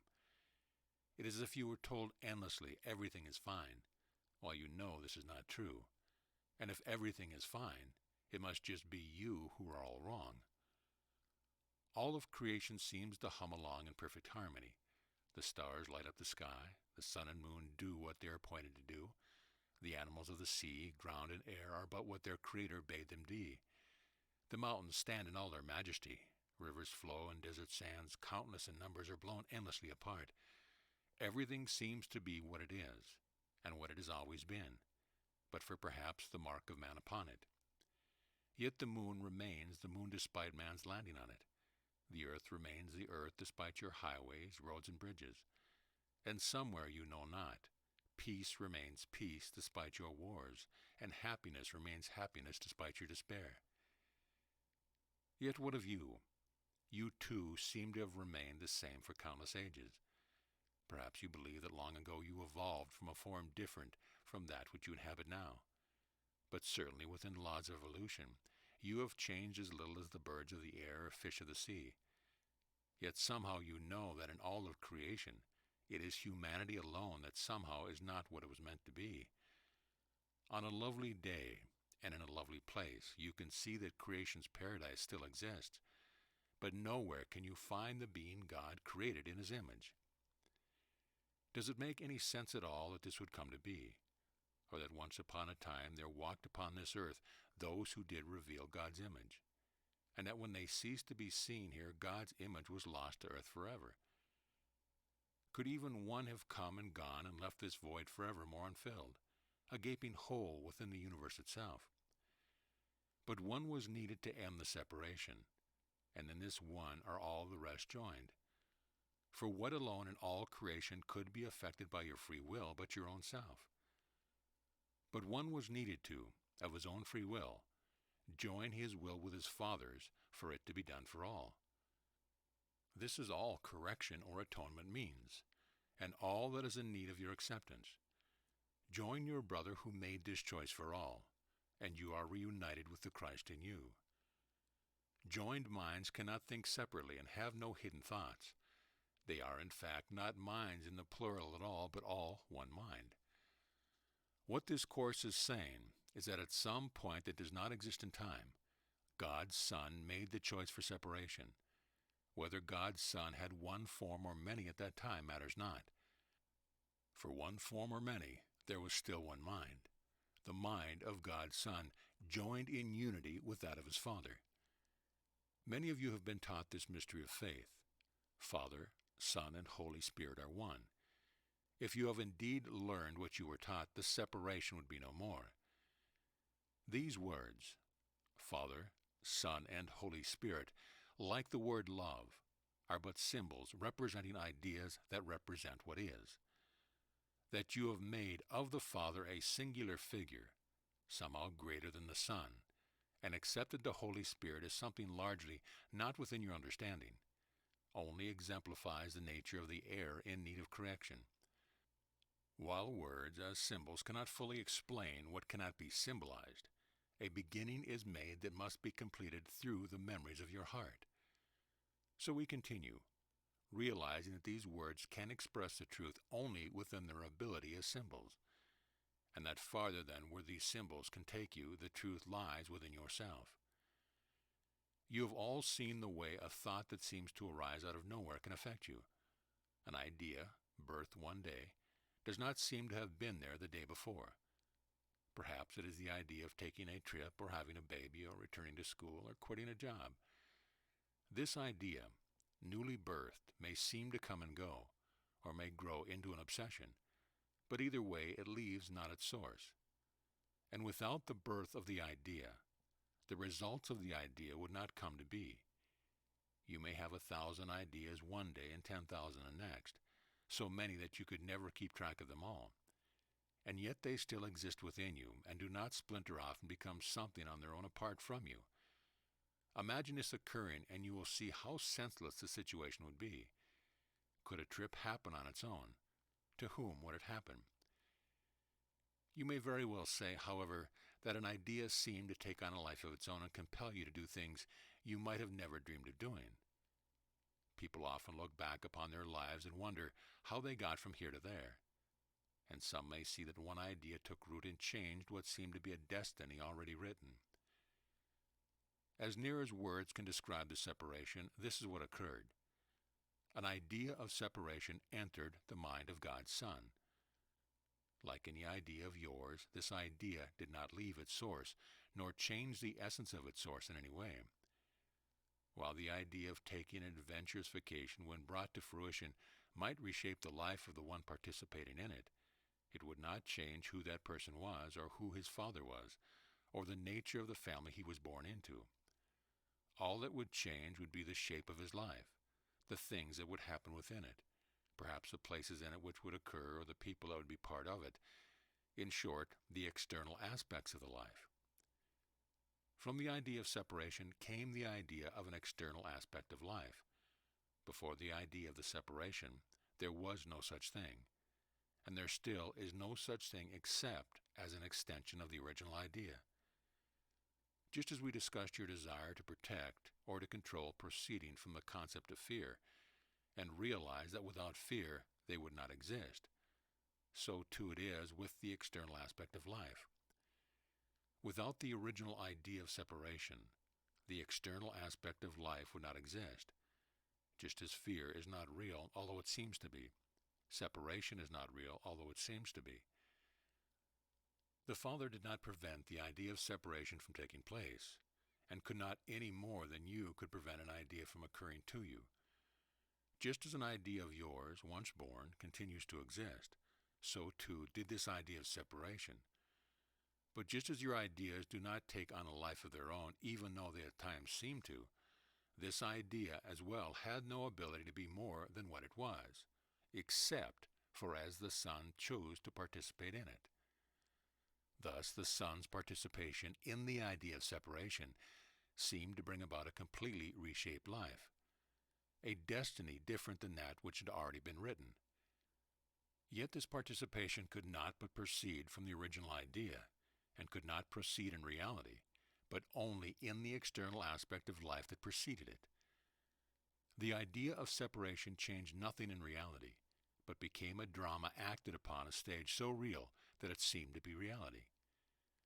Separation is painful only to those who believe it can occur in truth.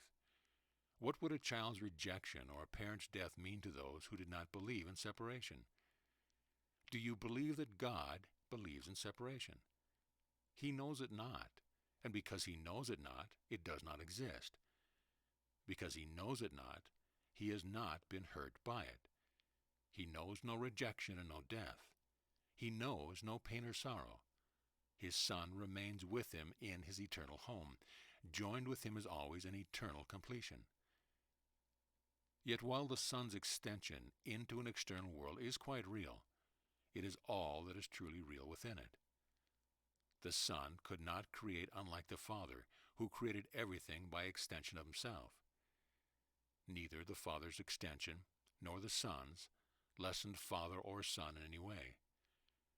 Replace the word Father with the word creation, and see if this does not help to make this concept clear. Could creation's continuing extension of itself, its continuing creation, make less of it than what it started out to be? What we call Father is but creation's heavenly face, a personification of what cannot truly be personified. You find it hard to believe creation itself can be benevolent and kind, or just another name for love, but such it is.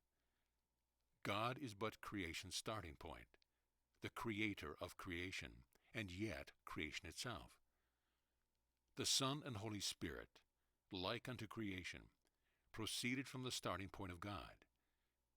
God is the Son and Holy Spirit's starting point as well, the creator of the Son and Holy Spirit, yet he also is the Son and Holy Spirit. Now carry this pattern forward, for the pattern of God's extension is the pattern of creation, and thus the pattern of the universe. The Son extended himself into creation, and you are that extension, and as holy as is he. The idea of separation only seems to have made God's Son susceptible to division, and these word symbols are all that seem to separate Father, Son, and Holy Spirit from creation or from each other.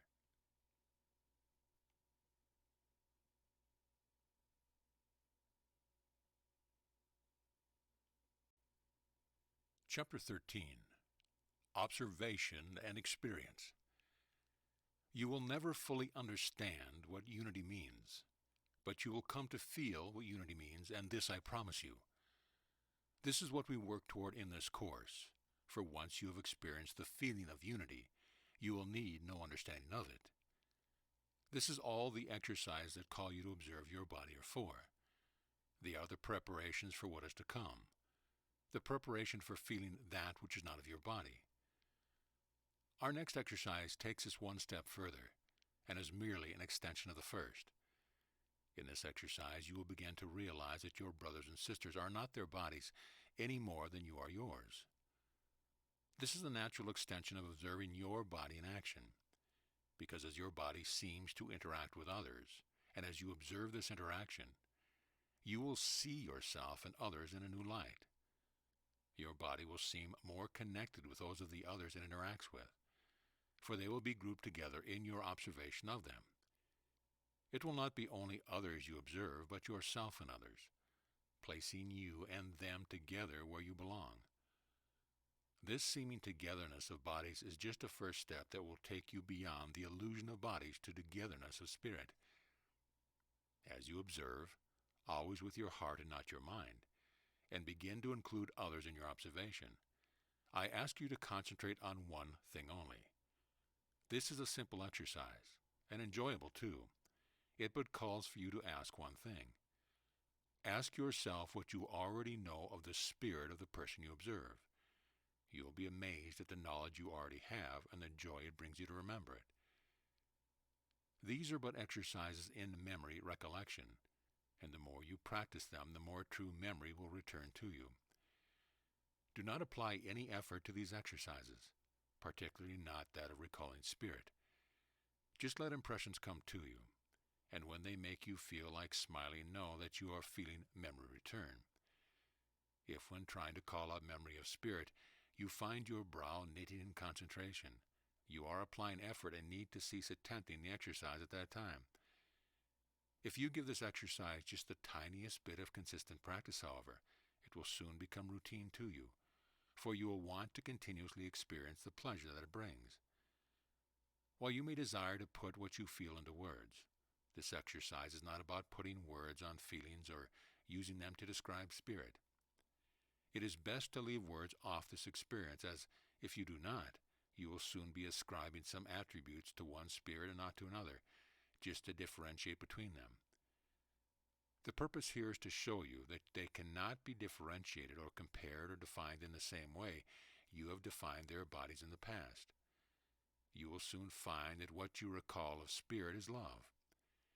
You will want to give it many names at first, and might not even recognize it as love, for it will come without all the longing and sadness you so often associate with it. While the feeling of love that washes over you from one may feel like courage, and from another like gentleness, and while this is all part of what you are encouraged to feel, it is simply asked that you let the feeling come, and with them the realization that while no two spirits will seem exactly the same, they also are not different. The love from each will fill you with happiness because it is already complete and has no needs and so no sense of longing or sadness of any kind. Because it is complete, it will ask nothing of you, but will seem to offer you a warm welcome, as if you are a long-lost friend returning home. And so you are.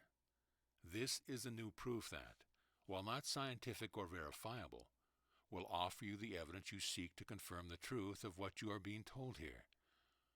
All that is required to gather this new evidence is to trust in your own heart. Are you willing to believe what your heart would tell you? This exercise should take no time to break your stride or the flow of your conversation. All it asks you to do is to become aware of spirit and to allow this awareness to abide with you. If you feel resistance to attempting this exercise, remember that you already know that you are more than your body, and ask yourself if it makes sense to not do all you can to become aware of the more you know you are. While you will not realize it at first, because you have no experience but only memory of feeling yourself in such a way, you will eventually realize that the memories you recall of the spirit of others include memories that are your own, memories that are of your own self. For no spirit exists that is not part of you, or you of it. If you find yourself distracted by these memories, do not push them aside as interruptions in your day, but know that anything that distracts you from the little self you think you are is worth the minutes you would give it to its completion. What further objections can you have? For here we ask you not to follow any instructions other than that of your own self. We invite the return of what you know, and let your real self guide you gently back to where you want to be and already are in truth. Your ego will strongly resist your attempts to listen to your heart, and will call this every kind of foolishness, a waste of time that could be spent on better things. Yet time is not required, nor is money or the use of any of the things you value, and there's not even the slightest chance of being made to look foolish by what you are asked to do. Might some of your preconceived notions of others and yourself be shattered? Oh yes, and rightly so. Gladly will you let them go. And if you trust yourself, all the evidence against your brother that you have stored up in your lifetime will be let go as well. Each of you will initially find it difficult to accept the innocence and sinlessness of others and yourself, for your memory will contain no hint of past misdeeds, errors, or mistakes. No one will have leveled any hurts on you or anyone else. No reason for guilt will exist within this memory. No shame or fear is here, and no grievance of any kind. For here forgiveness is already accomplished, and when memory of forgiveness returns to you, can memory of your father or your own self be far behind?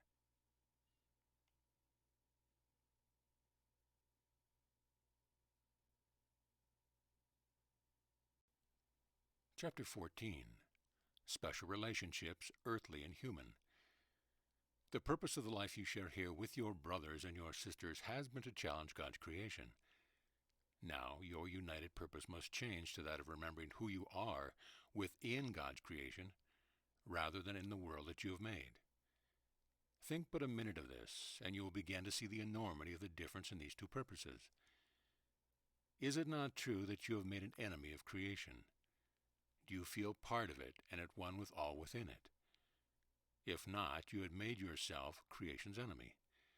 You seek to be different from all the rest, and in this seeking proclaim that one part of creation is better than another.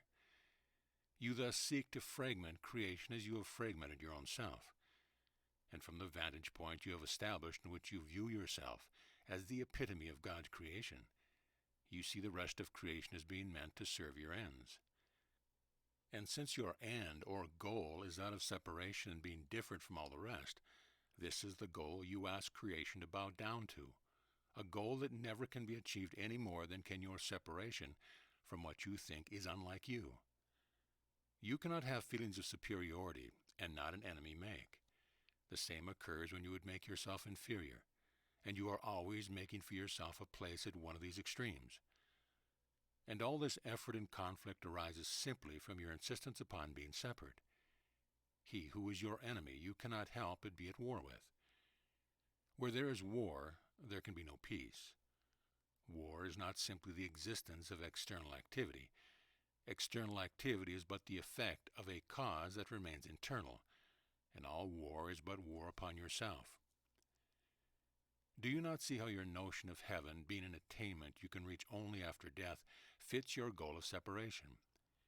If your belief in heaven were true, your challenge to creation would be real, and only your death would prove the victor. For if after death your Creator God provided you with a paradise not of this world, a separate place to honor your specialness and separation from all else that He created, then would you be vindicated and the purpose of your war made holy. You would be proven right and creation wrong. Would this make sense? What creator would create a world in which the highest achievement of life upon it would be to leave it in order to gain life? What creator would create a world not meant to exist in harmony? Harmony is life. What creator would create a temporary life and hold eternal life as a reward for death? If you can see the senselessness of a creator and a creation such as this, and still believe in it, then you must believe in a God who is insane. You, who pride yourself on reason and practicality, think if a creation such as this could contain any reason whatsoever, why then do you believe in it? You, who have made a God of reason and of intellect, think carefully now of what your reason and your intellect have made for you. How terrible would it really be to realize that although you have tried mightily, a creation such as this cannot be made to make any sense at all. Those who have turned their backs on God and refuse to believe in such nonsense have simply refused to make reason try to fit the unfittable without seeing that an alternative exists. You are not asked to believe the unbelievable, or to disregard all that reason would say to you. Only the opposite is true. You are asked rather to give up the laws of chaos for the laws of reason, the laws of illusion for the laws of truth. Think you not that reason opposes love? For love gives reason its foundation. The foundation of your insane world is fear. The foundation of heaven, your true home, is love. The same world based upon these different foundations could not help but look quite different. Your ideas of love, however, fit your goal of separation as neatly and conveniently as does your idea of heaven. For what you require of love is that it sets you apart and make you special. Much more is demanded of those you love than of any of your other brothers and sisters. The more that is required is all to feed your idea of your own specialness. You look for constant verification that this one you love loves you in return, and if attention is not provided, you feel you have a cause for claiming wounds that cannot be healed and reparations that cannot be paid. You thus hold the one you love the most in the greatest bondage, and call that bondage a relationship. This can be most clearly seen in relationships that were once everything to you and have since failed you. This can be a memory of any relationship, and each of you has one. It can be a parent, a child, a best friend, of a marriage or a partnership, or even that of a mentor or student. Whatever the relationship's configuration, it was one that truly brought you joy. Within it you were happy and felt as if you needed nothing more than this. It was a relationship so intense that at its peak you would have begun to see its continuation without change as the major goal of your life. Without it, life would not be worth living, and so it was necessary to retain it at all cost. This is the classic example that reveals much to you about yourself and the world you have made, if you are but willing to look at it with eyes that truly see. It is the magnifying glass that will allow you to see your world in all its mad confusion. For what caused you such great joy seemed to come at the cost of pain, and to leave you more alone and comfortless than before. How could this be said of love? And how could it have failed you so? And how, if it were real, as it surely felt as if it was, could it prove anything but that love is no answer, and surely not for you? We must begin with what is obvious, a simple point that some of you have denied, and that some of you could not. What makes this relationship stand out in your mind and feel so painful in your memory of it is that it was quite real in the way that is different from your relationship before or since. No other relationship affected you in such a way. Never were you more sure of a relationship's value to you. Anything that could make you feel so joyous, so safe and warm and loved, could not help but hold a value quite beyond compare. In this you were correct. It was no illusion that caused you to feel this way. This was not the love that passes for love in this world, but something else entirely. For at least one brief moment this was true love, for nothing but love can be the cause of joy, nor offer a haven of safety in an insane world. It is your response to love that concerns us now, for the return of love is coming, and you do not want to make the same response again. Everything that you consider valuable you want to keep. Well, this makes perfect sense to you because the foundation of your world is fear. Were the foundation of your world love, everything that you consider valuable you could not wait to share. Perhaps you think the desire to keep things for yourself stems from something other than fear. You might call this desire pride or security, or even accept it as vanity, before you would call it fear. But fear is what it is. Only fear breeds the feeling of lack that stand with it, the cornerstone of the foundation of your separate world. You do not realize that you have created a universe for yourself, a universe that you are required to maintain, and that without your effort would dissolve. This universe is yourself, and you are everything in it. Do not believe that you were to perish something quite unique would be lost in the world. You are alone and irreplaceable, one of a kind. Within you lie all that you would hope to contribute and create. Within the actions and interactions of your lifetime lie all the effects you would hope to have on what remains here. Without you, the people and the events that you would influence would behave quite differently and bring about different results than are somehow meant to occur. Although you know not your purpose, at least a part of you believes that this is true, for there must be some reason for your existence, although you cannot quite imagine what the reason might be.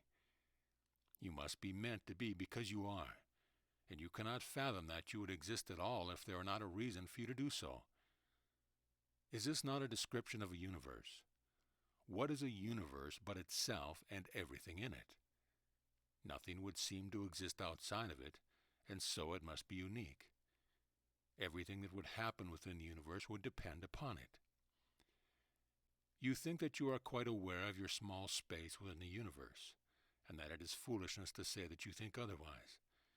Yet since only what you know is part of your universe, do you not see that it depends on you, and if it depends on you, that it is you?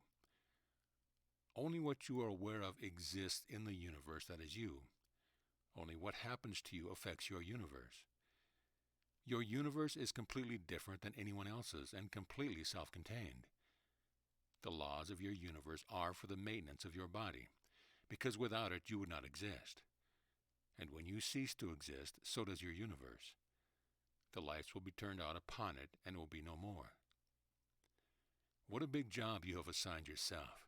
It is no small wonder that you live in fear when so much is dependent upon you, and no wonder that when you find a respite, a place of rest and beauty and of love, you want to claim it for your own lest it get away.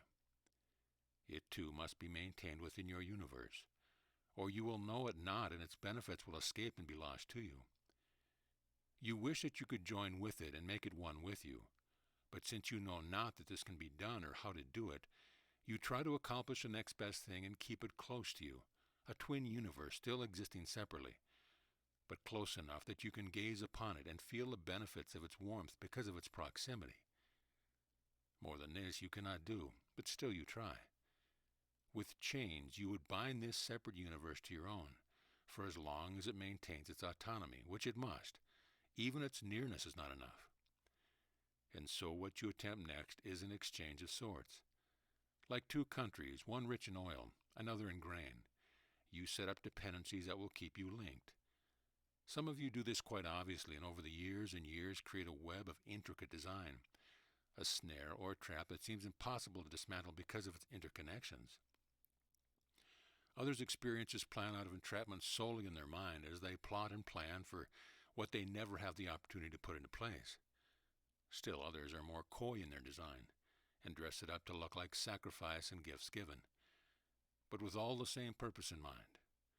What none realize is that fear has replaced love.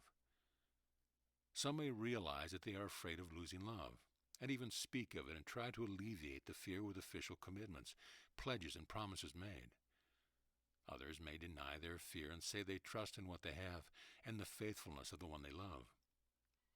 Fewer than these are those who do not need to voice their faith and trust, for their feelings remain strong despite their fear. For even those who fear no deception must remain afraid of the great deceiver. Whether they call it life or death, it is still the same. It is the chance that cannot be foreseen but is always there. Death may take their loved one prematurely, and if not prematurely, certainly eventually. And all of these, those who would admit to fear, and those who would not, would still believe that love exists despite fear claim upon it, and think they are lucky to have found a love to shield them for a little while from all the other things they fear. And yet the greatest fear of all is that of loss of love. You who have given everything to be alone and separate fear most of all that which you have given everything to attain. For what is loss of love but confirmation of your separate state? What is loss of love but being left alone? Loss of love comes from only one source. Call it fear or call it separation, but it is still the same. For in your separated state, you ask that love make you special to someone else, and that one special to you. You think this is what love is for, and so you make of it something it is not and only call it love. Heaven can only be made to seem to fit your goal of separation, and the same is true of love. You cannot change what love is or what heaven is. All that seems to make it change is the function or purpose you would give it. It is but you who gave heaven the purpose of giving you something to look forward to, a reward for a life lived according to your own rules, a reward to be gained by some and not by others, a pinnacle of achievement that will prove your rightness and your success after you are gone. Love you give the same purpose, but bid it do the job of rewarding you here and now. It, like heaven, is your proof that you are good and worthy, special, and to be rewarded for your specialness. You have thus placed love and heaven together in a parity of creation's meaning of each. Yes, they go together, and this you know, but the purpose of neither is what you have ascribed it to be. The purpose you give each thing within your world is what makes it what it is to you, and as each purpose you have ascribed to anything proceeds from the foundation of fear that built your world, each purpose is as senseless and as reversed from the truth as the next. This is why this course cannot just talk of love and bring you any closer to it than you are. While you realize not the purpose of anything in truth, you cannot know love or your own self. While your purpose remains to make yourself and others special, you will not put an end to the separation, and you cannot just let go of your own specialness. For as long as you hold on to the specialness of others, you hold on to your own. There is no reason to hold on to another's specialness unless you hold on to your own, and what you give to others you keep for yourself.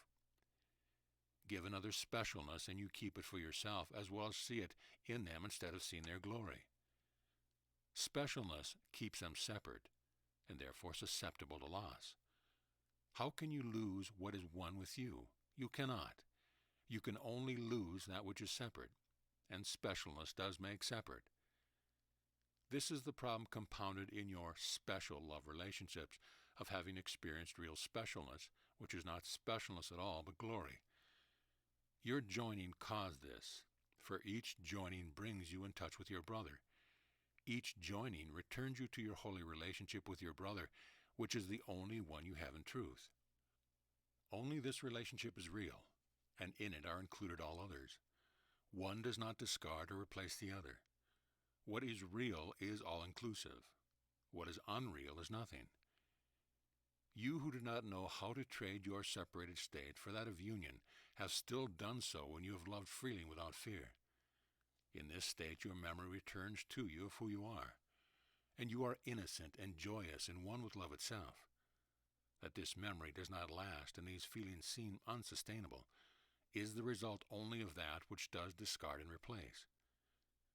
As we have said before, there are but two emotions. One is love, the other fear.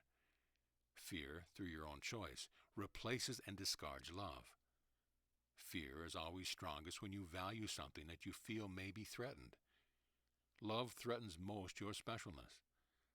Before your conscious mind has any awareness of what is happening, your memory of love, of innocence, and of joy threatens your specialness, your ego, your separated self who quickly rushes in with love's replacement.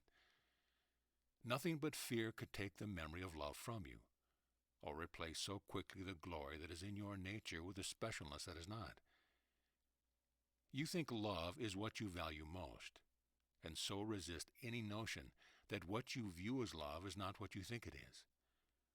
But as long as you equate love with the special ones on whom you choose to bestow it, you will know love not. What you will know is specialness, raised to the level of the Almighty and set upon His throne in a crown of jewels. In your world, love has no meaning unless it is attached to a particular thing. And as soon as love is attached to a particular thing, love's opposite is brought into existence. While you refuse to look upon this simple fact, you have no hope of change, nor does your world. You who think, what harm can come of loving this one above all others? Think again. For you are choosing not to love, but to make special. And you are choosing but to make love's opposite real to you, and those you claim to love, as well as those you claim not to love. Let us ask instead how loving all as one can bring harm. If you love all the same, what loss is there to anyone, including the one you would choose to make special? All that is lost is specialness. This is the view of life you cannot imagine bringing about, or bringing joy in its coming. But this is what you must begin to imagine if you desire to accept love's coming, instead of to reject it once again. For your refusal to give up specialness is your refusal of the Christ in you, and a refusal of love itself.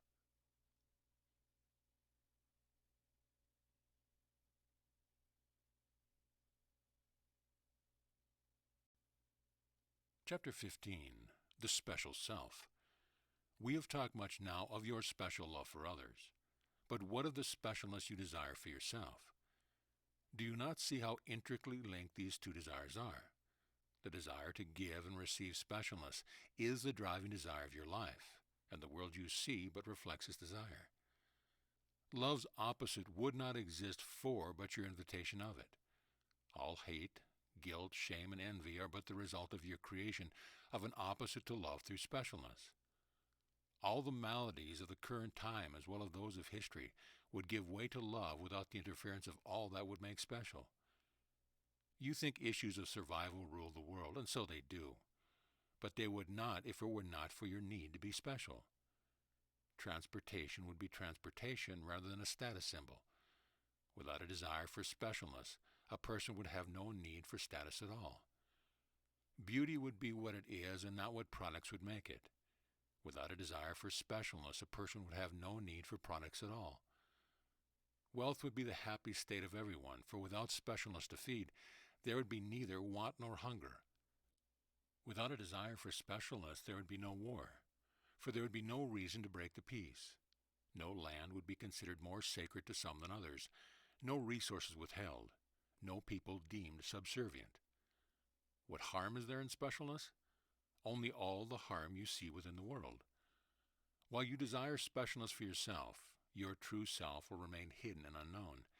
And since this is a course that seeks to reveal your true identity, specialness must be seen for what it is, so that you will desire it no longer. You can have specialness or your true self, but never both. The desire for specialness is what calls your little self into being.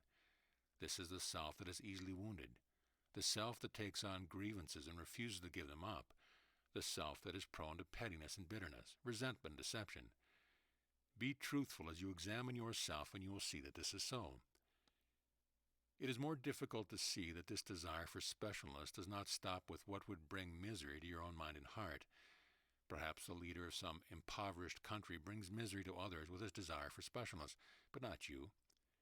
Yes, taken on a grand scale, you can see that this desire can wreak havoc, but still you would not believe that your own desire for specialness or to make another special could make a difference to many, or possibly even to anyone. You just want to love your mate and children, your parents or your friends, and would be quite content to have them think you special, and to make them special to you. Out in the wider world you think you are anonymous, and so are they. If within the small sphere of those they love they cannot be made to feel special, and you along with them, then what is the point of being here at all? For this is indeed the point you have made of your life. And so, within this small sphere, you do what is necessary to maintain your specialness and that of the others within it. Depending on your culture, what is necessary may mean few things, or many and different things for each one. From this sphere of influence comes your notions of success, your ideas of what is necessary to be good, your notions of what it means to treat others well. You would not be special to this one if you did not look a certain way, and you would not be special to that one if you did not earn a certain amount of money. You would not be special if you did not give this one certain gifts and opportunities, nor would you fulfill your responsibility of making this one special if you did not do so. To make one small change in this culture is difficult to impossible, because if you were to go your own way and choose your own look, lifestyle, or attitude, you might risk being seen as special within this group, and your choices might affect your ability to make others feel special in a way in which they have become accustomed to you doing so. How many rest within this sphere of influence? 20, 50, 100? And how many times is this multiplied by each of them? And yet this is but a fraction of who your specialness influences. In truth, your specialness affects everyone. Your desire for specialness makes of you a slave to others and others to you. It diminishes your freedom and for no end. For what others think of you does not make you special, nor does what you think or do for others make them special. All notions of popularity, success, and competition begin here, all notions of loyalty as well. For now we come upon a linchpin in your plan for specialness, one of great necessity to overcome if you are to reach the learning goal this course has set. Loyalty stems from faith, and where you set your faith is as much a determiner of your perception as is your concept of separation. All change seems to question your loyalty to others, and all choices are made with this loyalty in mind. Loyalty stems here from your faith and fear, and all from which you need protection. To belong to a loyal group, a family, or a community of supporters is seen as necessary for your safety. While many of you do not have this, you strive for it, and its attainment has been the cause of much suffering in your world. This banding together for support against fear simply makes fear real, and the seeming cause for loyalty essential. Your concept of loyalty is what makes it difficult for you to entertain withdrawing your effort to manifest the specialness of others in yourself. Making special seems to be a responsibility you have undertaken, and a refusal to make special an act of disloyalty. What's more, when all is said and done, you are loyal not only to your group, but to humanity itself.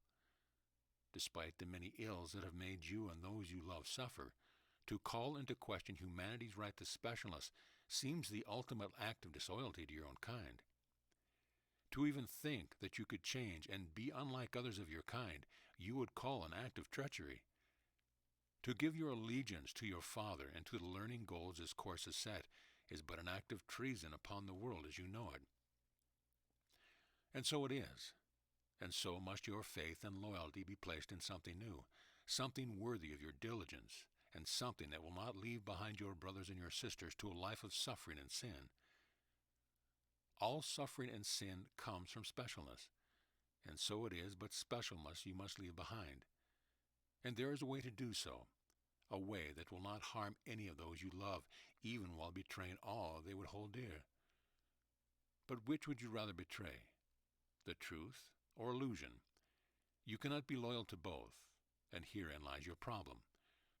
For at the turning point you look back and see one other you cannot betray, and one other whose special treatment of yourself you cannot live without or abandon hope of receiving. And so you choose illusion over truth, and betray all that you are and the hope your brother has placed in you as Savior of the world. You who still fantasize that you can have it both ways, give up your fantasy and realize that real choice lies before you. No, this is not an easy choice, or it would have been chosen long ago and saved much suffering and put an end to hell. But it also is not a difficult choice, nor one that is in truth yours alone to make. This choice cannot be made without your brother, and is indeed your brother's holy choice, as well as his birthright and your own. You only need be open to the place that no specialist can enter, and bid your brother choose for you. For in his choice you join with him and with your Father. In this choice lies one united will for glory that knows neither specialness nor separation. In this choice lies life eternal.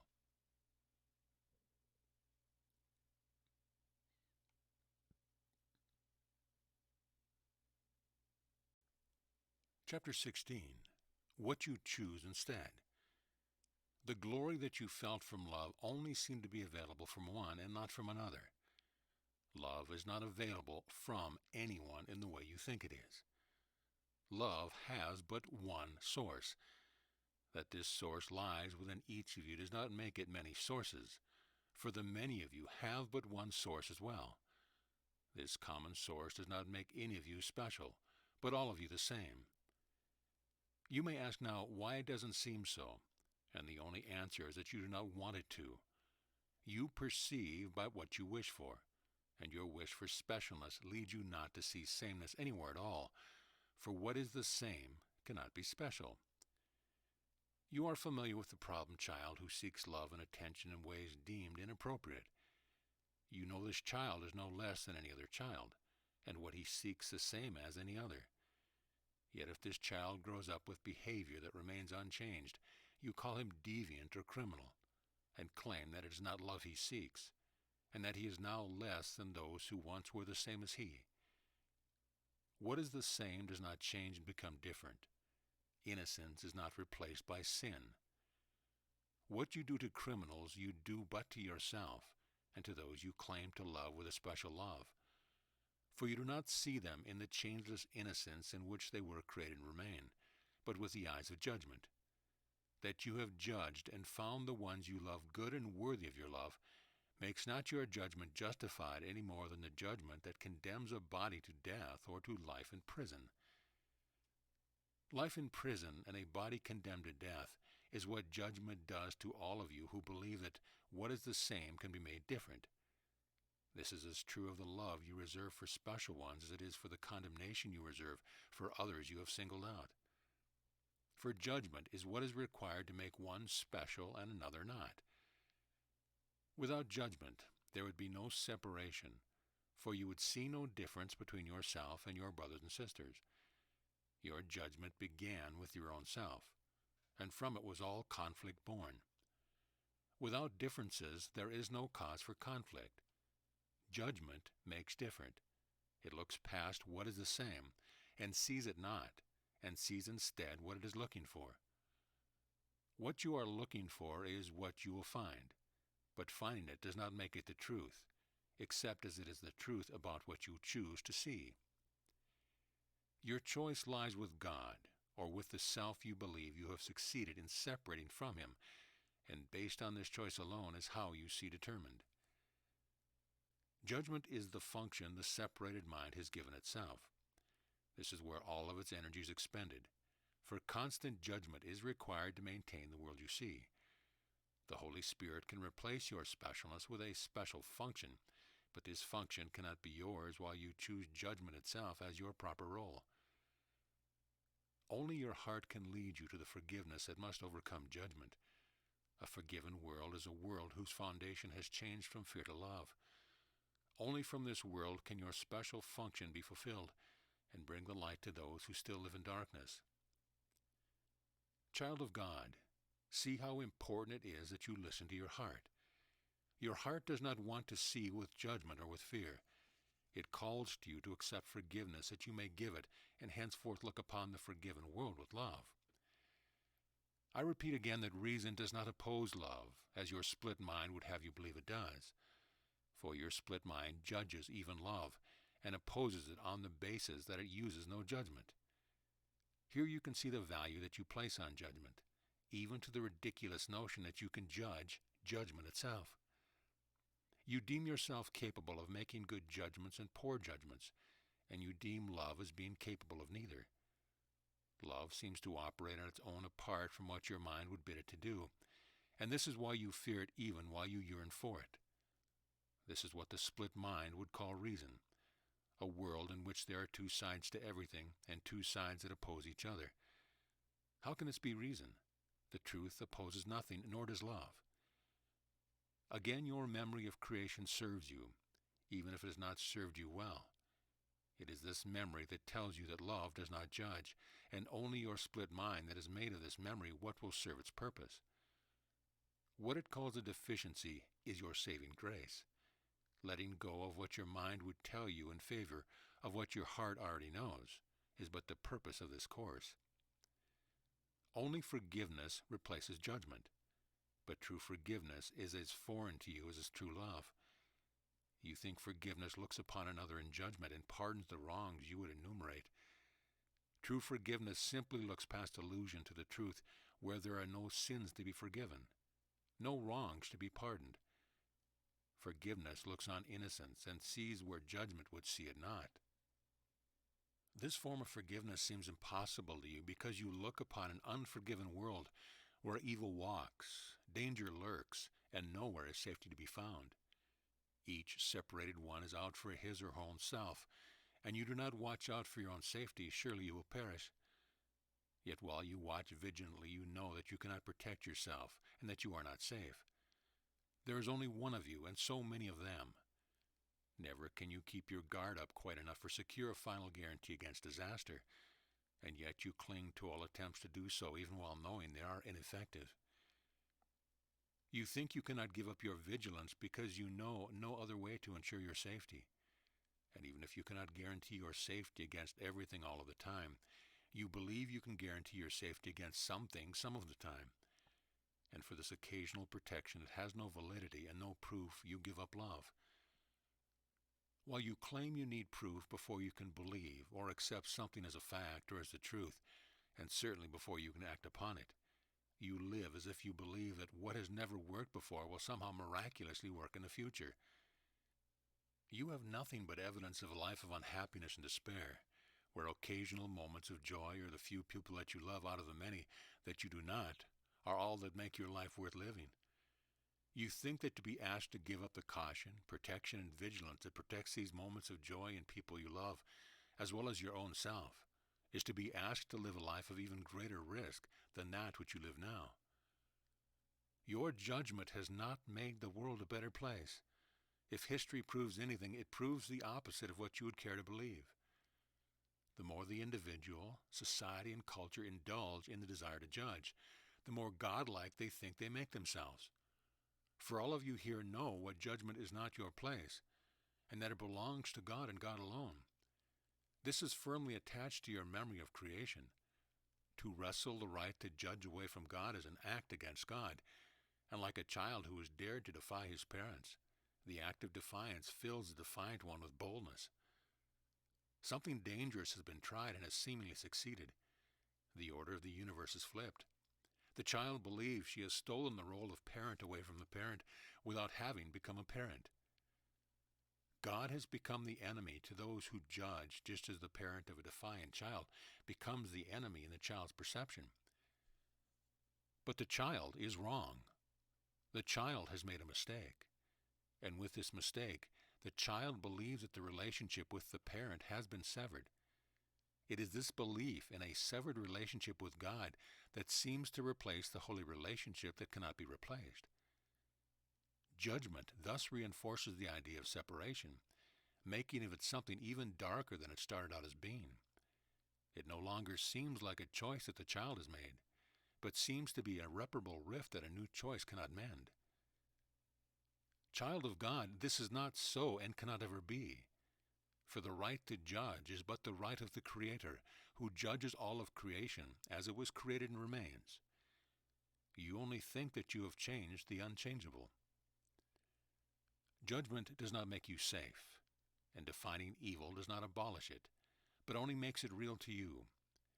Yet you believe judgment to be based on justice, and justice to include the punishment of those you have defined as evil. You have thus made justice one with vengeance, and in doing so have robbed justice of its meaning. Those who sit in judgment call upon their power to do what it cannot do. All power comes from love, as does all justice. Any basis other than love for power or for justice makes a mockery of both. Might makes right is the saying that is known to many of you, and even those who know the saying not believe in its tenet it represents. This you will claim you have evidence for. It is all around you. The strong survive and the weak perish. The mighty prevail and so define what is right for all those over whom they prevail. Those in power are those who make the laws, and those who have no power must obey them. And yet you are as frightened as those who have no power as those who do. Criminals are feared and shunned, and yet they have no power but that which they make from their own selves. You want power to come only through legitimate channels, and do not want those who have no power to possess it through the same weapons or might that you claim make those in authority powerful. While you want those you have given power to protect you, you also fear them, and in turn fear the powerless who might take away their power or rise up against them. What kind of power is it that needs to be constantly defended? What is it about the powerless that frightens you, except that they might not accept their powerless state? And what does this say but what history has shown you? That who is powerful and who is not determined by might or any authority that can be given and taken away. Power is possessed by those who claim it, by those who cry, "I am." For the beginning of power comes from the rejection of powerlessness. The rejection of powerlessness is but a step towards your identity achieved through the awakening of love of self. What misery the world has suffered in the name of judgment, power, and justice. What misery can be avoided by finding the true power inherent in your identity. For you are not powerless. Those of you who think you have traditional means of power on your side turn not to your own power. And then you wonder why those most spiritual, both currently and historically, seem to suffer hardship. Yet it is often only those who suffer hardship will rise up and claim the power that is their own instead of looking for it elsewhere.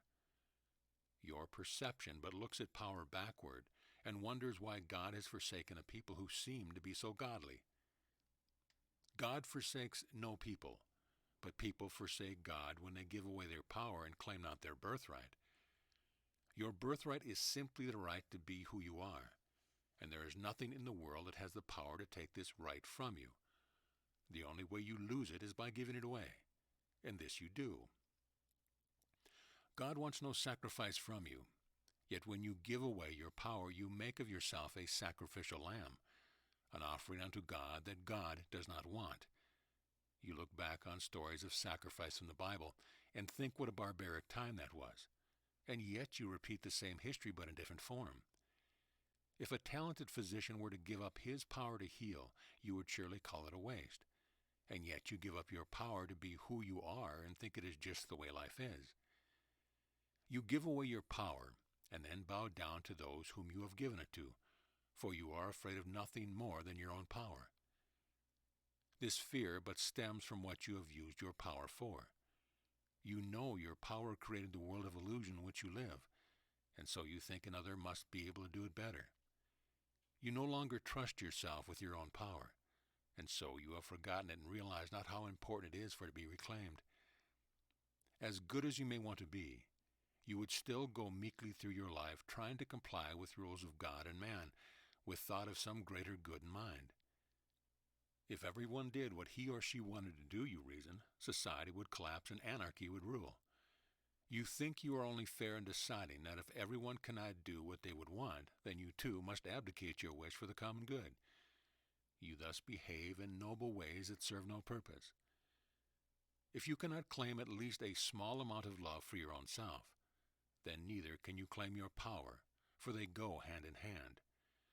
There is no common good as you perceive of it, and you are not here to assure the continuance of society. The worries that would occupy it can be let go if you but work instead for the return of heaven and the return of your own self.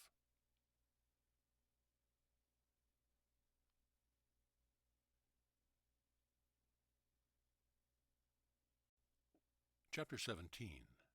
Conscious Non-Planning. Being who you are is no luxury reserved for the idle rich, or for the very young or old. Being who you are is necessary for the completion of the universe. Without the real you in it, there would be a void within the universe, and this would be impossible.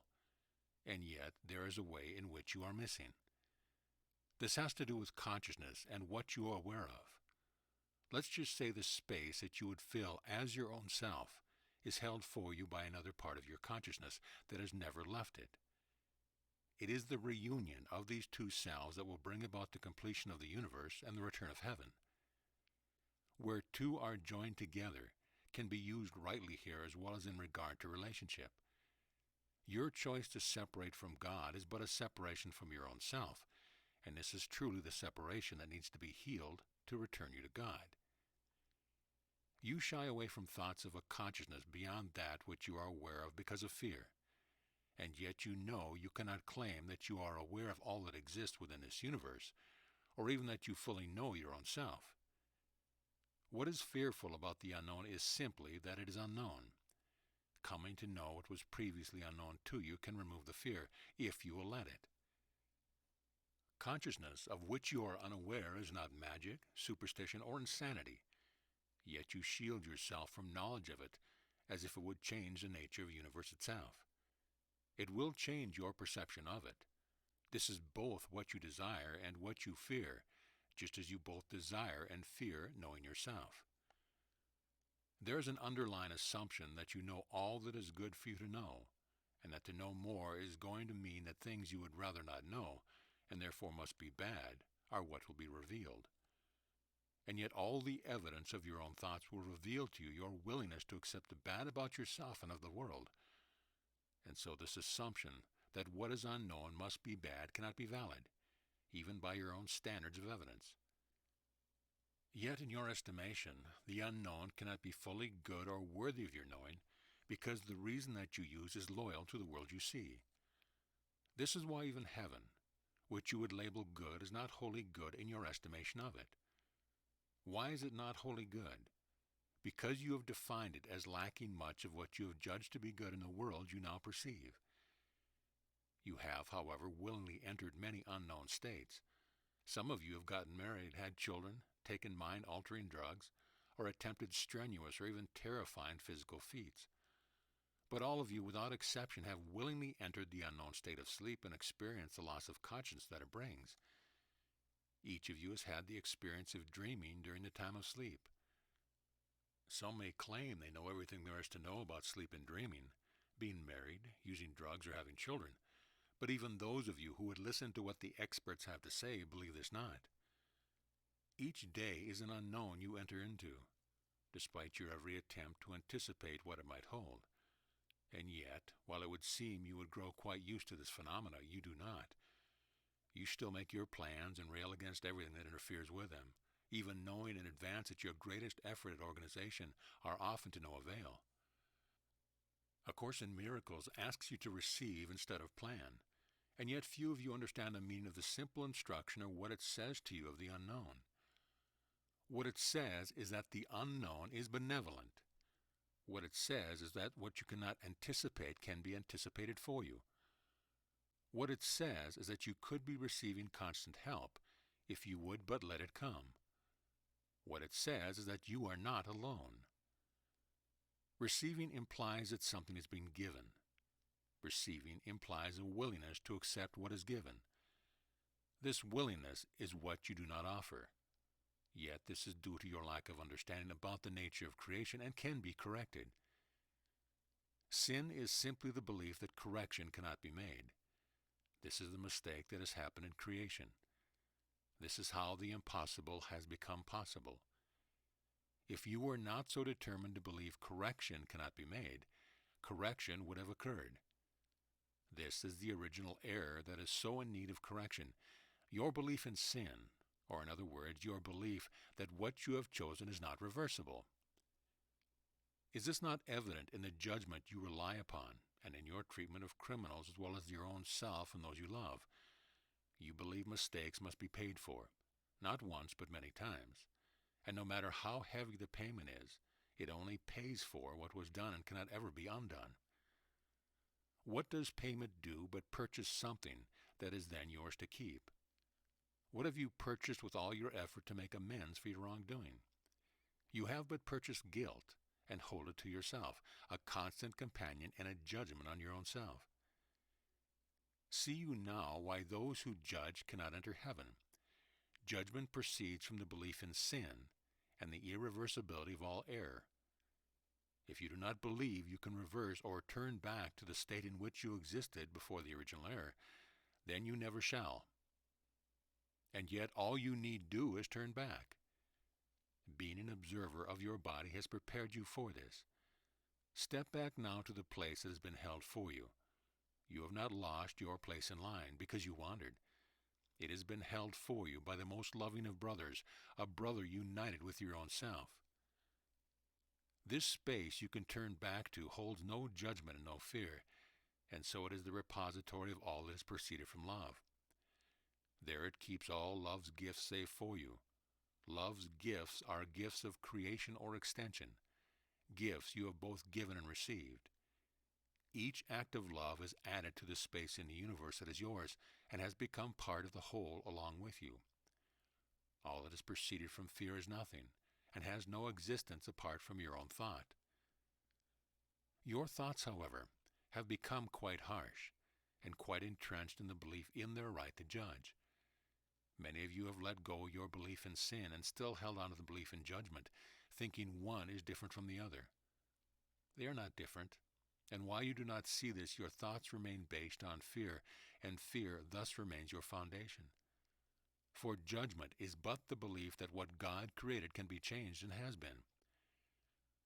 Forgiveness, which replaces judgment, must come from your heart.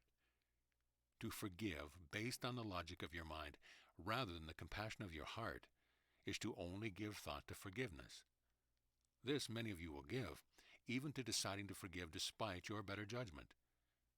See you not how little sense this makes, how insincere this even sounds? Sincerity is synonymous with wholeheartedness, a concept you do not understand, for it is beyond concepts. But now we begin to integrate your learning as we move to wholeness. The first move toward wholeness is but to understand this. Heart and mind are not separate. A united mind and heart is a whole heart, or wholeheartedness. You may ask then why this course has treated them as separate parts of you. This is simply because this is the way you see them, and because it has allowed me to address the different functions that you have given them.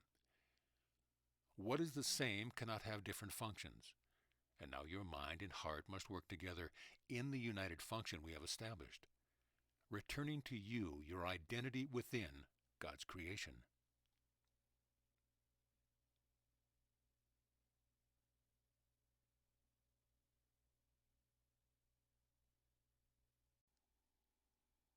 Chapter 18. The Mind Engaged. Many of you believe God's creation included the fall from paradise as described in the biblical story of Adam and Eve, and in the creation stories of many cultures and religions. When you accept this, even in non-literal terms, as a story of the separation, you accept separation itself. This story is, rather than a story of an actual event, a story that describes the problem. It is but the story of perception's birth. And your perception of the fall makes of the fall a curse. This interpretation would be inconsistent, however, with a benevolent God and a benevolent universe. This interpretation accepts that separation can occur. It cannot. Belief in the fall is belief in the impossible. Imagine that you are part of a chain of bodies holding hands and encircling the globe. I am among those whose hand you hold. All are linked, even if each one is not holding the hand of every other one. If one link in the chain were to be removed, the chain would no longer form a circle but would fall, each end suspended in space. The chain would now be a line seeming to go from here to there, instead of enclosing and encompassing everything. The separation assumes that you can break the chain. This would be impossible, as it would be for me to let go of your hand. Now imagine further that this chain is keeping the Earth in its orbit. It is obvious that the Earth falling out of orbit would cause dire consequences of a universal nature.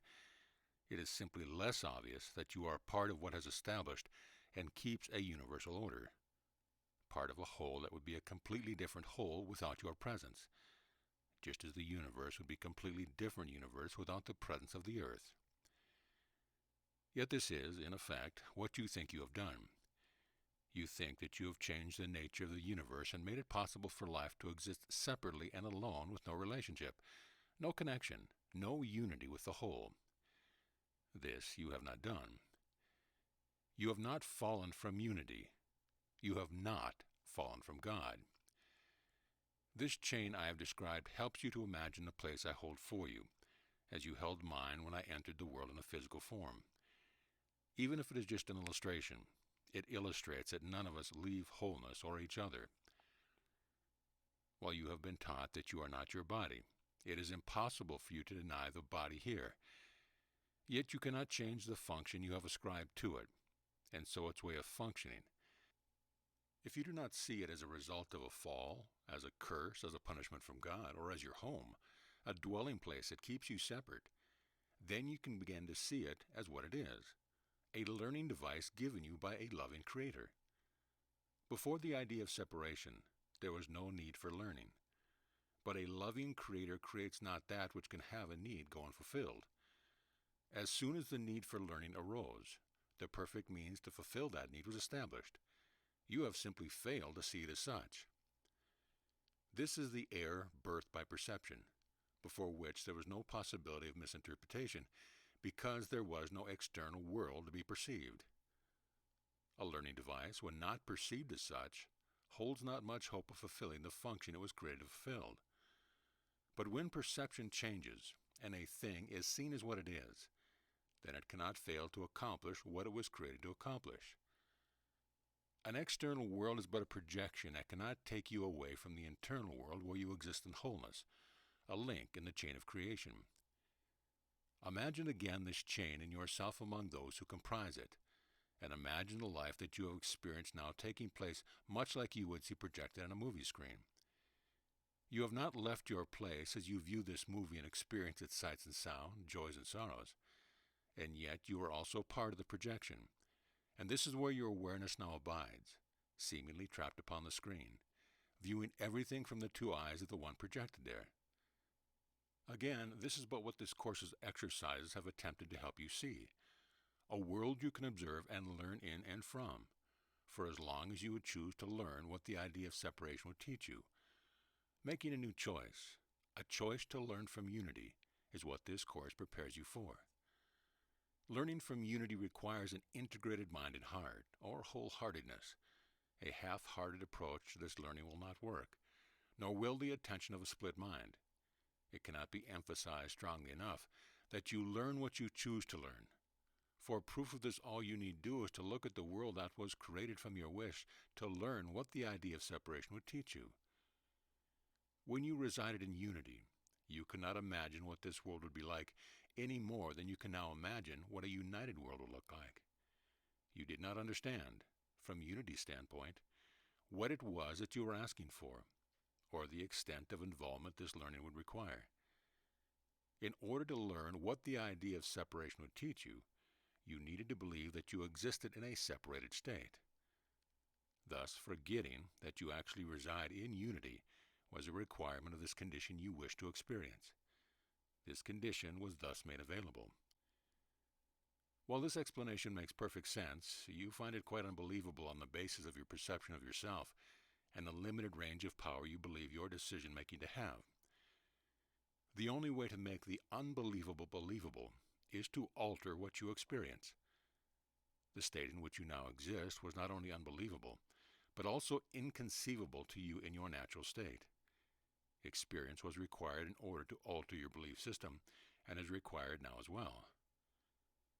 The experience of unity will alter your belief system and that of others, for what you learn in unity is shared. Because you are currently learning from separation, however, each must experience unity individually before their belief system can be changed, even when what is learned is shared at another level. Perception of levels is a function of time, and thus it seems that great amounts of time are needed before change of a lasting nature can occur. This is why miracles save time, for they integrate all levels, temporarily collapsing time. Time is actually a measurement of learning, or the time it takes for learning to pass from one level to another through experience, for here learning is experienced in time. In order for your experience base to change from that of learning in separation to that of learning in unity, learning from what unity can teach you must be birthed as an idea. To hear or learn of another's idea is not to give birth to it. You thus must each experience the birth of an idea of learning from unity in order for it to come from within and leave not its source. An idea of mine can only become an idea of yours through your relationship with it. You need only to experience this idea in your own way, from the desire to know from which all ideas are born, in order to give it life. Once an idea is born, it exists in relationship to its creator. All that remains now is a choice of participation. In unity, all that you desired was participated in fully by a mind and heart combined in wholeheartedness. You knew yourself to be the creator, and loved all that you created. You did not desire and fear something at the same time, and your desires did not change from moment to moment. What you desired you experienced fully with your whole being, making it one with you. That you keep yourself from desiring anything fully here is what makes this existence so chaotic and erratic. A mind and heart in conflict is what keeps you from desiring anything fully, and thus from creating. Thus the integration of mind and heart must be our goal in order for you to create the state in which unity can be experienced. Obviously, this is up to you. As you choose to create a state of separation, you must choose to create a state of unity. It can come as no surprise to you that your mind has ruled your heart. What this course has thus far attempted to do is to briefly change your orientation from mind to heart. This is a first step in what will now seem like an attempt to balance two separate things, but is really an attempt to unite what you have only perceived as separate. If the heart is the center of yourself, where then is the mind? The center is but the source in which all exist as one mind. To say this to you before we loosen some of your perceptions about the supremacy of the mind, however, would have been folly. The one mind is not as you have perceived your mind. The one mind is but a mind in which love rules, and mind and heart are one. We will proceed by calling this wholeheartedness rather than mind or heart. A wandering mind is seen as quite the norm, and thoughts that dart about in a chaotic fashion are as acceptable and seemingly as inevitable to you as breathing. A split mind is seen as not much less normal, although it is recognized that a split mind makes decision-making difficult. You are already told that the only exercise for your mind that would be included in this course of love is that you dedicated all thought to union. This now must be seen in two dimensions rather than one. In addition to dedicating thought to unity with the whole, you must dedicate yourself to unifying thought itself. You do not realize what a wholehearted choice in regards to experiencing separation did. Wholeheartedness is but a full expression of your power. A full expression of your power is creation. What has been created cannot be uncreated. What has been created can, however, be transformed. Transformation occurs in time. Thus, transformation and miracles need to work hand in hand. The transformation from a state of separation to a state of unity is a miracle indeed, for this transformation requires recognition of a state that you cannot recognize in separation. While this is a paradox, it is not impossible for the simple reason that you never left the state of unity that you do not recognize. Your lack of recognition can thus be overcome by remembering the truth of what you are. Unifying thought is more than a matter of focus or single-mindedness, although these are both steps in the right direction. Unifying thought is also a matter of integrating the thoughts or language of your heart with that which you more naturally perceive as thought, the words and images that go through your mind. We talked briefly here on emotions, doing so only to differentiate your feeling of love from your feeling of lack of love or fear. What we have as yet talked even less of, however, is what emotion covers up, and the stillness that lies beneath. I have referred to the true language of the heart as communion, or union of the highest level, and of remembrance of who you are being the means by which communion can return to you. So what we speak of now is integrating remembrance and thought. While we spoke of what you think of as emotions being reactions of the body to stimulus, we did not speak of the stimulus itself. Before we do so, we must clarify further the function of the body as a learning device.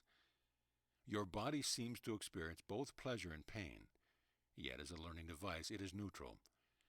It does not experience, but only conveys that which can be experienced to you. You then relay a reaction back to it. This circular relationship between you and the body is the perfect relationship for the purpose of learning, since both the experience and the reaction to the experience can then be learned from, and because the learner can choose both.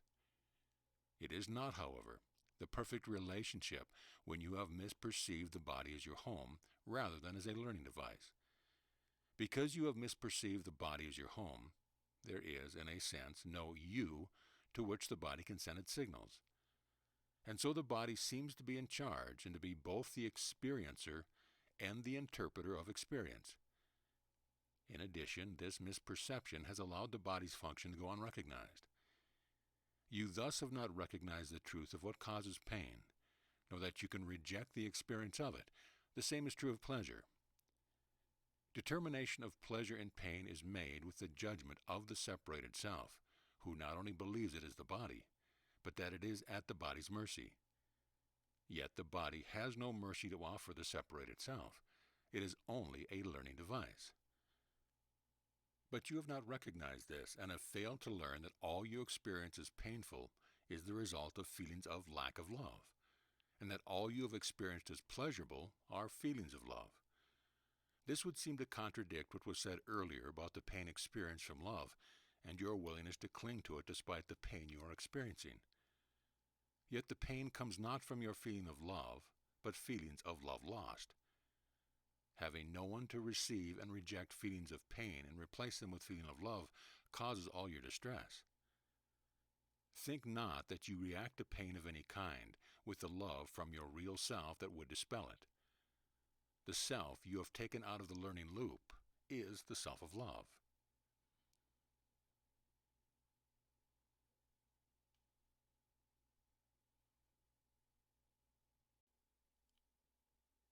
Chapter 19. Oneness and Duality. There was no evil intent in the creation of the body as a learning device, and as a learning device it was perfectly created. The problem lies in what you have, in your forgetfulness, made of the body. Only from thinking of the body as yourself did ideas of glorifying the body arise. To glorify a learning device makes no sense. And yet, in creating the perfect device from which you could experience separation, all such problems were anticipated and corrective devices created alongside them. You could not fully experience separation without a sense of self as separate, and you could not fully experience anything without your free will. A separate self with a free will operating in an external world, as well as a spirit self-desiring the experience of separation, would naturally lead to a situation where the whole range of experiences available to a separate being would exist. The complex set of criteria needed to create a world of separation was, in the instant of creation, anticipated and provided in a form consistent with creation's law. While this world was created with love, as all of creation was, it was also created to provide the desired experience. Thus was fear born, for a separate self is a fearful self by its nature. How could it not be? You who have grown weary of this experience rejoice, for you can choose a new experience. Your free will has not been taken from you, nor has the power of creation abandoned you. Within creation's own laws does the solution exist. The solution lies in transformation, and that is why you are still needed here. Beneath the world of illusion that you have made to glorify the separated self lies the world that was created for your learning, and that so exists in truth. It is not the only world by any means, but it is still heaven because heaven must be where you are. A wholehearted choice to abandon all ideas of glorifying the separate self and to let the world be what it is will begin the transformation. This requires the first unification, the unification of mind and heart, after which unification with God is naturally returned to your awareness. For this unification returns you to the Christ in you, and the one mind united with God, which you have never left. Creation's power then returns to you to help all the separated ones remember union. Although this may all sound like science fiction to you, realize that you accept much in all areas of your life, from that of religion to science itself. That sounds like fiction. You are not, however, expected to believe all I have told you on faith alone. Experience is needed to change your beliefs and place your faith securely in them. The first step in leading you to experience of another kind is your willingness to accept that you are here to learn, and that your body can provide the means. Your saving grace is that even a separated self yearns for union and knowledge of its Creator. Thus, along with this yearning was a means provided for its fulfillment, and with this fulfillment lies the end of the separation. I was part of this means, but only part. Fulfillment can be provided by each and every one of your brothers and sisters, for in each is the Christ available to be seen and experienced as it was for me. It is in your holy relationships that union can be found and experienced, and thus from these that you fuel your desire for union with all and for knowledge of your Creator.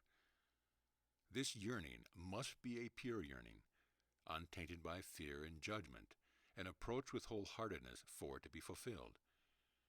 It is not the means that you are lacking, but the wholehearted desire. Let me speak briefly on the role I played so that you can better understand the role that waits for you. I came in the fulfillment of Scripture. All this really means is that a certain community had been led to expect my arrival. They awaited me with expectation and so found in me what they hoped to find. What my brothers and sisters saw in me allowed me to be who I was, even while in human form. I tell you truly, if you were to see any of your brothers and sisters today as those who awaited my birth saw me, they too would remember who they are. This is the role I asked you to accept so that you can provide for others what was provided for me. Each one of your brothers and sisters is as holy as I and as beloved to God. Can you not witness to their belovedness as those long ago witnessed to mine? You have not been able to do this so far because you have desired specialness for yourself and a few others rather than belovedness for all. But now perhaps you are ready. The separated self cannot relearn unity except through union. Here, union is achieved in relationship. To see your brothers and sisters as those of long ago saw me is the way to achieve relationship of the highest order and relearn communion, the language of the heart. This is why you have been asked to experience the spirit of your brothers and sisters, rather than simply relating to their bodies as you always have. I was not seen as a body by those who believed in me, although I had a body to help me learn just as you do. My testimony witnessed to your arrival just as the Scripture witnessed to mine. Even while some of my words were distorted or misinterpreted, you can still revisit them and see that this is so. I did not proclaim myself to be above or different from the rest, but called each of you brother and sister and reminded you of our Father's love and of our union with Him. Your belief in your brothers and sisters will not be total, however, without the reunion of mind and heart that produces the state of wholeheartedness. This state was not achieved at all times by all those who believed in me, and perfection is not asked of you. As can be clearly seen from the records left to you, the apostles did not, in fact, achieve this state during my lifetime, for they looked at me as different and looked to me for power. Only after my resurrection did the Holy Spirit come upon them and reveal their own power to them by uniting mind and heart with belief.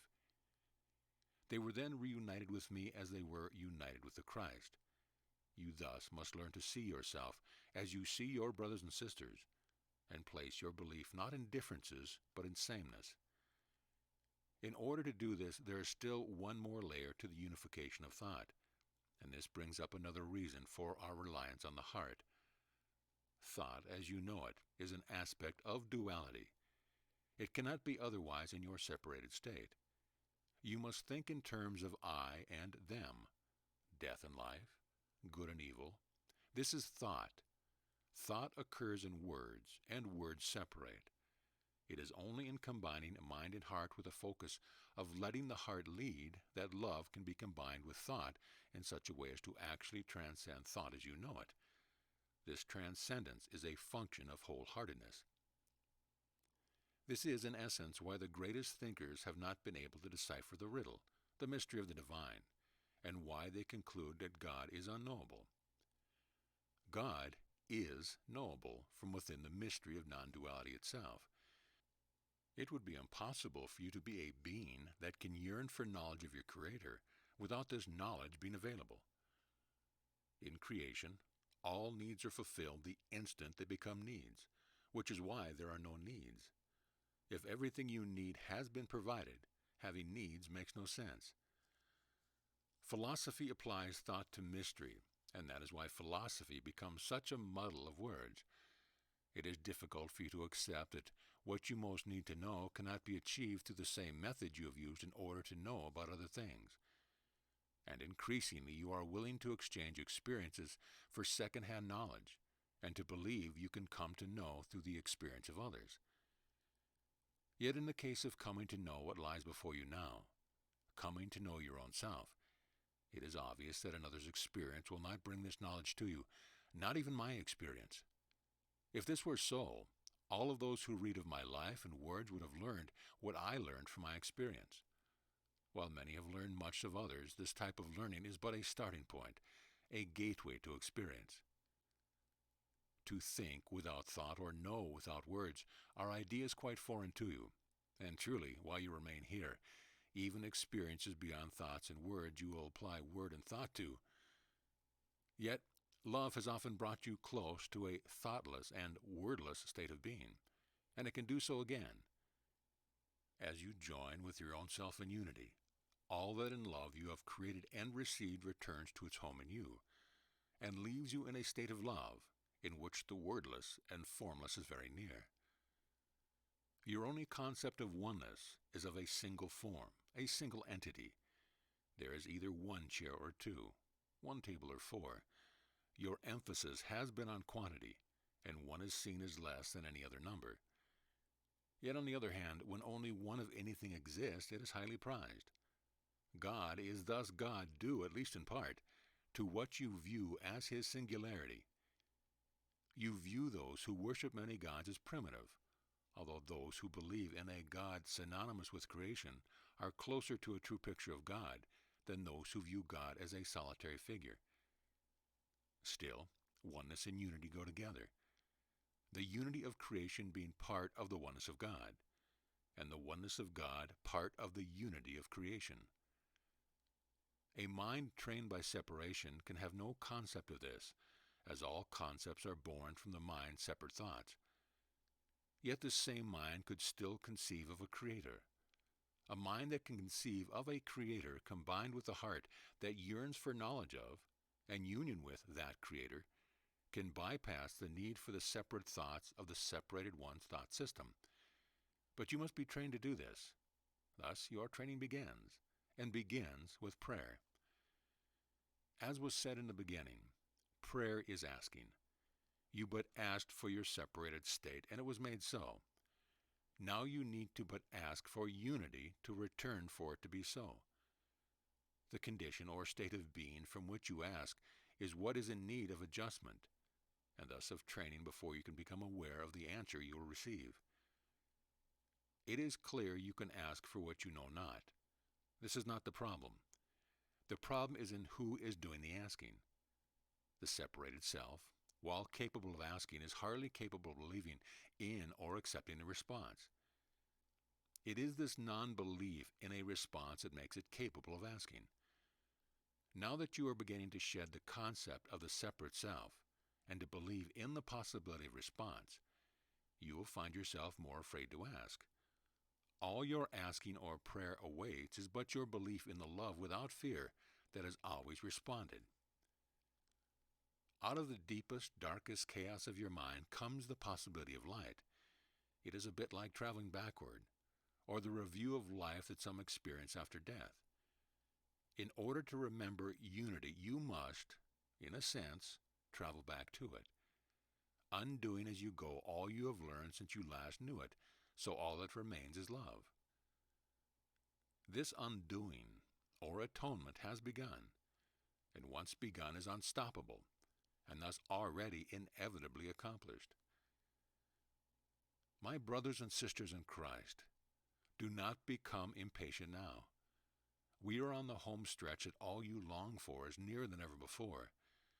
To talk of going back will undoubtedly make you feel impatient, But this is not a going back that will in any way resemble the going back that you have tried to do before.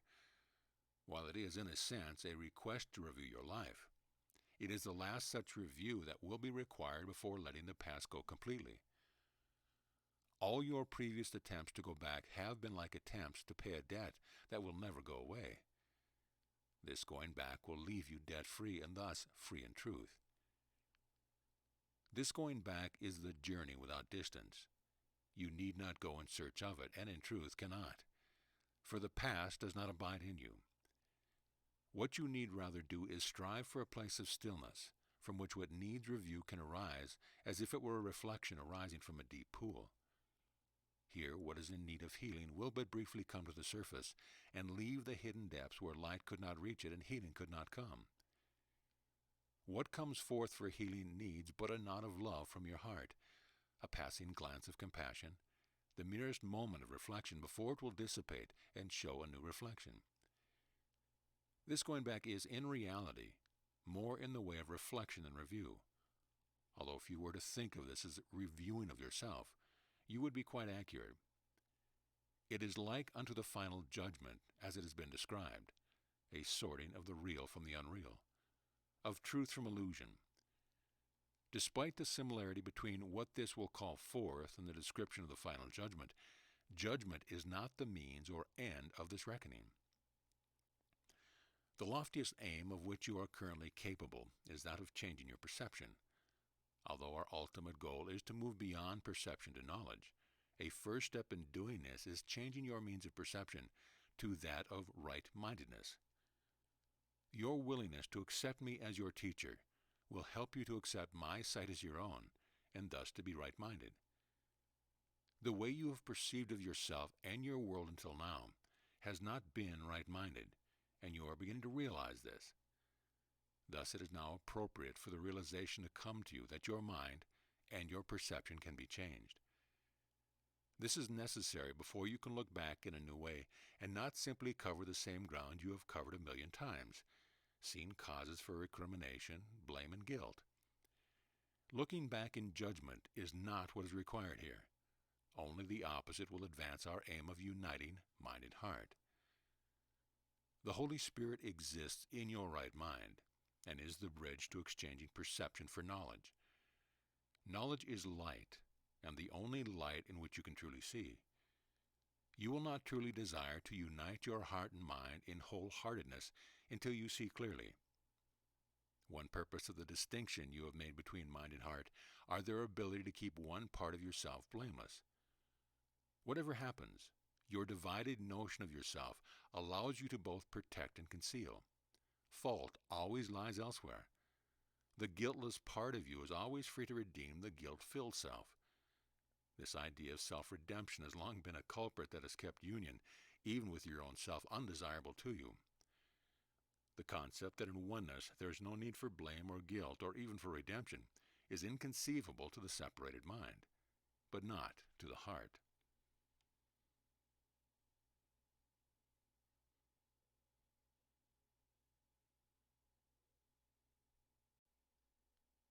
Chapter 20. The Embrace. Your longing now has reached a fever pitch, a burning in your heart quite different from that which you have felt before. Your heart may even feel as if it is stretching outward, straining heavenward, near to bursting with its desire for union, a desire you do not understand but can surely feel. This is a call to move now into my embrace and let yourself be comforted. Let the tears fall and the weight of your shoulders rest upon mine. Let me cradle your head against my breast as I stroke your hair and assure you that it will be all right. Realize that this is the whole world, the universe, the all in whose embrace you literally exist. Feel the gentleness and the love. Drink in the safety and the rest. Close your eyes and begin to see with the imagination that is beyond thought and words. You are no longer the object viewing the subjects of the kingdom. You are the heart of the kingdom's beauty revealed. The beloved child suckled at the breast of the Queen Mother Earth, one child of one mother, nameless and beyond naming. No I resides here. You have given up the vision of your eyes and the I of your ego. You are loosed of bounds, no longer a thing of beauty, but beauty itself. Thingness is over, and your identity no longer stands in form, but flows from life itself. Your beauty is the gathering of the atoms, the order and chaos, the silence and solitude, the grace of the cosmos. Our heart is the light of the world. We are one heart. We are one mind. One creative force gathering the atoms, establishing the order, blessing the silence, gracing the cosmos, manifesting the light of the heart. Here we live as one body, experiencing communion, the soul's delight rather than otherness. It is a seamless world, a tapestry where each thread is vibrant and strong, a canticle where each tone is pure and indivisible. We have returned to the embrace, and now your arms cradle me as well. For an embrace, although it may begin with one reaching out to another, concludes with mutuality, sharing touch, a melding of one into another. The embrace makes one of two. And now we begin to see with the eyes of our heart. We are no longer looking out, but looking in. All landscapes and horizons form within the embrace. All beauty resides there. All light is fused and infused within the embrace. Within the embrace our sight clears, and what we see is known rather than understood. Here rest comes to weariness and gently lays it aside. Time has ended, and there is nothing you must do. Being replaces identity, and you say, I am, and there is nothing outside of me, nothing outside of the entrance. From here your life becomes imaginal, a dream that requires you not to leave your home, your place of safety and of rest. You are cradled gently while your spirit soars, dreaming happy dreams at last. With love surrounding you in arms and hold you close, you feel the heartbeat of the world just beneath your resting head. It thunders in your ears and moves through you until there is no distinction. We are the heartbeat of the world. This is creation. This is God. This is our home. We exist in the embrace of love like the layers of lights that form a rainbow, indivisible and curved inward upon each other. Love grows from within as a child grows within its mother's womb. Inward, into the embrace, the source of all beginning, the kernel and the wholeness of all life. The whole exists untroubled by what it will be. It is. The time of parables has ended. A new time of no time awaits. Nothing is like unto anything else. Likeness, like thingness, has been overcome with oneness. Oneness prevails. The reign of Christ is at hand. I am alive, and you do not believe this, or you would not be here. Yet you think not of me living, and imagine it not. Christ reigns in the kingdom in which I live, just as Christ reigned within me on earth. In the cave on this earth where my dead body was laid, the Christ in me returned me to the embrace. The singular heartbeat of the man Jesus no longer sounded. My heartbeat was the heartbeat of the world. Imagine a body in a cave in the earth and the planet and the universe. Each cradles the other. None are passive, none are dead.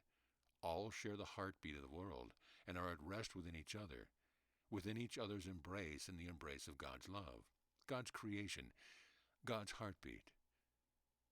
God's heartbeat is the source of the world, the soul of the world, the sound of the world in harmony, existence with no beginning and no end. One embrace, all in all, none lesser and none greater, for all is all. One is one. There is no longer cause for alienation, nor feel the feeling of abandonment so many of you have felt. You are now within the embrace where all such hurts are healed. The world does not exist apart from you, and so you must realize your compassionate connection. The world is not a collection of cement buildings and paved streets, nor of cold, heartless people who would as soon do you harm as good. It is but the place of your interaction with all that lives within you, sharing the one heartbeat. The heartbeat of the world does not exist apart from God. The heartbeat of the world is thus alive and part of you. This heart connection is what we seek to return to. This realization that the world is not a thing, as you are not a thing. Your identity is shared and one in Christ. A shared identity is a quality of oneness. A shared identity is one identity. When you identify with Christ, you identify with the one identity. When you realize the oneness of your identity, you will be one with Christ. Christ is synonymous with oneness. Who could be left out of the embrace? And who from within the embrace could be separate and alone? Have you never felt as if you would wrap your arms around the world and bring it comfort if you could? This you can do, not with physical arms, but with the arms of love. Have you never cried for the state of the world as you would for one small child in need of love? Has the world then not lost its thingness? And has it not as well lost its personalness? Are your tears not shed for what lives and breathes and exists along with you? And is the you who shed such tears a personal being? A thing? A mass of flesh and bone? Or are you, like the world you cry for, devoid of thingness and a personal self?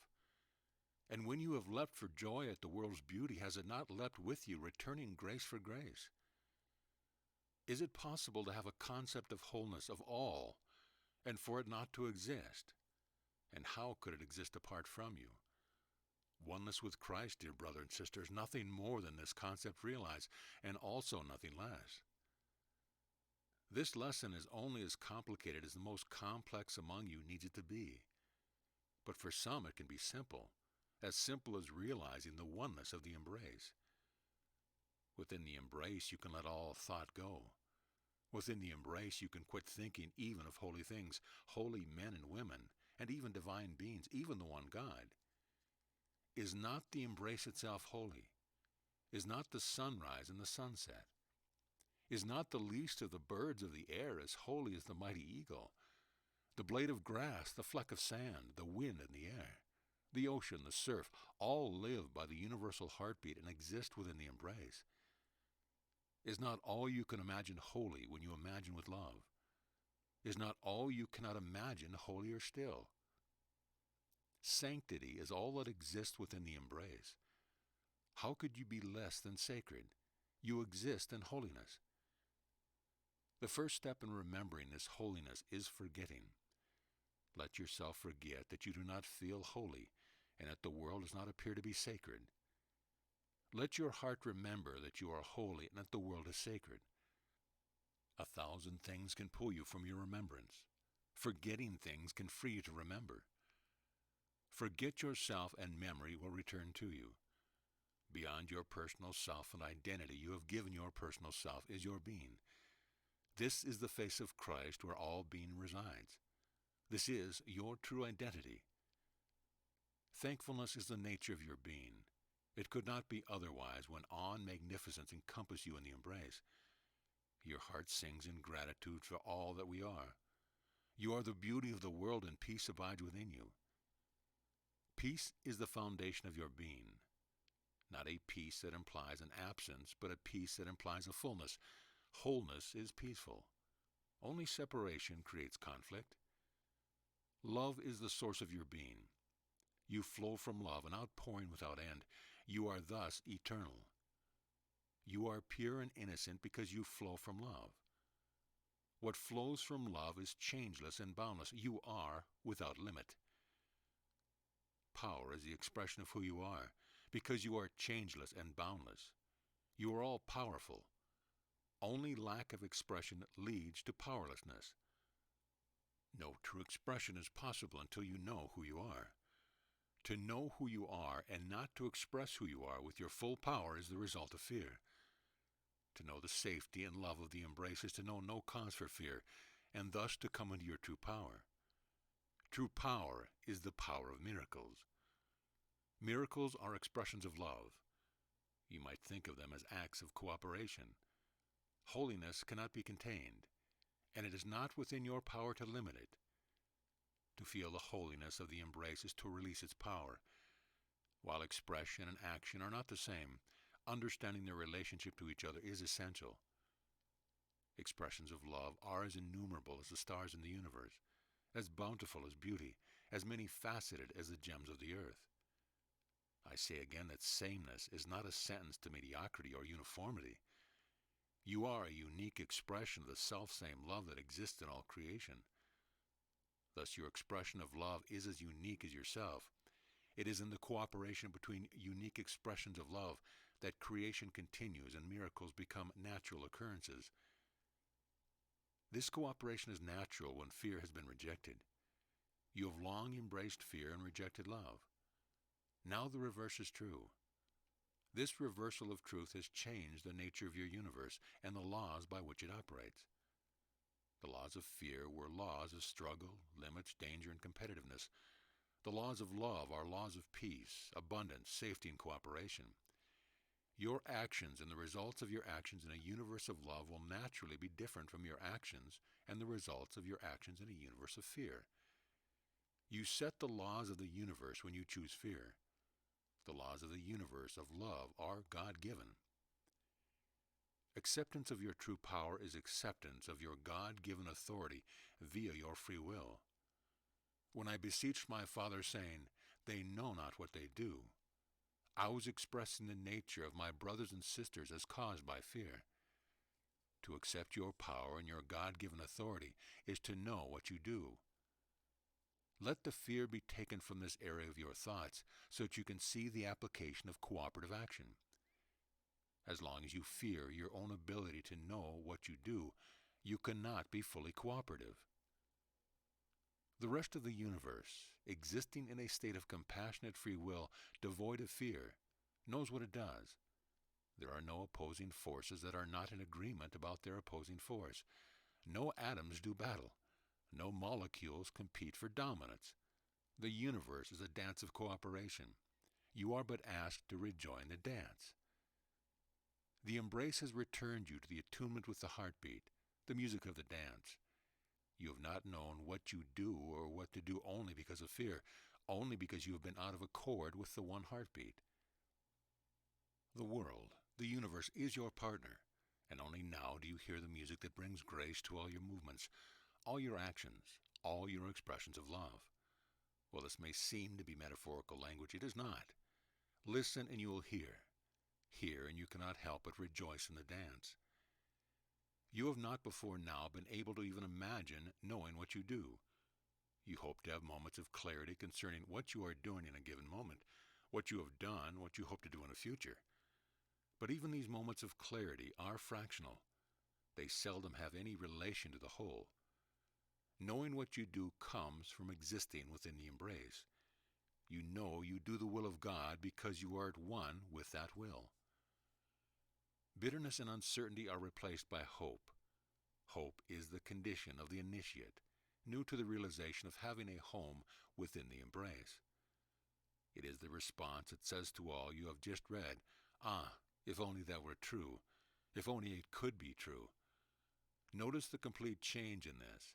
If only, from those we have spoken of early, the if-onlys of fear. If you put half as much faith in these if-onlys as you have in the if-onlys of fear, all the certainty I have spoken of will be yours. Knowing what you do is a present moment knowing. It is not about plans. It is about moment by moment knowing exactly who you are and acting out of that loving identity. And it is about knowing that as you do so, you are in accord and enjoying the full cooperation of the entire universe. Hope is a manner of acting as if the best possible outcome you can imagine could truly occur. Hope is a willingness to accept love and the grace and cooperation that flow from love. Hope is a willingness to ask for help, believing it will come. Hope is the reason and the outcome for which we pray. Hope acknowledges the kindliness of the universe and has no use for things. The inanimate as well as the animate is called upon, depended upon for service. All use is replaced with service, and appreciation replaces the callousness with which use often occurred. All service is cooperative and depends on a belief in mutuality. All fear that what is good for one may not be good for the whole is replaced by an understanding that each one is worthy of his or her desires. Eachness replaces thingness, but not oneness. All fear that one gets means that less is available for another is replaced with an understanding of abundance. Receiving replaces all notions of taking or getting. All that is received is for the mutual benefit of all and takes nothing away from anyone. There is no limit to love, and so there are no limits to anything that flow from love. What one benefits from, everyone benefits from. Receiving is an act of mutuality. It stems from a basic law of the universe expressed in the saying that the sun shines and the rain falls on the good and evil alike. All gifts of God are given equally and distributed equally. It is your belief that this is not so that causes judgment. All who believe they have more fall prey to righteousness. All who believe they have less fall victim to envy. Both fall from grace and limit their ability to receive. No gifts are received when all gifts are judged. While the gift is still given, the judgment changes the nature of the gift by limiting its ability to be of service. A gift one feels one cannot use is discarded. Thus have many of your treasures lain fallow. What you each have been given is that which will serve your purpose. You could have no more perfect gifts, for your gifts are expression of your Father's perfect love for you. Look deep inside and feel your heart's gladness. Your construction was no mistake. You are not flawed. You are not wanting. You would not be other than you are except when you give in to making judgments. Look deeply, and you will see that what you would call your imperfections are as chosen and as dear to you as all the rest. You would not be other than who you are. You may know that this is true, or you may dwell in fantasies, desiring what another has, or for some success, fame, or riches that seem impossible for you to attain. And yet, whether you know it is true or not, it is true. You would not be other than who you are. Herein lie your peace and your perfection. If you would not be other than who you are, then you must be perfect. This is a conclusion both logical to the mind and believable to the heart, says to spray on flat and its acceptance is a step toward wholeheartedness. What are you doing? To believe in your perfection and the equality of your gifts is That doesn't peaceful because it explain why you're releases you spraying from my trying to butt. acquire that which What you previously it says believed to you were spray on lacking. flat surfaces. It releases you from Are you judgment recording because this? you know No. that your brothers and sisters are always beings of perfection. When you begin to see them as such, what you'll receive from them is far grander than anything you would have wished to take from them. Your thinking will begin to change to reflect your recognition of reception. Reception and welcome are highly linked. You will find you are welcome to all the gifts you recognize in your brothers and sisters, just as you freely will offer yours to serve them. To serve, rather than to use, is an enormous change in thinking, feeling, and acting. It will immediately make the world a kinder, gentler place, and it is only the beginning. To serve is different from your ideas of service, however.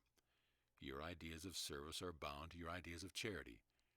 Your idea of charity is based on some having more and some having less.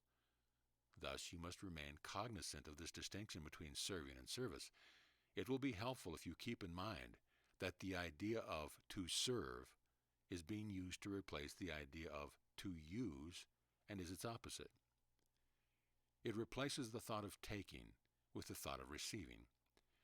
It implies that you are welcome to all the gifts of the universe and that you can be given through you to others as well. It implies willingness rather than resistance. To change your thinking and your feelings from expecting resistance to expecting willingness is another key change that will lead toward wholeheartedness.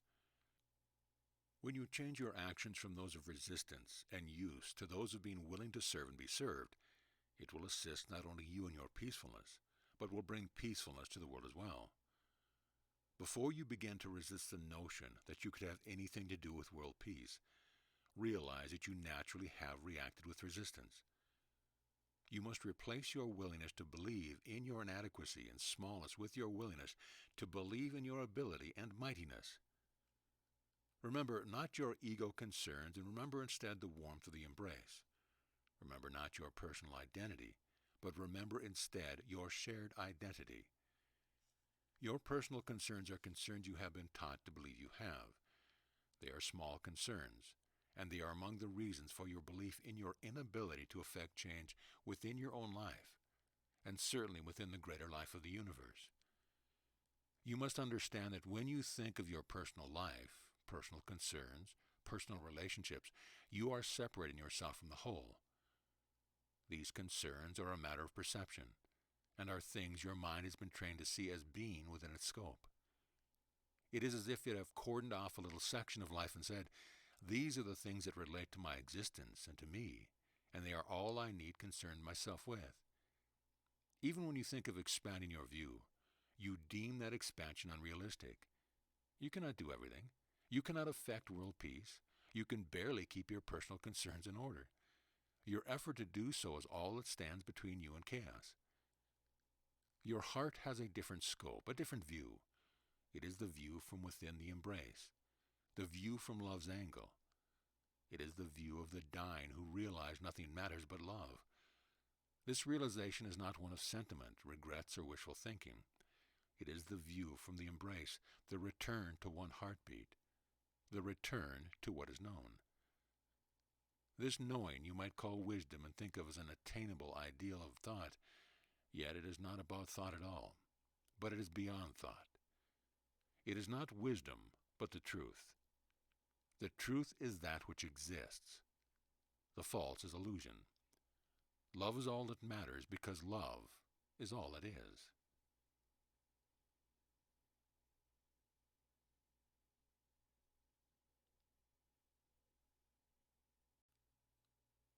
Chapter 21.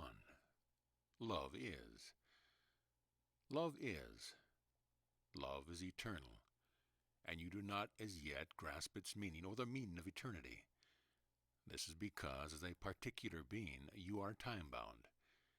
You can realize the eternal even in your temporary form, if you can let go of your particularity. Particularity has to do with mass, substance, and form.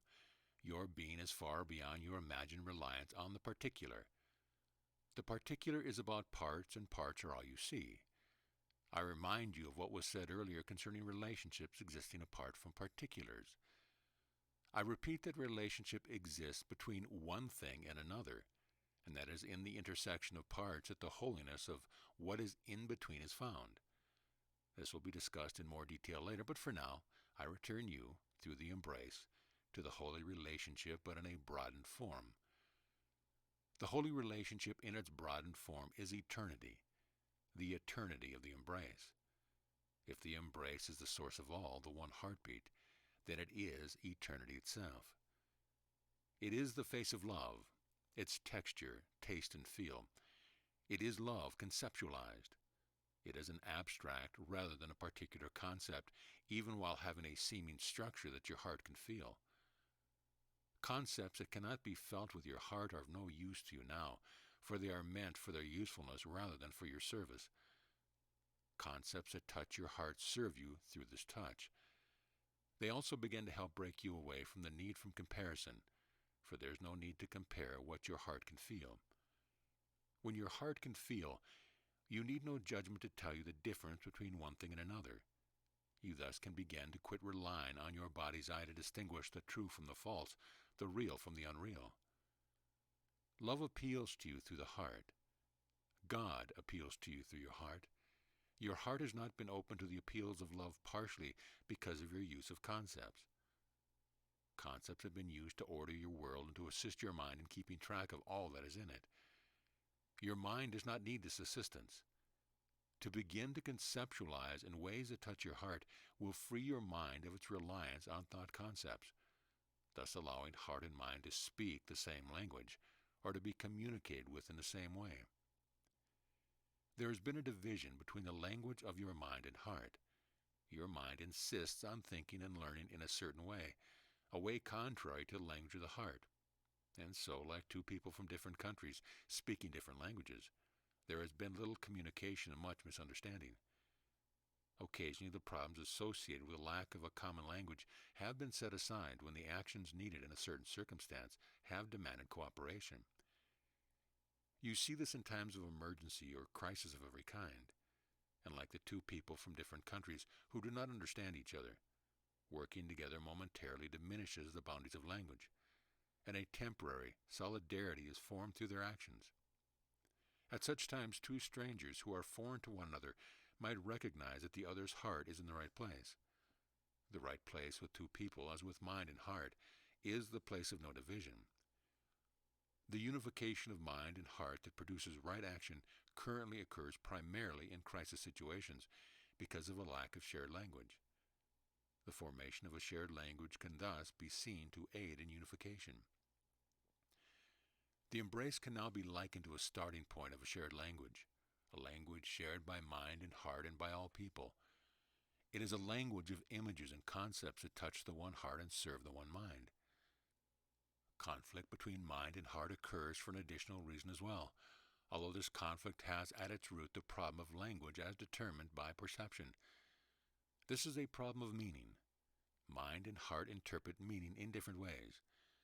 You do not even begin to understand the enormity of this conflict, of what it means to you, but I assure you that as long as mind and heart interpret meaning in different ways, you will not find peace. You have in the past accepted these different interpretations as natural. You see that there are two ways of viewing a situation, even if you do not label one way of viewing or perceiving being of the mind and the other of the heart. And you accept this conflict-inducing situation. You accept that your mind sees one truth and your heart another, and you act anyway. You act without agreement or resolution. You act without unity. And just as if you were two people acting on different paths in the same situation, conflict cannot help but continue. No matter which path you follow, the path of the mind or the path of the heart, you will not get where you are wanting to go until they are joined. You might imagine three paths, one path representing mind, one path representing heart, and one path representing wholeheartedness. The path of neither mind nor heart alone will take you where the path of unity will take you, and the journey will not be the same. The major cause of the conflict that arises between mind and heart is the perception of internal and external differences in meaning. In extreme instances, this is considered moral conflict, an example being the individual knowing the right thing to do, but acting instead on what is accepted thing to do within his or her community. In such an instance, the external and internal meaning of the same situation are considered to be different. This is fairly easy to see in extreme circumstance, but it is a situation that exists constantly in every instance until unity is achieved. Until unity is achieved, you do not understand that you give meaning to all things, and that there is nothing and no one external to you who can determine meaning for you. The final thing you must understand is that meaning does not change. While only you can determine meaning, and while only a wholehearted approach will determine true meaning, the truth is the truth and does not change. Only unity, however, allows you to see the truth and to claim it as your discovery and your truth as well as universal truth. Seeing the truth returns you to unity and to true communication or communion with your brothers and sisters in Christ. Your brothers and sisters in Christ is an expression that has always been meant to symbolize the unity of those who know the one truth. Knowing the one truth is not about knowing a certain dogma or a set of facts. Those who know the truth do not see themselves as right and others as wrong. Those who know the truth find it for themselves by joining mind and heart. Those who know the truth become beings of love and light and see the same loving truth in all.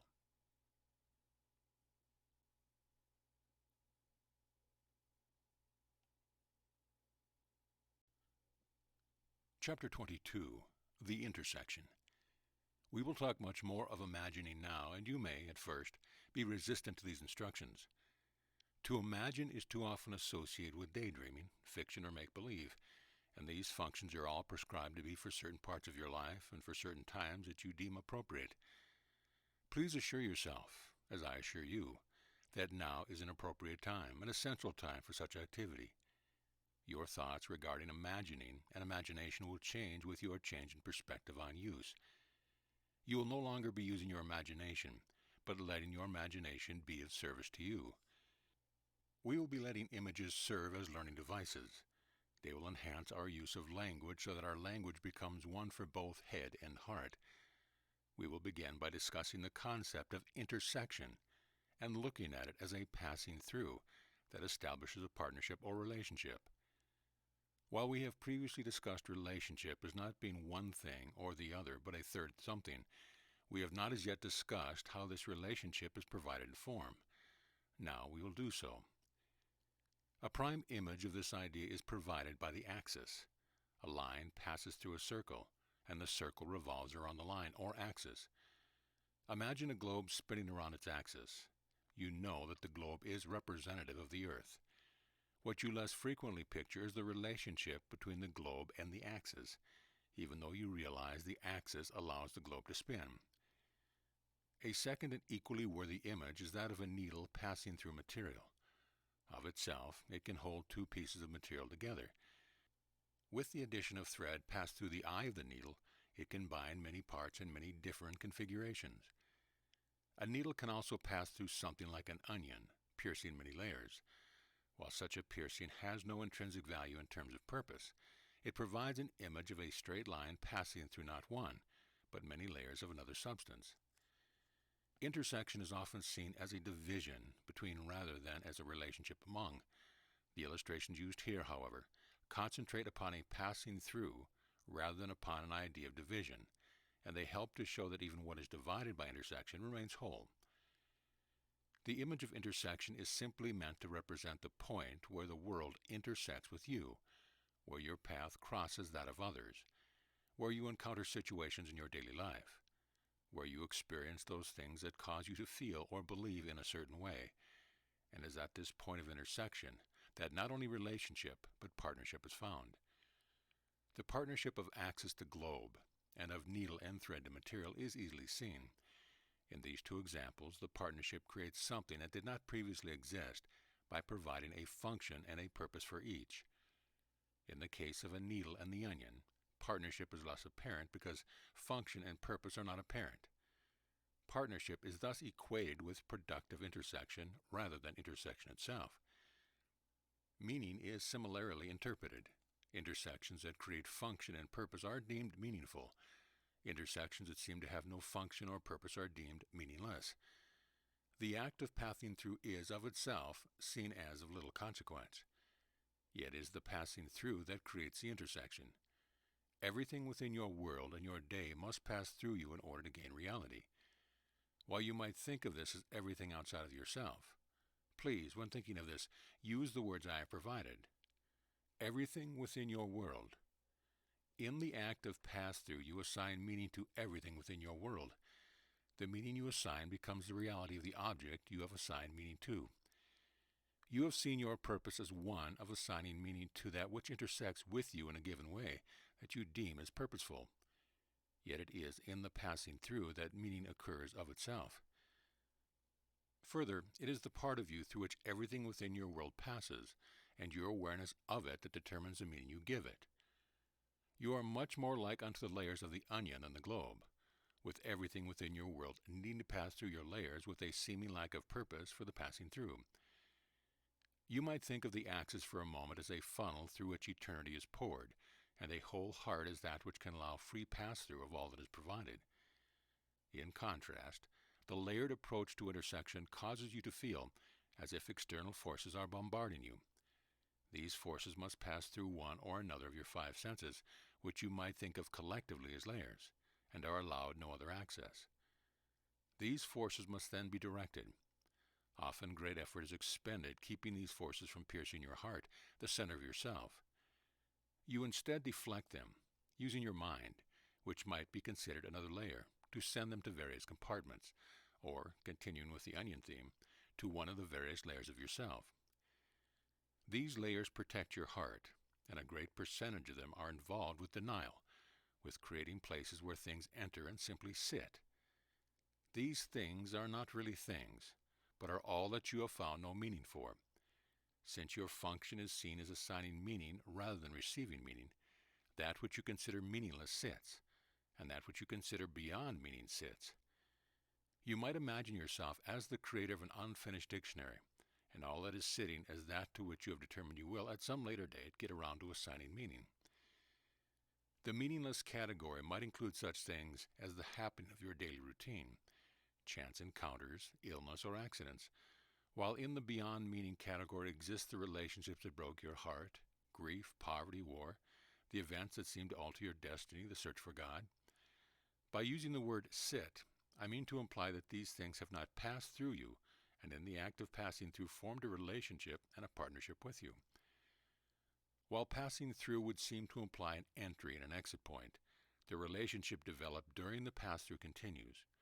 Just as wind or water passing through an entry and exit point has an impact and emotion, so does what passes through you provide the movement of your journey.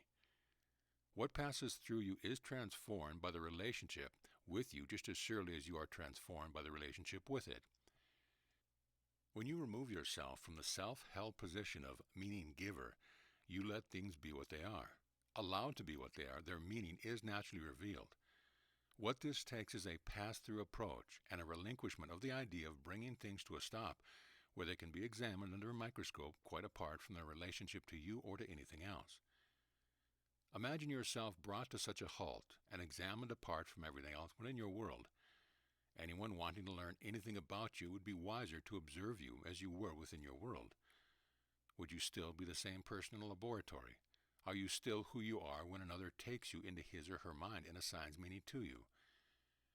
You have made of yourself a laboratory where you bring everything for examination, categorization, testing, and filing away. This is the scenario that separates you from everything else within your world. Everything has meaning only according to what it means to you, and not as what it is. Obviously, two kinds of meaning are being talked about. The first we talked of earlier as the finding of truth. The second is what we are talking of here, the finding of a definition, a personal meaning. Can you see the difference? The personal and individual is the I we are dispelling. Think a moment of how you tell a story or report an event that have taken place within your life. You personalize. You are likely to report on what a certain set of circumstances meant to you. This kind of thinking is thinking with the small I. I saw, I felt, I thought, I did. The individual, personal, separated self is at the center of all such stories. One quite literally cannot conceive of the story without the I. Yet this you must learn to do, and this task is given you as an exercise. Begin to imagine life passing through you rather than getting stopped for an examination at its intersection with you. Begin to imagine seeing the world without the emphasis on your personal self. Begin to form sentences and eventually to tell stories without the use of the I pronoun. This will seem at first as if it is depersonalizing the world and making it less intimate. It will seem as if you are shirking some primal responsibility to assign meaning to everything. Rather than resisting this, strive to cease giving meaning. Start quite simply. Go from the broad to the specific. For example, when you walk out your door in the morning, you might generally think, "What a lovely day." What this sentence says is that you have immediately taken your surroundings and judged them. It is a lovely day to you. The day has all or most of the requirements you find pleasing in a day. Replace such a thought with, "The grass is green, the birds are singing, the sun is warm." Simple reporting. When you are asked questions such as, "How is your day?" respond as much as possible without using the word I or my. Quit referring to people and things in terms of ownership, saying, "My boss, my husband, my car." This removal of the personal I is but a first step to returning you to the consciousness of unity, a first step in going beyond meaning as definition to meaning as truth. As odd and impersonal as it will seem at first, I assure you the feeling of impersonality will be replaced quickly with an intimacy with your surroundings that you never felt before. This intimacy itself will allow you to see yourself as an integral part of all that exists within your world, rather than as the small and insignificant personal self you generally accept as yourself. By eliminating the personal, the universal becomes available. As the universal becomes available, you will have no desire for the personal. Even so, you will find that what you consider your individuality or uniqueness is very much intact, but that it is different than you have always imagined it to be. You will find that you fulfill a grand purpose and have a wonderful part to play in a grand design. You will not feel cheated by losing your separated self. You will feel free.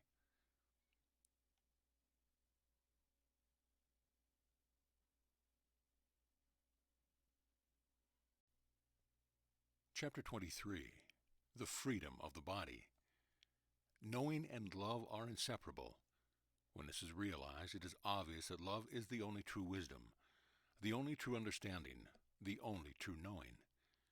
Love is the great teacher, and your loving relationships the means of learning love. The lessons learned from love will go a long way in assuaging your remaining fears about the loss of your individuality that you believe will accompany the loss of your separated self.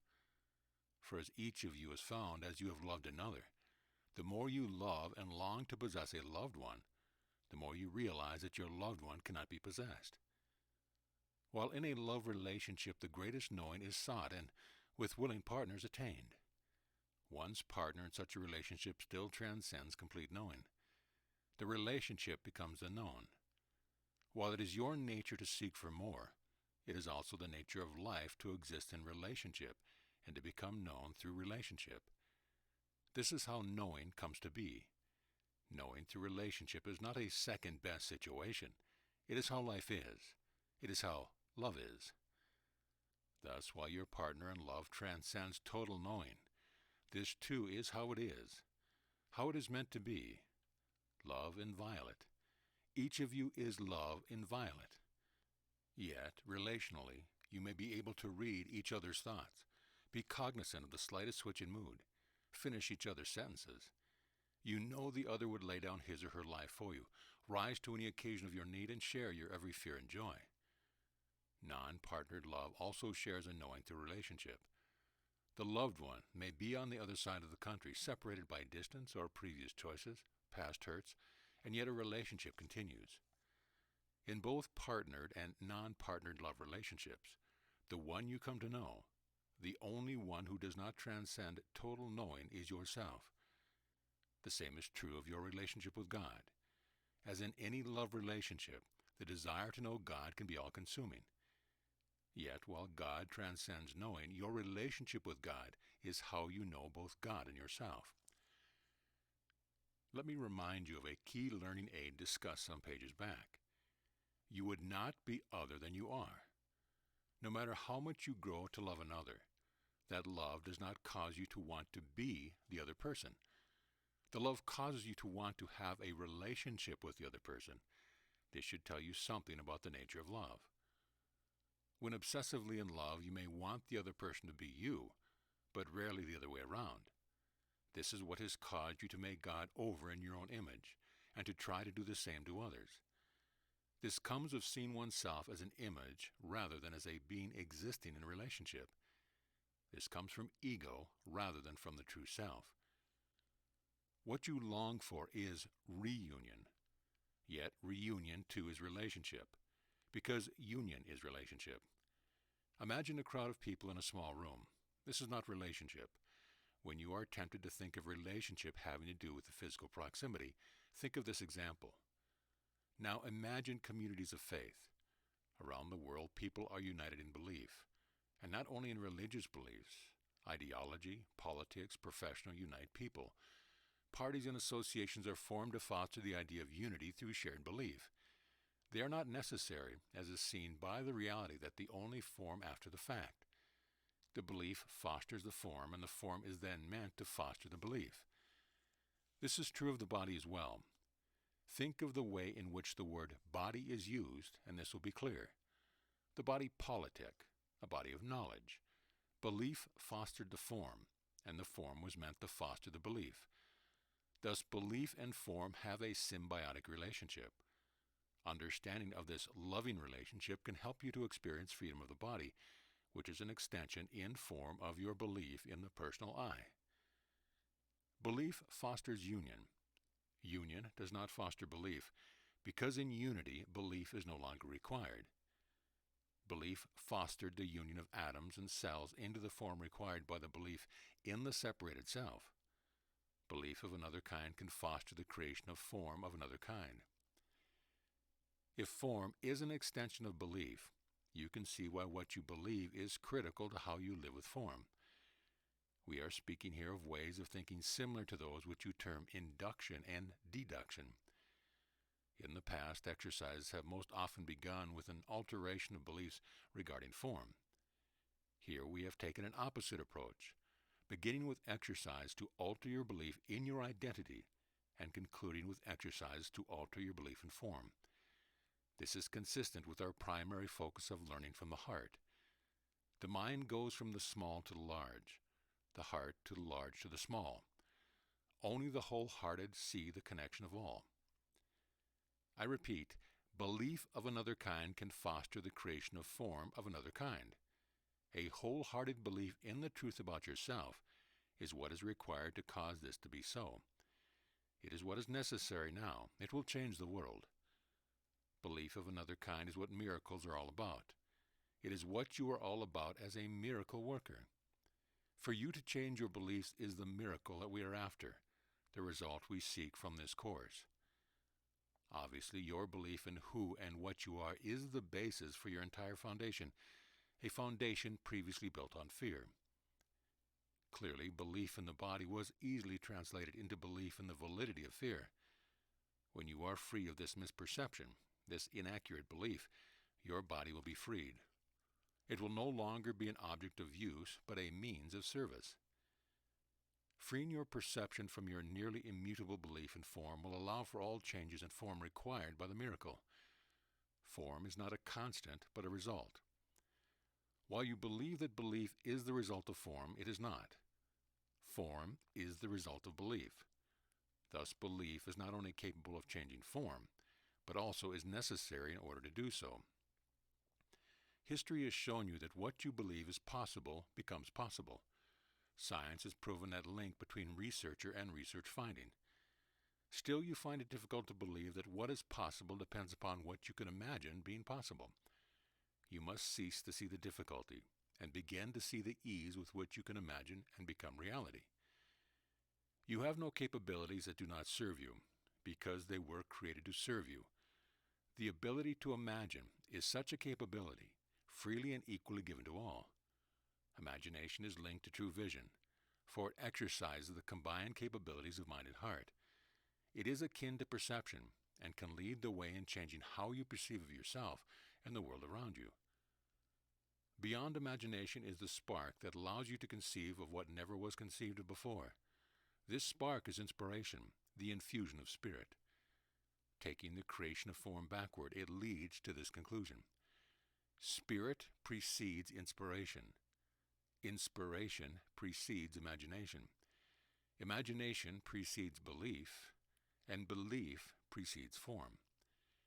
Spirit is your more direct link with the one source.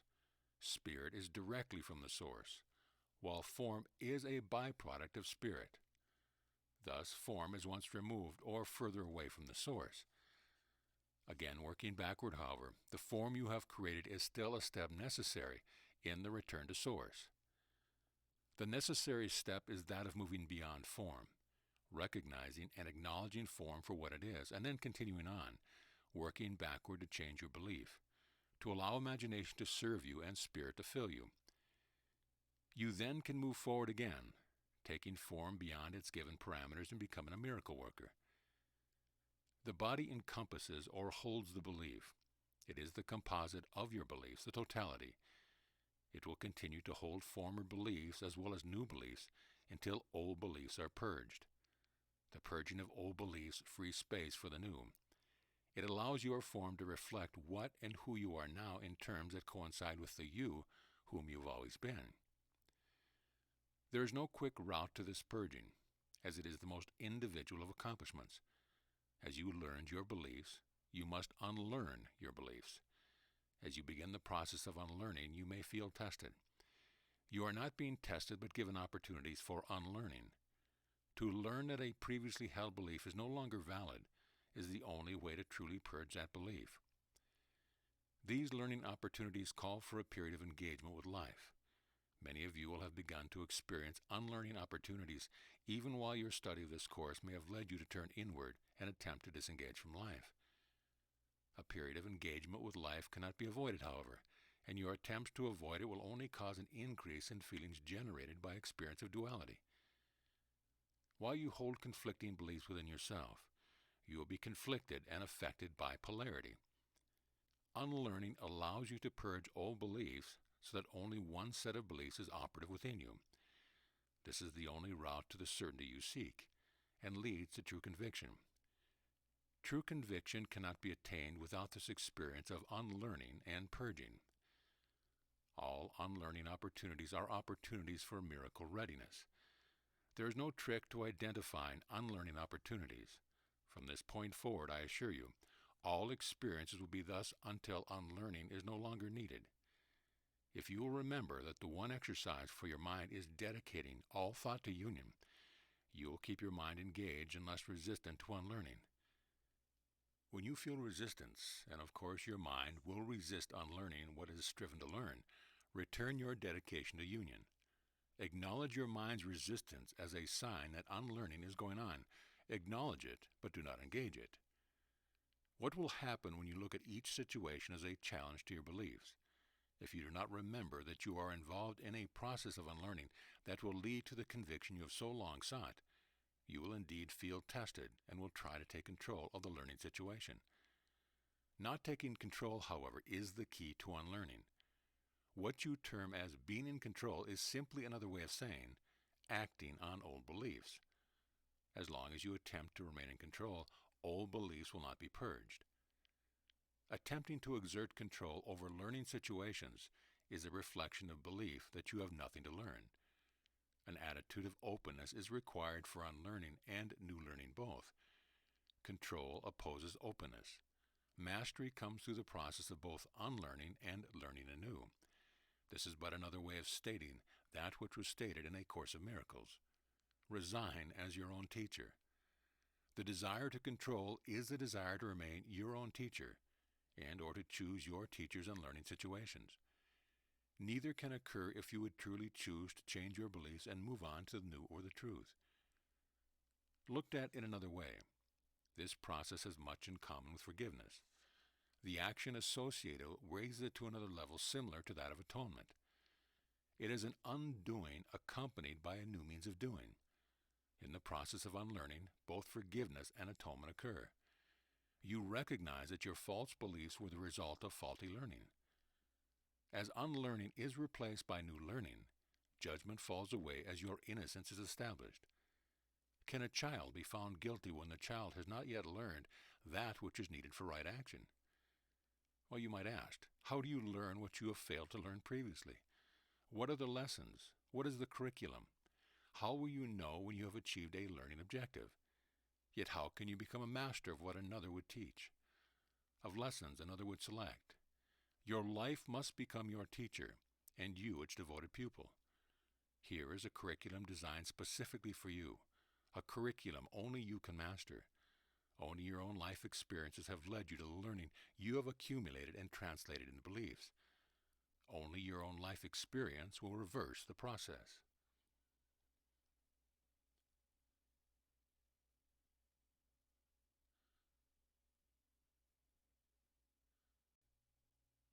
Chapter 24, The Time of Tenderness.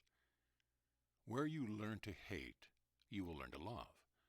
Where you learn to fear, you will learn safety. Where you learn to distrust, you will learn trust. And each learning experience will be a learning experience because it will touch your heart. It may be as simple as a smile from a child that melts away all the resentment you held from your childhood because you allow that smile to touch your heart. It may be a time of weepiness, that what you would term emotionalism. You may feel as if everything makes you want to cry because everything will touch you. Each lesson will feel tender. Unlearning has no harshness about it if you simply allow it to come. It will reward you constantly with what can best be described as tenderness. The time to resist tenderness is over. The time to resist the tears of weariness is over. This is the time of the embrace. These feelings of tenderness can be seen as a sign. Let them alert you that unlearning is taking place.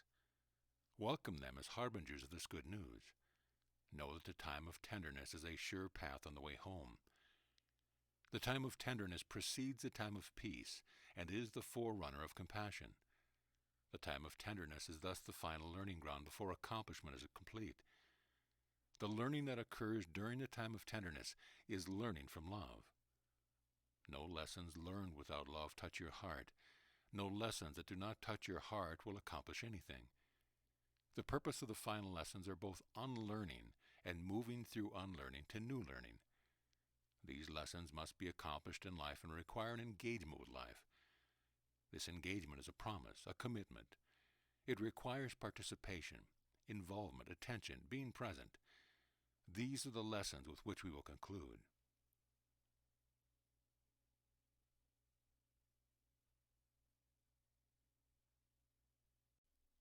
Chapter 25. Devotion as a type of participation. To devote oneself to an objective is a vow to accomplish. To be devoted is to be prayerful. As we said in the beginning, to pray is to ask for all to be included in what you do. Devotion is thus our first lesson in learning how to be engaged in life during the time of tenderness. Devotion is the outcome of love, and in this instant is an action word, a verb, a means of serving and being served by love. Devotion is a particular type of participation. It cannot be faked, but it can be practiced. You, dear children, have faked your way through much of life. You have faked confidence when you are uncertain, interest where you feel indifference, knowledge of things about which you know nothing. But those who have tried to fake love cannot do it. The same is true of devotion, because there is no real devotion without love. Love cannot be faked because you know love. Because you know it, imitations of love are immediately felt. You may choose to deny the feeling, but you cannot prevent it from occurring. You can attempt to earn the love for those for whom you desire it. You can attempt to buy it, change it, or capture it. This you cannot do. Yet love is always present. Let us spend a moment considering this contradiction. How can love always be present when you can undeniably feel each and every absence of love? The problem is in the perceiver rather than the perceived. Each time you feel a lack of love, it comes from within yourself. This lack of love, or faked love, of which you cannot help but be aware, is a signal to you that you want something. When you become aware that you want something, you are always becoming aware that you feel you lack something. All feelings of lack are synonymous with feelings of fear. Where there is fear, love is hidden. Love is rejected when a choice for fear is made. You cannot be without love, but you can reject love. When you reject love, it is hidden from you, because receiving completes giving. Each of your brothers and sisters are love inviolate. What each gives is incomplete until it is received. When you feel a lack of love in others, you have projected your fear onto them. Only when you cease to do this will you feel true devotion. When you feel lack of love, you feel as if the other gives you nothing. Yet it is your lack of ability to receive that causes this feeling. The practice of devotion is a means by which you can purify your engagement with life and all your encounter within it. Devotion is synonymous with true service. True service does not look for what another has to give, or what another has that you might use. True service recognizes God's love given and receiving, and the practice of devotion is, in effect, the practice of allowing giving and receiving to be one. It is, during the time of tenderness, a true practice that, like vigilance, is a means to the desired end. You must practice recognizing your feelings of lack of love, and realize these feelings come from your inability to receive. Do this practice until it is no longer needed. Devotion is inclusive. It implies a subject and an object, one who is devoted and one who is an object of devotion. While we are moving away from subject-object relationship to the relationship of unity, the idea of one who is devoted and of those for whom devotion is practiced is useful during the time of tenderness. It will lead to the understanding of oneness as completion, an understanding of giving and receiving as one. Devotion leads to harmony through action. This is possible for you now only if you have integrated the most basic teaching of this course and no longer feel duped by life. All of your contests of will are supported by your contention that you have been misled. It is as if they had paid for your ticket, arrived for the concert, and been told your ticket is not valid. Well, this makes you angry. This anger is reenacted in thousands of different scenarios in your life, day after day and year after year, until you realize and truly believe the basic tenets this course has put forward. To be in concert, just as to perform a concert, is contingent on harmony. It is being in agreement about the purpose for which you are here and your entitlement to be fully present here. If you still believe you are here to acquire some perceived ideal separated state, then all action will be out of harmony. If, however, you have accepted the basic tenets of this course and believe you are here to realize unity, then all action will be in harmony. If you believe you and your brothers and sisters are here in a state of reprisal, having fallen from grace, then all action will be out of harmony. If you believe you and all other living things are here in a state of grace, then all action will be in harmony. If you believe one living thing is more important than any other, then all action will be out of harmony. If you believe all are essential, then all action will be in harmony. While one special relationship continues, all special relationships continue because they are given validity. The holy relationship of unity depends on the release of the beliefs that foster special relationships. To believe you are in concert with the universe is to believe that you have no need for struggle, to believe you have no lack, to believe in your state of grace. While you believe even one person is against you, you are not in concert with God. While you believe fate works against you, you are not in concert with the universe. These attitudes confirm a continuing belief in your separated and vulnerable state. During the time of tenderness, you will learn, through the practice of devotion, to identify and reject all such attitudes and to adapt an attitude of invulnerability. An attitude of invulnerability is necessary now. It is not arrogance or a means by which to flirt with risk and danger. It is simply your reality.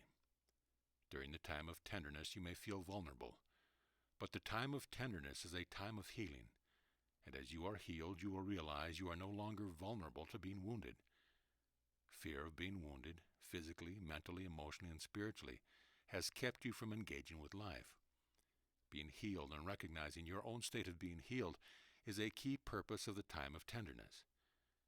You cannot realize your true identity while you hang on to the wounds of any kind. All wounds are evidence of your belief that you can be attacked and hurt. You have not necessarily seen disappointment as attack, as hopelessness as hurt, but you do feel these emotions as wounds. While you think you can remain disappointed or disillusioned, you will not be invulnerable. There is always, behind every disappointment or disillusion, every attack and every hurt, a person you believe acted toward you without love. While you believe feelings of lack of love come from anywhere but within, you will not be invulnerable. A realization of your invulnerability is not necessary in terms of use, but in terms of service. Those who claim invulnerability and use it as a test of fate, or an excuse to challenge the mighty forces of humanity or nature, will eventually lose the game they play. True invulnerability can only be claimed by those who recognize it as part of their true identity. Invulnerability will then serve you and your brothers and sisters. Its service is one of conquering fear and allowing love to reign. Involvement flows from participation and engagement. While it may conjure up notions of joining movements or parties or of making social contributions, pure joining is its objective. The first joining comes from within, and it is putting into practice the lessons of joining mind and heart in wholeheartedness. This first joining is a choice made from love without regard for the personal self. You begin to live from love when the personal self gets out of the way, and when the personal self gets out of the way in any instance, it is the turning point. It is the signal that you are ready to live from love. This is what this course is about, living from love. Living from love is what will reverse the lessons of the past. Reversing the lesson of the past is what will allow you to live in love in every instance. Living in love in every instance is what occurs when the whole self is involved in the love of life. There are no parts of the self fractioned off and holding resentment.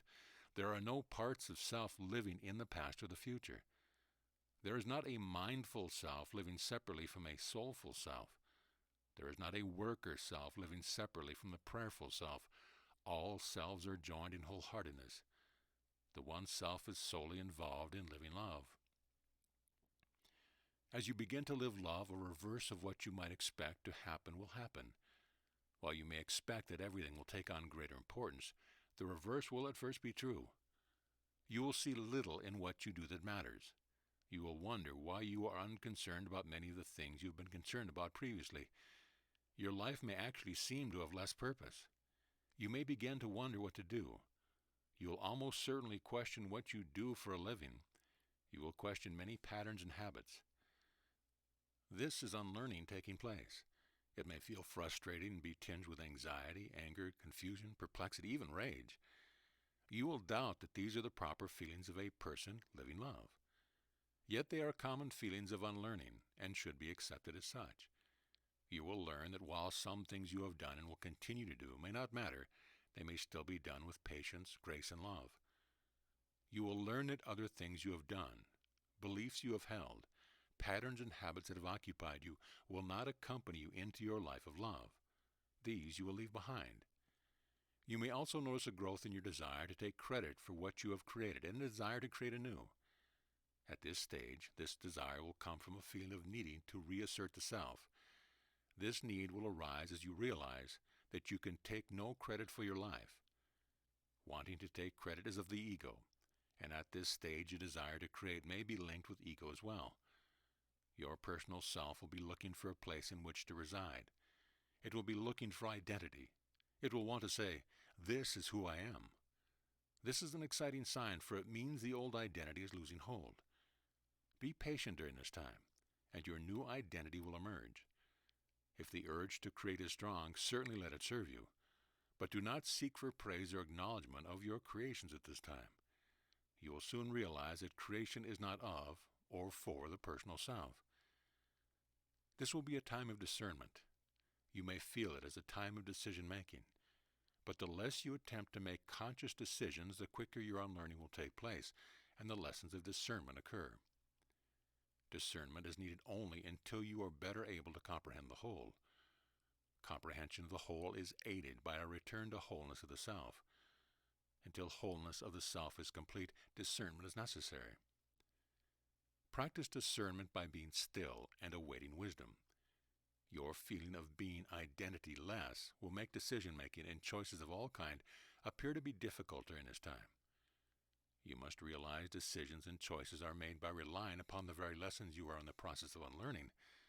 At the same time, however, decisions and choices will seem to need to be made with increasing frequency. Your feeling of needing to make new choices, while strong, will not necessarily reflect real need, but rather an impatience with the way things are and were. You will want to force change rather than wait for it to arrive. If you acknowledge your impatience as a sign of readiness for change that does not necessarily require action on your part, you will feel some relief. When action is seen to be necessary, this is exactly when a time of stillness is needed. You might think of this time of stillness as a time of consulting with your new identity. Simply sitting quietly and posing the question of concern that is in need of appropriate action will suffice. When an answer comes to you, acknowledge that it is an answer from your new identity and express appreciation for it. While you will at times doubt that you have received an answer or that the answer you have received is correct, you will soon learn to trust this quiet process of discernment. You will know you have succeeded when you truly feel as if you have turned the question or concern over and allowed it to be responded to in a new way. When you are guided to act in ways that are contrary to usual patterns of action you have taken in the past, you will often meet resistance. Try to be light-hearted at such times, and to remember that if it doesn't matter, you might as well try the new way. Remind yourself that you have nothing to lose. You will soon learn that this is so. You will also soon realize why this time of engagement with life is necessary. Experience is necessary to complete the cycle of unlearning and learning. Being fully engaged with life while taking a time for discernment is uncommon. Putting action before stillness, activity before rest, is seen as synonymous with a full life. We must therefore speak a bit of what a full life is.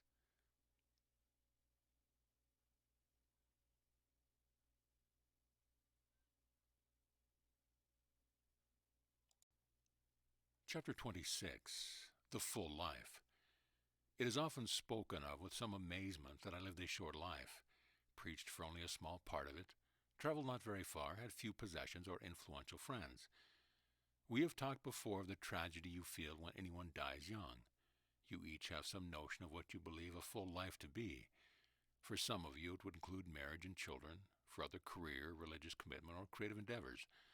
Some would think of travel and adventure, friendship, or financial security.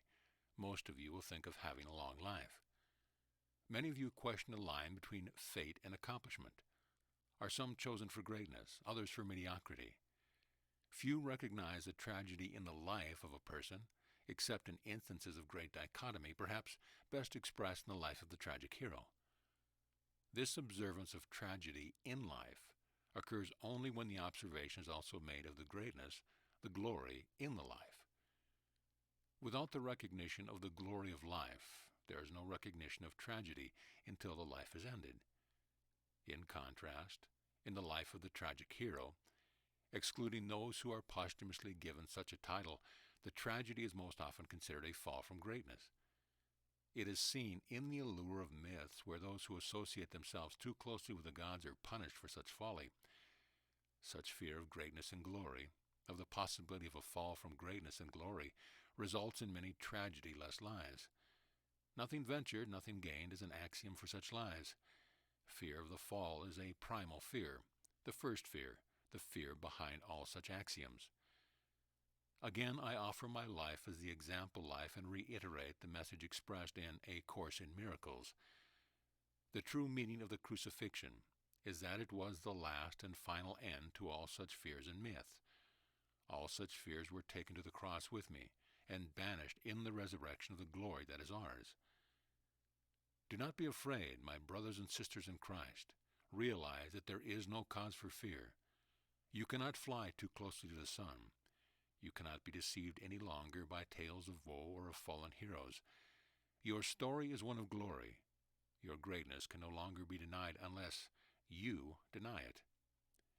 Do you feel beautiful and prized and worthy? Then so shall you be. No fear is greater than the fear of meaninglessness. And as stated before, the quest for meaning is how you have described your purpose here. To have no meaning to attach your life is a tragedy you see within it, an attempt to keep hidden from yourself. This fear goes hand in hand with your fear of the fall, for if you were to attempt to assign the meaning to your life that you think it should have, a fall would surely await you, at least in your imaginings. You are thus caught in a double bind, living a life you feel is devoid of meaning and letting fear keep you from seeking the meaning you would give it. You feel no inherent sense of purpose, no grace, no meaning beyond what you would give to your own endeavors. This is what we now leave behind as we seek to become involved with life. I say we because I am with you and will not leave your side.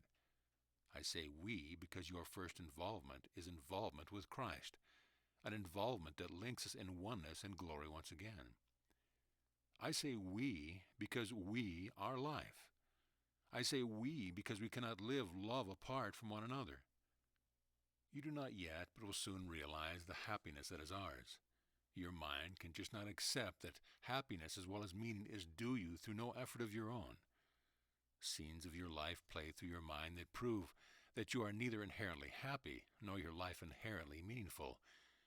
Your reliance on these scenes and memories must be broken before my words can reach your mind and begin to replace these scenes with new ones. Until that time is upon you, let my words touch your heart. You who struggle to understand what these words say and what they might mean, who strive to find the clues to what they ask you to do, will find it difficult to cease your struggle and your striving. You find it almost impossible still to believe effort is not called for, that what your heart but wishes for simply could come true through your acceptance of these words. But I am prepared to make it easy for you. You who have so sought happiness without finding it, rejoice. It is not lost. It does not require you to define it or put a name to it before it can be yours. Is this not what you have cried about in frustration? Have you not long sought to put a name on happiness? Have you not long lamented that if you knew what would bring you happiness, you would surely pursue it? Have you not long stated that if you knew what would bring meaning to your life, you would surely do it? Have you not long wished to know your purpose, to be given a goal that would fulfill the longing in you? Have you not prayed for signs, read books that have promised you a series of steps to take you to get you where you want to go, only to realize you know not where that is? And have you not become impatient with advice, with teachers, and with course of study? Have you not felt at the limit of your patience with instruction? Have you not felt the call to live growing stronger in you by the day? Are you not anxious to say, "Tell me what to do and I will do it"? Are you not ready for certainty above all else? Are you not ready to be done with studying and to begin with living? Have you not become increasingly convinced that you have not been living and wondered what it is you have been doing? Have you not grown weary of what passes for life in your world? Have you not wished you could throw out all the thoughts and worries that fill your mind and begin anew? Are you not simply ready to be done with the way things have been and to begin a new way? Are you not ready to listen to a new voice? All this frustration and impatience has been building. This buildup has been necessary. Now, like an explosion waiting to happen, it only needs a trigger to be released. With its release, the new can begin. This course is but a trigger. These words that prelude to the explosion, it is as if they have been waiting for someone to whisper, "Now! The whisper has come, the time is now." Can you let the worries of today leave your mind? Can you let the disappointments of yesterday go and be no more? Can you let the planning for the future cease? Can you be still and know yourself? This is perhaps disappointing to you, but it is all that is required. If you could truly succeed at doing this for one instant, you would experience all that is holy and be forever new. You may experience disappointment at these words and feel as if you have been waiting to be invited to a party and that the invitation hasn't come. This is because you are ready for the next step, the step of being engaged with life, the step of living from love. And I assure you, there is no need to sit about and wait for the time of the celebration to come. This is the invitation to the celebration. This is the invitation to greet this day with no worry, disappointment, or planning. This is the invitation to greet yourself and to find yourself within this day. It requires no new plans. It asks not that you make any decisions. It asks not that you do anything new. This is an invitation from love to love. It asks only that you be open and allow giving and receiving as one to take place. It asks only that you be unoccupied with the old so that the new may arrive. It asks only that you listen to your heart and let yourself be heard. I cannot tell you here what you will hear. How can I, when each of you will hear the answer of your heart, the calling of love to love and violet, the answer that only you can hear? There is no mold, no form, no stock answer. This is why all answers have disappointed you in the past. Your answer is not the same as any other. No matter how filled with wisdom one person's answer may be, it is not yours. You are a thought of God, an idea. This thought or idea is what you seek. It can be found only at its source. Its source is love, and its location is your own heart. Think a moment of a novel or a movie with no plot. This would be the same as saying that there was no idea brought to completion within the pages or on the film. In God's idea of you is all that is known about you. God's idea of you is perfect, and until now your form has been but an imperfect representation of God's idea. In God's idea of you is the pattern of the universe. Much as within a novel, movie, piece of music, invention, or artistic idea is the completion of the pattern that will make that idea a masterpiece. An idea is irrevocably linked with its source and one with its source. There was no God separate from you to have this idea of you. You were birthed in unison with God's idea of you. This does not need to be understood, but only accepted to the extent you can accept it. This is necessary because of your reliance on a God who is other than you for the provision of your answers. Acceptance of your birth in unison with God's idea of you is acceptance of yourself as co-creator of the pattern of the universe, acceptance of the idea or the story that is you. Can you not see that you were birthed into a place in the pattern of God's creation? Or that you not only can know, but have known always of this place? This is not a place of physical form, but a place of holiness, an integral place in the pattern that is oneness with God. It is a place you have never left but you long for, believing that you know it not. Your life here is much like a search for your story. Where will this chapter lead? What will the end be like? Was one event a mistake and another blessing in disguise? You seek to know your story's table of content, or at least a brief outline. Where does your life fit in the larger picture? And yet you realize that, like reading the story, when the end is reached and all is known, the story is over except in memory and reflection and perhaps in speculation. What might a sequel reveal? This viewing of your life as a story is what you do. You spend each day in a review or speculation. What has happened? What will happen next? You attempt to rewrite previous chapters and to cast all the parts and plan all the events of the next. This is, in effect, your attempt to control what you do not believe you created and what you feel deprived of creating. As a being birthed by the thought of God, you grew simultaneously with God's thought. You knew your place in the pattern of creation from the outset. A full life is quite simply a fulfillment of that thought and that pattern. The only way to know is to think it once again. The only way to think it once again is to be wholehearted, for the split mind and heart do not think clearly. Being whole is being present. Being whole is being all you are. Being whole is being present as all you are. When this occurs, you are all in all, one in being with your Father. I fulfilled my story, my pattern, the idea of me that came from the thought of God. In doing so, I restored unity, oneness with God. I ushered in the new way that you are now longing to adopt. I ushered in a time of being.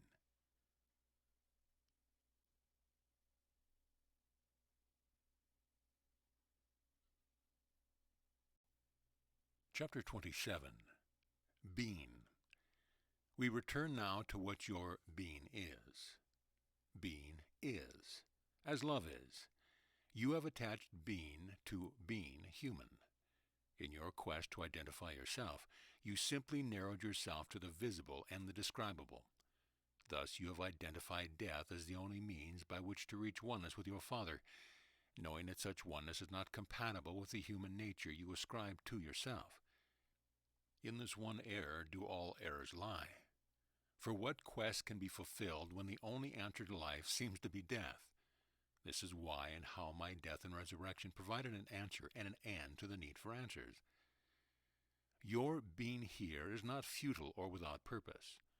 Your being is itself all purpose, all honor, all glory. There is no being apart from being. There is no being alive and being dead, being human or being divine. There is only being. Being is. Yet being, like love, is in relationship. Thus your purpose here, rather than being one of finding meaning, is one of coming to know through relationship. It is in coming to know through relationship that you come to know yourself. The purpose of this course has been stated in many ways and is stated again here. The purpose of this course is to establish your identity. The importance of this purpose cannot be underestimated. Let us address the question of why this is so important. You have been caught in a cycle of seeing the self as important for a period of time, and then seeing the self as unimportant for a period of time. Seeing the self as important seems at one time like a function of the ego, and at another as a function of the divine. You become confused between the personal self and a true self only because you have not yet identified your true self. Once you have identified your true self, all such confusion will end. You have already stated that relationship is the only known in an unknowable world. We have already stated that the only being who is not beyond the limits of total knowing is the self. Thus it is in knowing the self that all is known. When you fully realize that the only way to know the self is through relationship, your concerns about concentration on the self will end. Life is not a matter of self versus other. Life is a matter of relationship. Life is not a matter of human versus divine, but a matter of relationship between the human and the divine. Life is not a matter of one living thing versus another, but of the relationship between all living things. If you can only come to know yourself through relationship, you can only come to know God through relationship. Christ is the holy relationship that exists between all and God, providing the bridge that spans the very concept of between and provides for the connection of unity. Thus, your relationship with Christ always was and always will be. Your task here is to come to know that relationship once again. The thought of God by which you were created is synonymous with the Christ in you. It is your relationship with your source and all that He created. Can you begin to visualize or perceive your true identity as relationship itself? And what of God? Can you unlearn all concepts and free your mind to accept all relationship instead? If all meaning and all truth lies in relationship, can you be other than relationship itself? Can God? Can you imagine relationship rather than singular objects in body as all that exists, and thus who you are and who God is? Is it such a huge leap to go from saying you only exist in relationship to you only exist as relationship? You think it is, and feel yourself further diminished and lacking in identity just by contemplating such an idea. And so you must be reassured of the self you are. This establishment of your identity that we seek to do here is not just so that you can better understand yourself for the world, or even so that you can bring heaven to earth. Although these are complementary goals, as stated before, these are goals that you cannot accomplish on your own, or with the concept you now hold of yourself.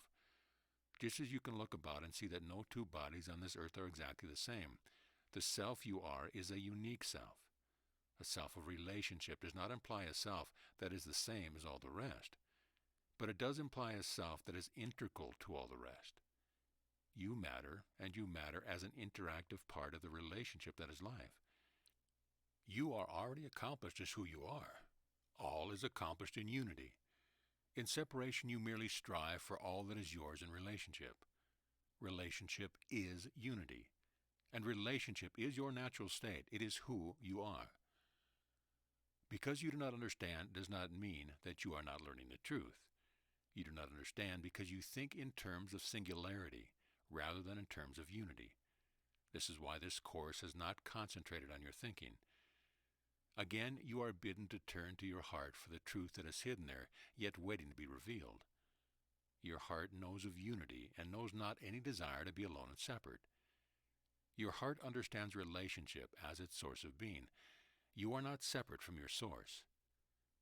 Living in relationship is living in love, and is living as who you are.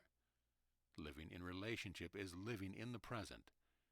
How do you learn to move from living in separation to living in relationship?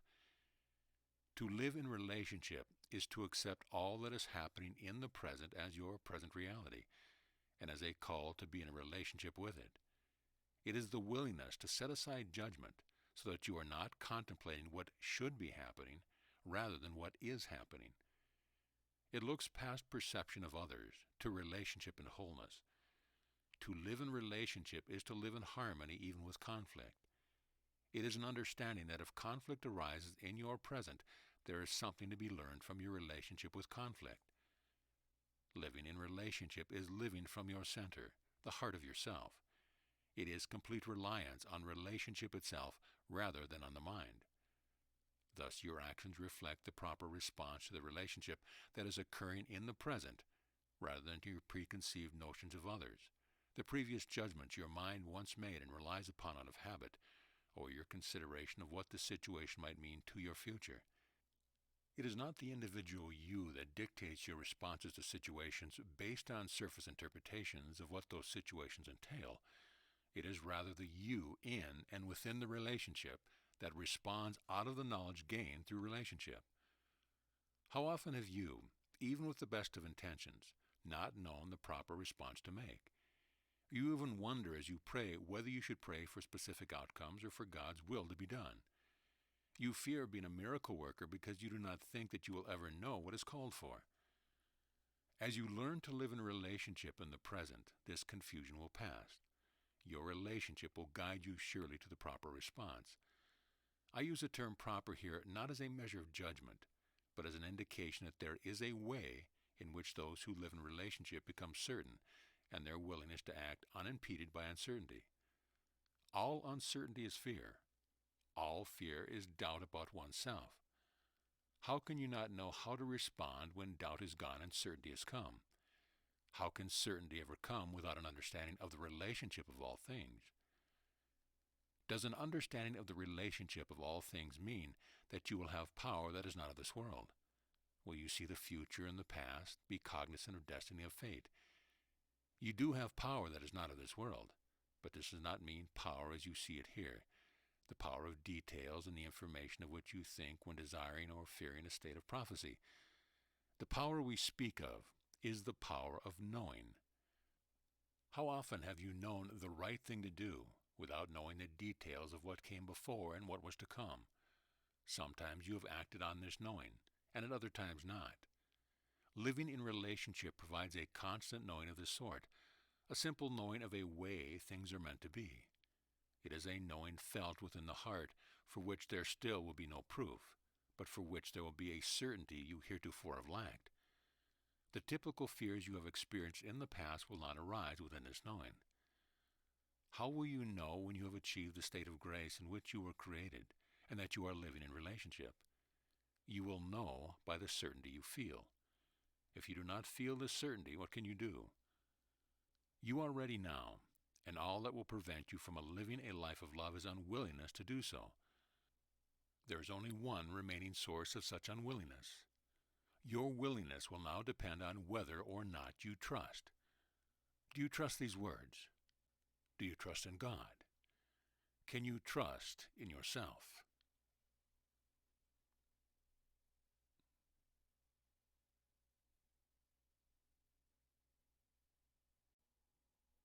Chapter 28. Bearing Witness. We must speak about bearing witness to what you have learned. As this course bears witness to the truth, thus must your lives bear witness. Lest this too be distorted, it must be discussed. This is not a contest. Bearing witness has become a spectator sport, and is not meant to be thus. How then, you ask, is the truth brought to those still living in illusion? Because inner knowing is both individual and collective, both personal and universal. This is the source of all proof. And so you believe coming together to share common testimony validates the proof of inner and collective knowing. You think shared beliefs amass, like a congregation around a pulpit, and even believe in a theory of mass that purports that when a certain magnitude of belief occurs, evolutionary steps are brought about. This, however, is not about evolutionary steps, and so a process intent upon bringing the collective to a fever pitch of belief through common testimony is not our aim. Trust and bearing witness go together, as the validation sought through bearing witness is a symptom of distrust. Few are chosen to be prophets, and the plethora of testimony taking place is brought about by innocence more so than by wisdom. This sharing of personal testimony has reached its zenith, and will no longer be as welcomed and appreciated. So even were the intent of this course to bring testimony together in such a way as to cause an evolutionary step, it would not work. Thus we must concentrate on wisdom, the wisdom of the heart. There is a trust that goes beyond proof, and beyond the need for any witnessing at all. This is the trust of knowing. Knowing is of the heart, and holds a consistency and certainty that the dawn of innocence does not contain. The dawn of innocence is but a recognition of the most common denominator of existence. As such, it is a beginning only, a true dawn that must, as the sun rises, give way to day in the brilliance and clarity of the wisdom of which we speak. This daytime of your journey is approaching. It is the time for the sun to cut through the mist of the dawn. It is the middle of the journey, a time of teaching and of learning both. It is the time of planting and of harvest that comes before the time of rest. It is the time of celebration that comes before the quiet and the settling of the dusk. You would think of this as the time of work being done. This it is, but without the drudgery of time spent. It is your time to shine, to be a light to those who live in darkness. And yet it is a time of great humility, of wearing the face of Christ for all to see, for here is wisdom gained and shared. Do you not see that any attempt to turn bearing witness into a convincing argument for your point of view, no matter what your point of view may be, makes what you have come to know pointless to you as well as to those who you would convince? You think that when you are enlightened enough to know, you are also enlightened enough to know what to do with what you know. While you continue to think of a separation in terms of doing and of knowing, it is obvious this cannot be the case. As the dawn is unrestrained in its bursting forth, so has been your time of innocence. Not so the approach of day as the sun slowly rises and also slowly sets. This is a time of being both guided and restrained. A time of realization that you can know without knowing what to do, and that this is not a mistake. Many reach this stage and not knowing what to do with what they know, begin to doubt their knowing. This is a human response to a knowing that is not human in origin. Knowing is alien to you, and that is why you seek validation. Each validation is seen and felt as a reward, a prize, a confirmation that you believe allows your conviction to grow. Because you believe it, this is at first quite true. But now it is no longer the time to rely on conviction that comes from the witnesses you find along your way. They serve a limited purpose for a limited time. Now is the time to step beyond the validation that your teachers can give you. When this step is not taken, gatherings of witnesses abound, and what they bear witness to stops short of what they would see. Witnesses are for the mind and fall short of devotion, which is the natural response of those who know and worry not of what to do. This is a difficult stage as you feel obligated and inspired to act and yet awkward in your actions. We have spoken before the desire to create that may arise as you begin to enter this stage of your journey. This is often compounded by a feeling of wondering what is next as you wait in anticipation for a calling of some kind. So certain are you of an independent challenge to action, of some necessary form to be given you what to carry within. Again, as when you feel the need to convince others of your belief, the need to give form to what is beyond form misses the point of what you have gained. You may be asking now, are you saying to do nothing? At the thought of this, you will be aghast and, what is more, bitterly disappointed. Again, as in the beginning, you seek a task to accomplish, forgetting that only you can be accomplished. When one thinks, there is so much to say, one forgets to listen.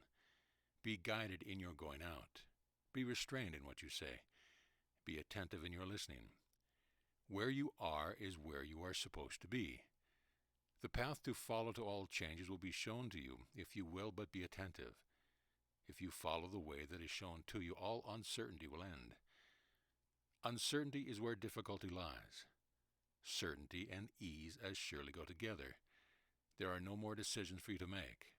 There is only a call for a dedicated and a devoted will, a will dedicated to the present moment, to those who are sent to you, and to how you are guided to respond to them. One will be a teacher, another a student. The difference will be clear if you listen with your heart.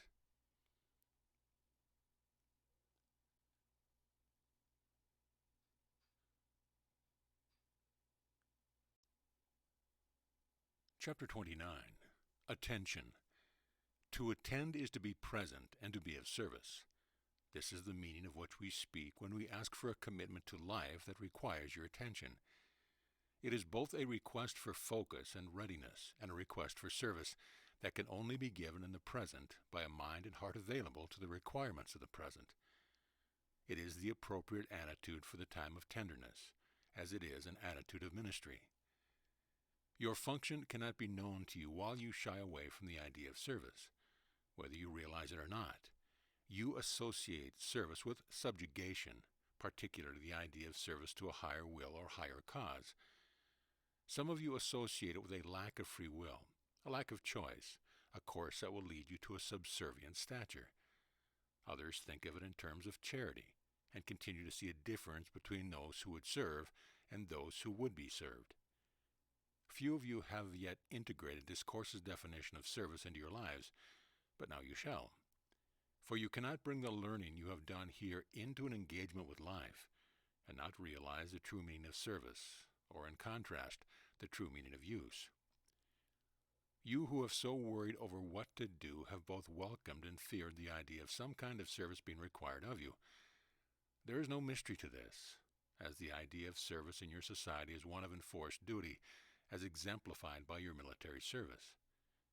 You have no notion, as did people of the past, of being a service to God. This is a symptom of the reign of the ego and its ability to both aggrandize your notion of yourself and to minimize it.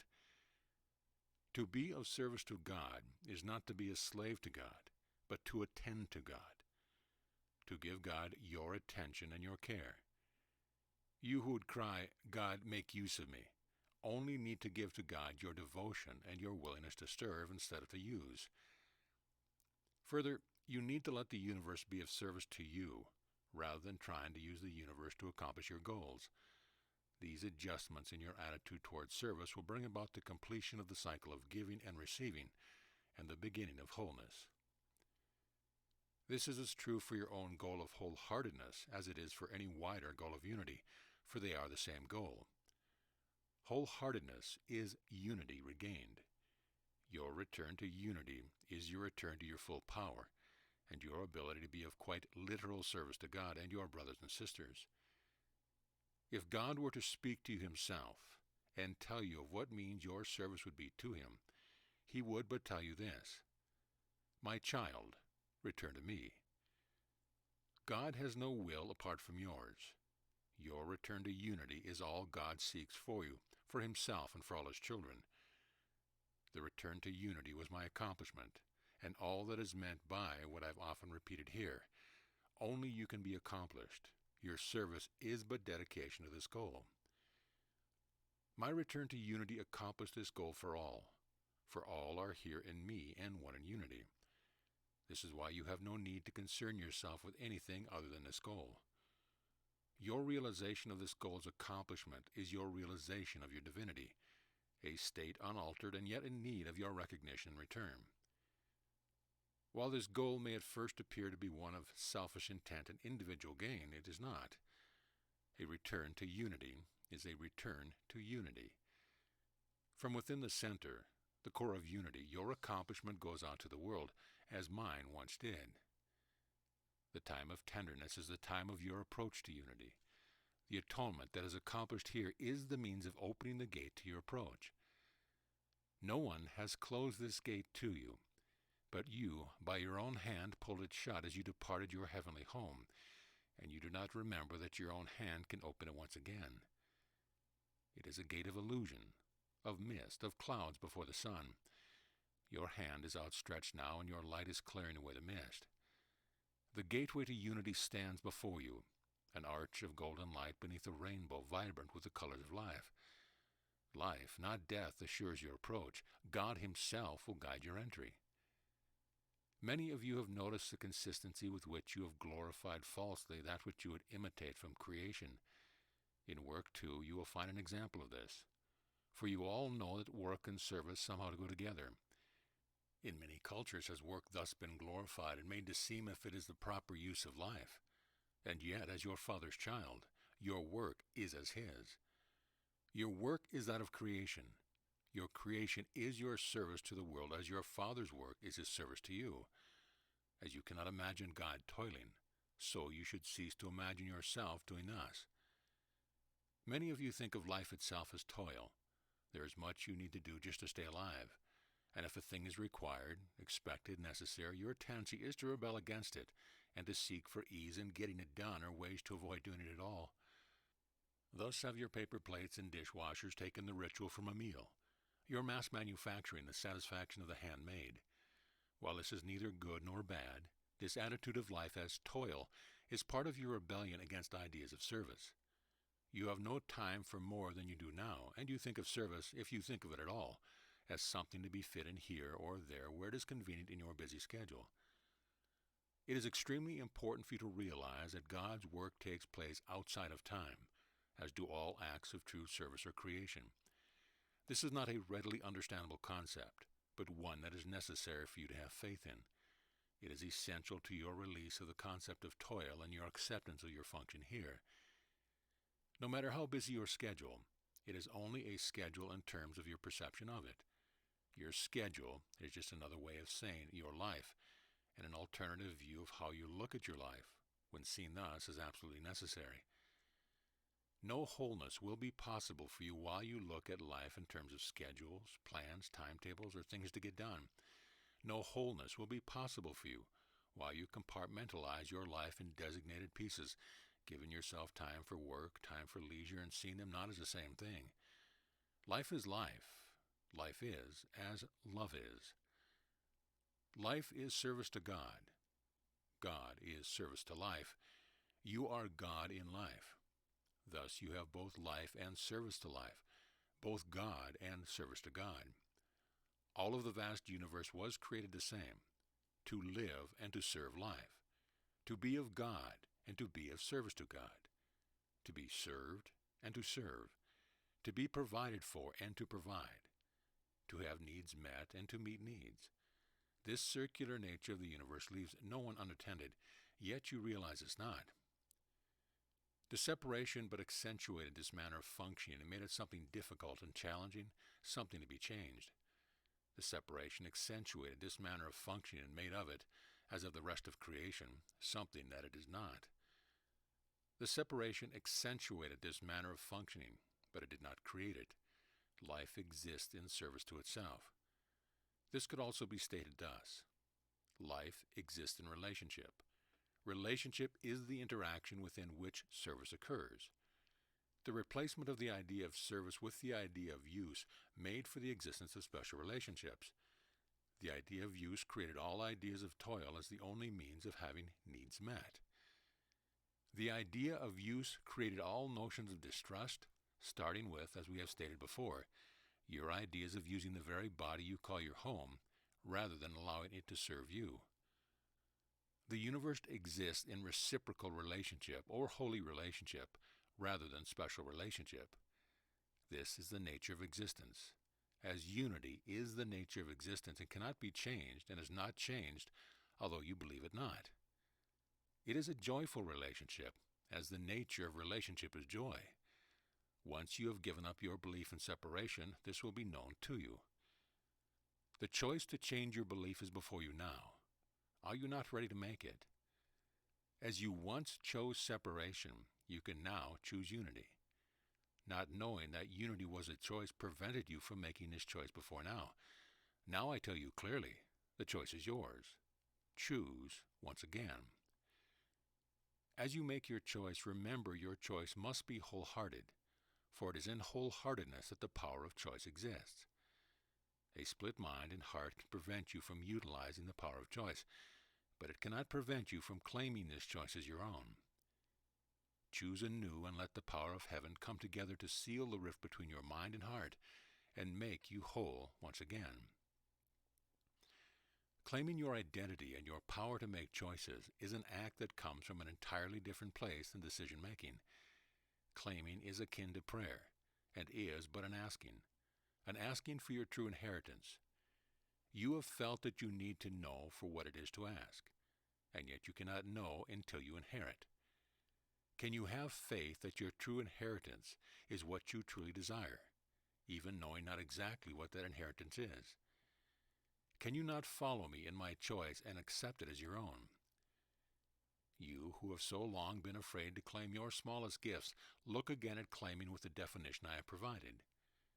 Claiming is also contrary to how you have perceived of it in terms of claiming something for your own. You claim not to own or to separate what you have from what another has and then call it special. You claim in order to reclaim yourself. How can one's talent cause another to be less talented? How can one's service deprive anyone else of the right to serve? No two are alike. Only in God are all the same. This is the great divide, the separation between the visible and the invisible, the indivisible and the divisible. Only those reunited with God achieve the state of unity. Only the state of unity exists. Your gifts, your talents, your uniqueness are your service. Can you not look at them thus? And can you not come to understand the reciprocal nature of giftedness? That what God has given only needs to be received. That what you have received only needs to be given. The indivisibleness of God is simply this: an unbroken chain of giving and receiving. Thus is this a definition of unity as well. Service is but another way of stating this law of creation, this unbroken chain of giving and receiving. All your worry over the future and the past is but a worry about the return of gifts given. What gift of opportunity did you not accept in the past might you not recognize in the future? What gift of fortune, what chance encounter, what decision might have changed your life? What should you have done that you didn't? What might you do in the future if not for the fear of where the direction you choose might take you? What peace might you know if you realized, truly realized, that all gifts come but once and are forever? The past nor the future matter not. All is available in the here and now where giving and receiving occur. No chance to learn or grow is ever missed. Each still exists, though not in time. Each still exists but in the present. Can you replace your attention to the past and future with an attention to the present?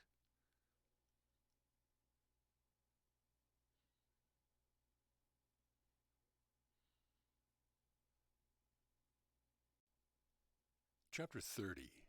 Being present. How is being present different than being? Are they not the same thing? Should they not be? And yet how seldom are you fully present for your own life, your own self, your own being?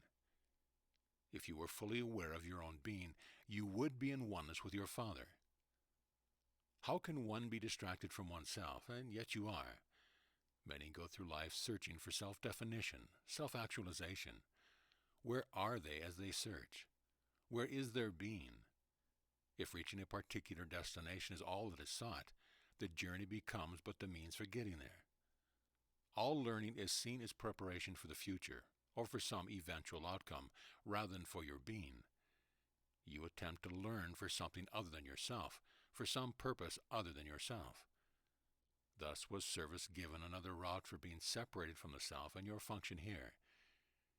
When you learn in order to contribute something to your work and to your world, you bypass yourself. Your learning must take on a new focus. Be like the little children, and inhale the world around you in order to make it part of yourself. Be like the little children, and learn in order to claim your learning for yourself. Learn who you are through each experience, rather than learning in order to find out who you are or what your contribution will eventually be. Being in relationship is being present. Being present has nothing to do with time as you think of it. You think of this instruction to be present as the instruction that relates to time. You think of present time, past time, future time. We have spoken of these modes of keeping time as well, but as the word keeping illustrates, there is nothing about time that can be kept. The only thing real about time is its eternal nature. You are headed toward what might be called universal consciousness, though you will not know it when it is first achieved. For universal consciousness is knowing self, while you think it is knowing all. Knowing self is knowing all, but this you do not as yet understand. Universal consciousness is being in relationship. It is the true self, the known self, in all its glorious relationship with life. All matter is born and dies. All life is forever.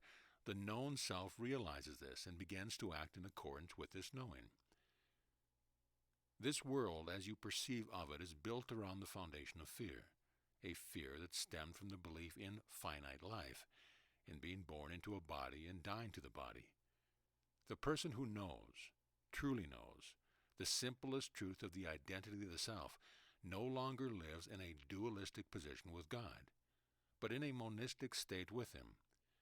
The difference is in realizing relationship with the infinite instead of the finite, with life as opposed to matter. This huge difference is easily overlooked and rarely seen as the key that unlocks the door to universal consciousness being present. There is no being and no present in matter. In matter, being must be attached to form. In the sense of time described by the word present, there is no infinitude, but only a vague concept of now. This is the key concept that I not only knew but demonstrated. This is the legacy, the inheritance I left to you. This discourse may seem to have traveled far from words of love, words promised and words given in truth. For no love is finite in nature. Love has no beginning and no end. Love is a demonstration and a description of universal consciousness, of being in relationship. All relationship is relationship with God, who is love. What the Course is speaking of now, in essence, is gain without loss. You will never be aware of gain without loss while you believe in what is finite in nature. The cycle of giving and receiving is thus never complete, and the certainty you seek always waiting for something you do not yet have, some information, some guarantee, some proof or validation. You might think if you are right, you will be successful. If you are successful, you will be secure. If you are good, you will prosper. You do not see these ways of thinking as ideas associated with gain and loss, but they are. All thinking that is of if this, then that nature, is thinking in terms of gain and loss. This is why we have worked to leave thinking behind. This belief in gain and loss is a cornerstone of your system of perception, viewed from a stance of if this, then that. It rules the nature of your existence because you have made it ruler by abandoning the laws of God. The laws of God are laws of love. Within the laws of love there is no loss, but only gain. The source of love and its location is in your heart. Think now of the created form, the body. When the heart stops beating, life is seen to be over. Are you thus your heart? Or can you not see that the created form was made in God's own image, as was all creation? You are God's image-given form, as is all creation. We, all of us together, are the heartbeat of the world. Without unity, we would not be. Without our source, which is God, we would not be. The laws of unity are God's laws and are simple indeed. Giving and receiving are one. And thus giving and receiving as one is the only way in which God's law are fulfilled. Since God's laws are the laws that rule the universe, they cannot go unfulfilled. Giving and receiving are thus one in truth. God's laws are generalizable and do not change, and thus the laws of man have not usurped the laws of God. It is only in your perception that the laws of man take precedence over the laws of God. Since perception arises from the mind, we must now discuss the mind.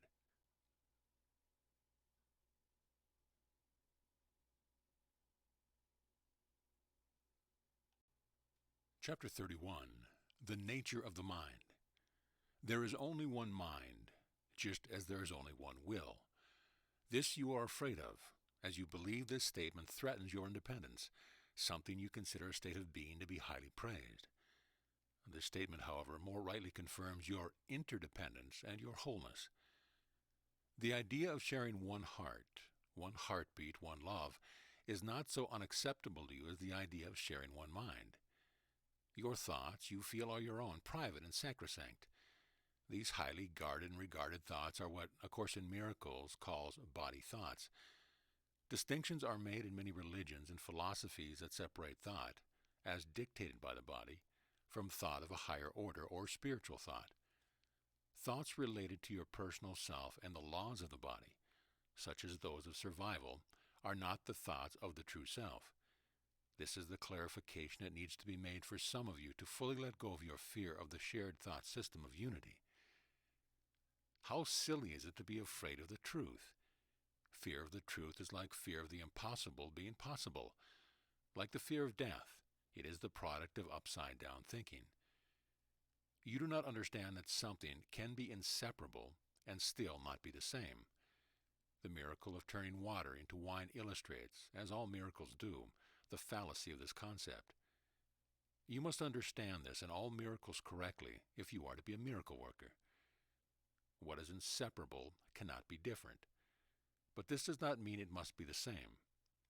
Inseparable does not mean replaceable. Water does not replace wine, nor wine water, yet each are from the same source, and so they are not different even while they are not the same. Your fear of sameness is your fear of oneness, and it is an unfounded fear, though understandable given your concept of what is the same and what is different. Yet, as your forms so readily illustrate, while all bodies are the same, they are also different. Form but imitates content. This is the difficulty with studying the mind.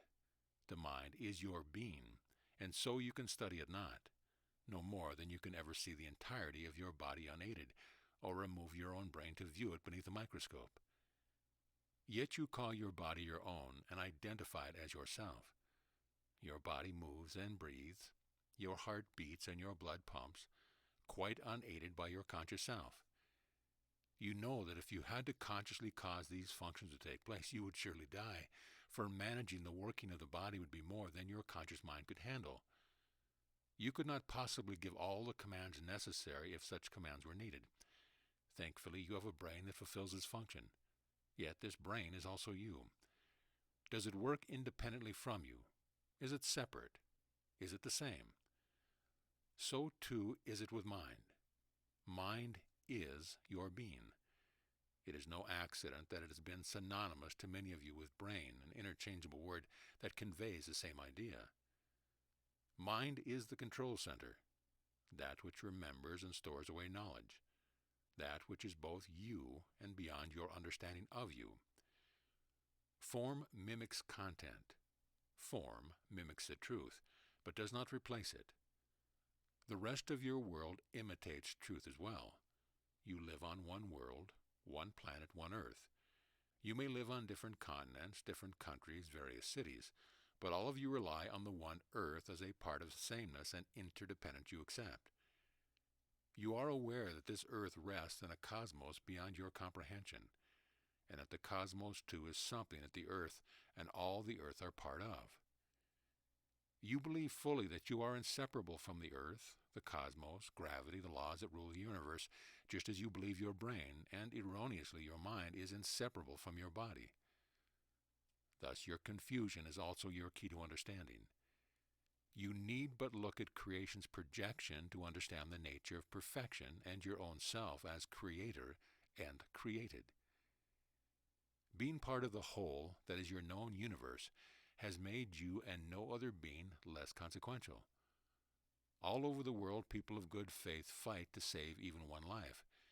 Each life is irreplaceable, and no one argues this point. Yet you allow yourself to resist the whole idea of God because you believe that what is one cannot also be many. Give up this notion of losing yourself to God, and you will be done for all time with resisting God. Only in God can you find yourself. This is known to you, and is the reason for man's quest for God throughout all time. Man may think he looks to God for answers, for release from pain, for reward, for an afterlife, but man has always looked to God for his own self. Not looking to God to find yourself would be akin to searching everywhere but the earth for humankind. If you do not seek where what you wish to find can be found, you seek in vain. The purpose of mind is extension. Thus, the upside-down perception that causes you to protect your private thoughts and to see them as the seat of yourself calls for the exact opposite of extension. This is the only true source of conflict. And yet again, your perception of your thoughts as yourself is the closest answer to the truth that you were able, in your limited view of yourself, to come up with. There is a part of you that knows that you have higher thoughts, and knows that these higher thoughts are yourself. Rather than discriminating between higher and lower thoughts, you have aggrandized all your thoughts and given them an identity which we have called the ego.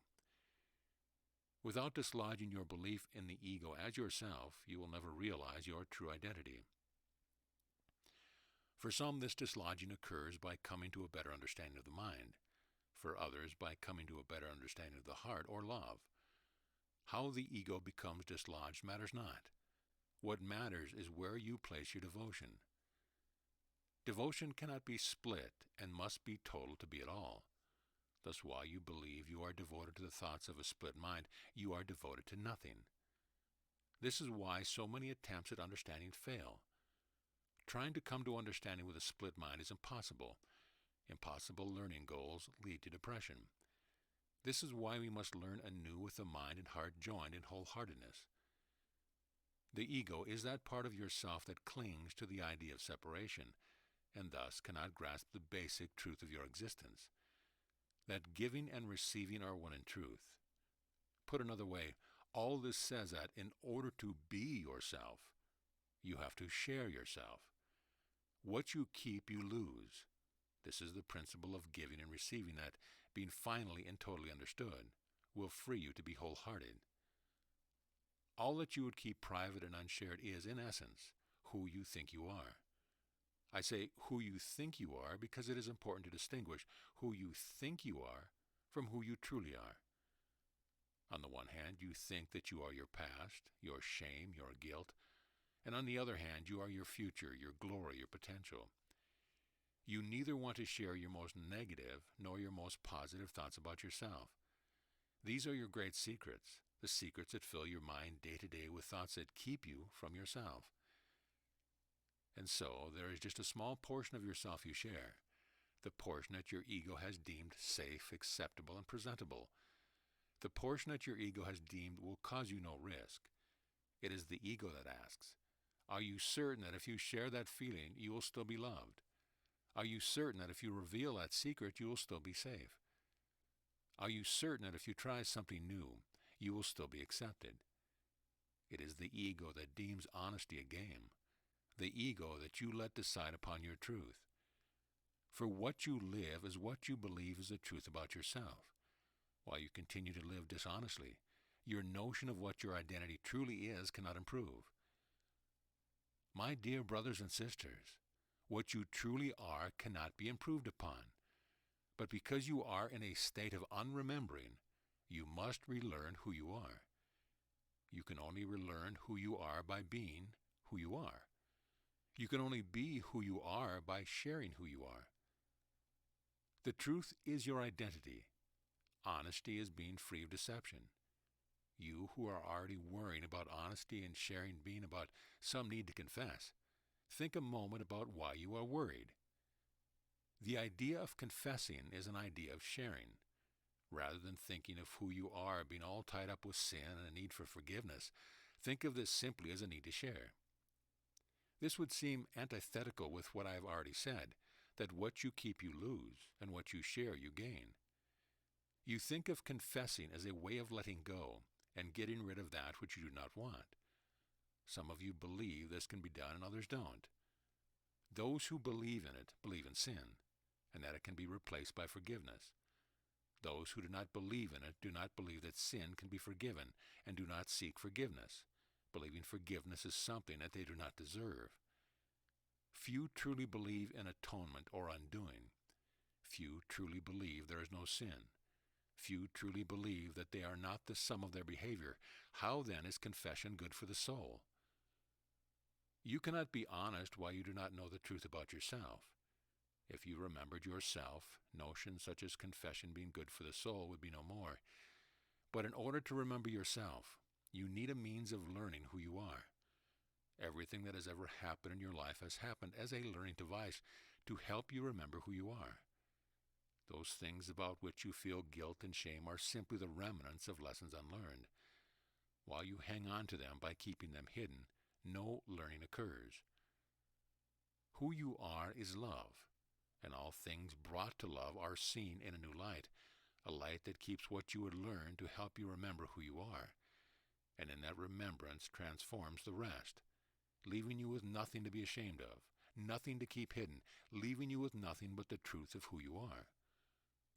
Thus, what you give through sharing, you gain in truth. No other type of gain is possible. The same is true of your potential, which brought to love are accomplished and simply become the truth that has always existed about who you are. Sharing is thus not about who you think you are, but about who you truly are, and yet is the way to learn the difference while learning is still necessary. Sharing is the means through which the holy relationship you have with everything is revealed in truth. The truth lies within everything that exists, as it lies within you. As you learn that who you are is love, no deception is possible, and you can only be who you are in truth. What you gain in truth is never lost or forgotten again, because it returns remembrance to your mind. What your mind remembers cannot be shared. Your ego thoughts can never share the truth with you nor with anyone else. The ego invented the idea of telling the truth and using it as an opposite to telling an untruth or lie. Thus were born ideas of being able to keep truth a secret, one of the most ridiculous ideas of the ego thought system. Your past has nothing to do with the truth of who you are, except in a degree to which it has or has not helped you remember who you are. What you have learned in truth resides in your mind as a part of you. What you have not yet learned from awaits your learning, or in other words, awaits the transfer of your feelings and experience to truth, and thus to your mind. Only the truth abides within your mind, for only it can enter the holy altar you share with me. This altar is not a thing, but a devotion to the one truth, the whole truth. Being of one mind is being of one truth. And how can you be of anything else? Only the ego sprang from a lie, the lie of separation that created the illusion of separate minds and varying degrees of truth. Just as you look to God for yourself, knowing not what it is you seek, so too do you look to your brothers and sisters and all else that lives along with you. But when you look, knowing not what you seek, what you find varies. Since there is only one truth, finding a variety of answers means nothing. If you but change what you look for, what you see and what you learn will also change. If you can look for yourself within your brothers and sisters, however, they must also be able to look for themselves in you. If you are constantly reflecting back what you think your brothers and sisters want to see, they can learn nothing from you. If your truth about who you think you are changes day to day, you are reflecting the very variety of answers they expect to find and have been finding elsewhere. You do not think you are looking for yourself in others, but think instead that you are looking for something or someone other than yourself. At certain times of your life, you state this seeking you are doing quite clearly, and it is always specific. You are looking for a friend, a spouse, a mentor. You believe you are seeking something other than you to complete yourself, because you are seeking to complete yourself. You are seeking wholeness, and you are even correct in seeking it from your brothers and sisters, just not in the way you perceive of it. When you find the truth of any brother or sister, you find the truth about yourself, for the truth does not change. And if who you truly are is the truth, how can you be different? Thus it can be said that the truth and the mind are one in truth. The truth is what it is. What is not the truth is illusion. Does this not make perfect sense? It is in this perfect sense of the perfect sanity of truth that salvation lies. Salvation is simply your return to yourself. If your sister and brother seek the truth or salvation from you, and you seek the truth or salvation from them, what is truly occurring? How can this work? This is but another aspect of giving and receiving being one in truth. Giving and receiving are both taking place, both at the same time, as are seeking and finding, once you are aware of what it is you seek. This aspect of giving and receiving as one is called relationship. It allows you to experience who you are, and thus to know or remember who you are. It is in your recognition of the truth about your brother and sister that you recognize the truth about yourself. It is only in relationship that this occurs, because only in relationship are you experiencing anything. You do not exist outside of relationship, just as your mind does not exist outside of oneness. Your experience here is but an extension of mind into a realm in which experience can occur. Your ego has made of this something different than it is. Rather than extension of mind, your experience has become a projection of ego. This can change. As you interact with your brothers and sisters, you seek to get to know them. You do this so that you find what you have in common and go on from there to shared experience. You also seek to know your brothers and sisters so that you will come to know what to expect from them. Once you have determined a brother or sister's usual mode of behavior, deviations from that usual mode concern you. You may determine someone is in a mood and see that the effects of that mood are either good or bad for either you or them or both. Since you live in a world of such extreme uncertainty, One of your highest requirements of those you have relations with is the mood of behavior that allows you to know what to expect. Thus, as you move from acquaintance to relationship of a deeper nature, you quickly determine the nature of those relationships and have an investment in them staying the same. Since this is most often true for them as well, you too become locked in the expected sameness. One relationship in which this is not the case is the relationship of a teacher and student. Another relationship that expects change and growth is that of parent to child. These two relationships have comprised your idea of our Father and me as you have realized that you are here to learn. Now, with such a clear learning goal in mind, these idealized relationships must be broadened so that they are seen in all rather than in a few, and so that they are seen clearly as what they really are.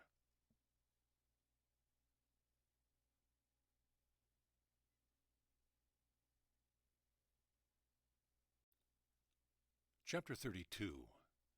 Love, Return to Love.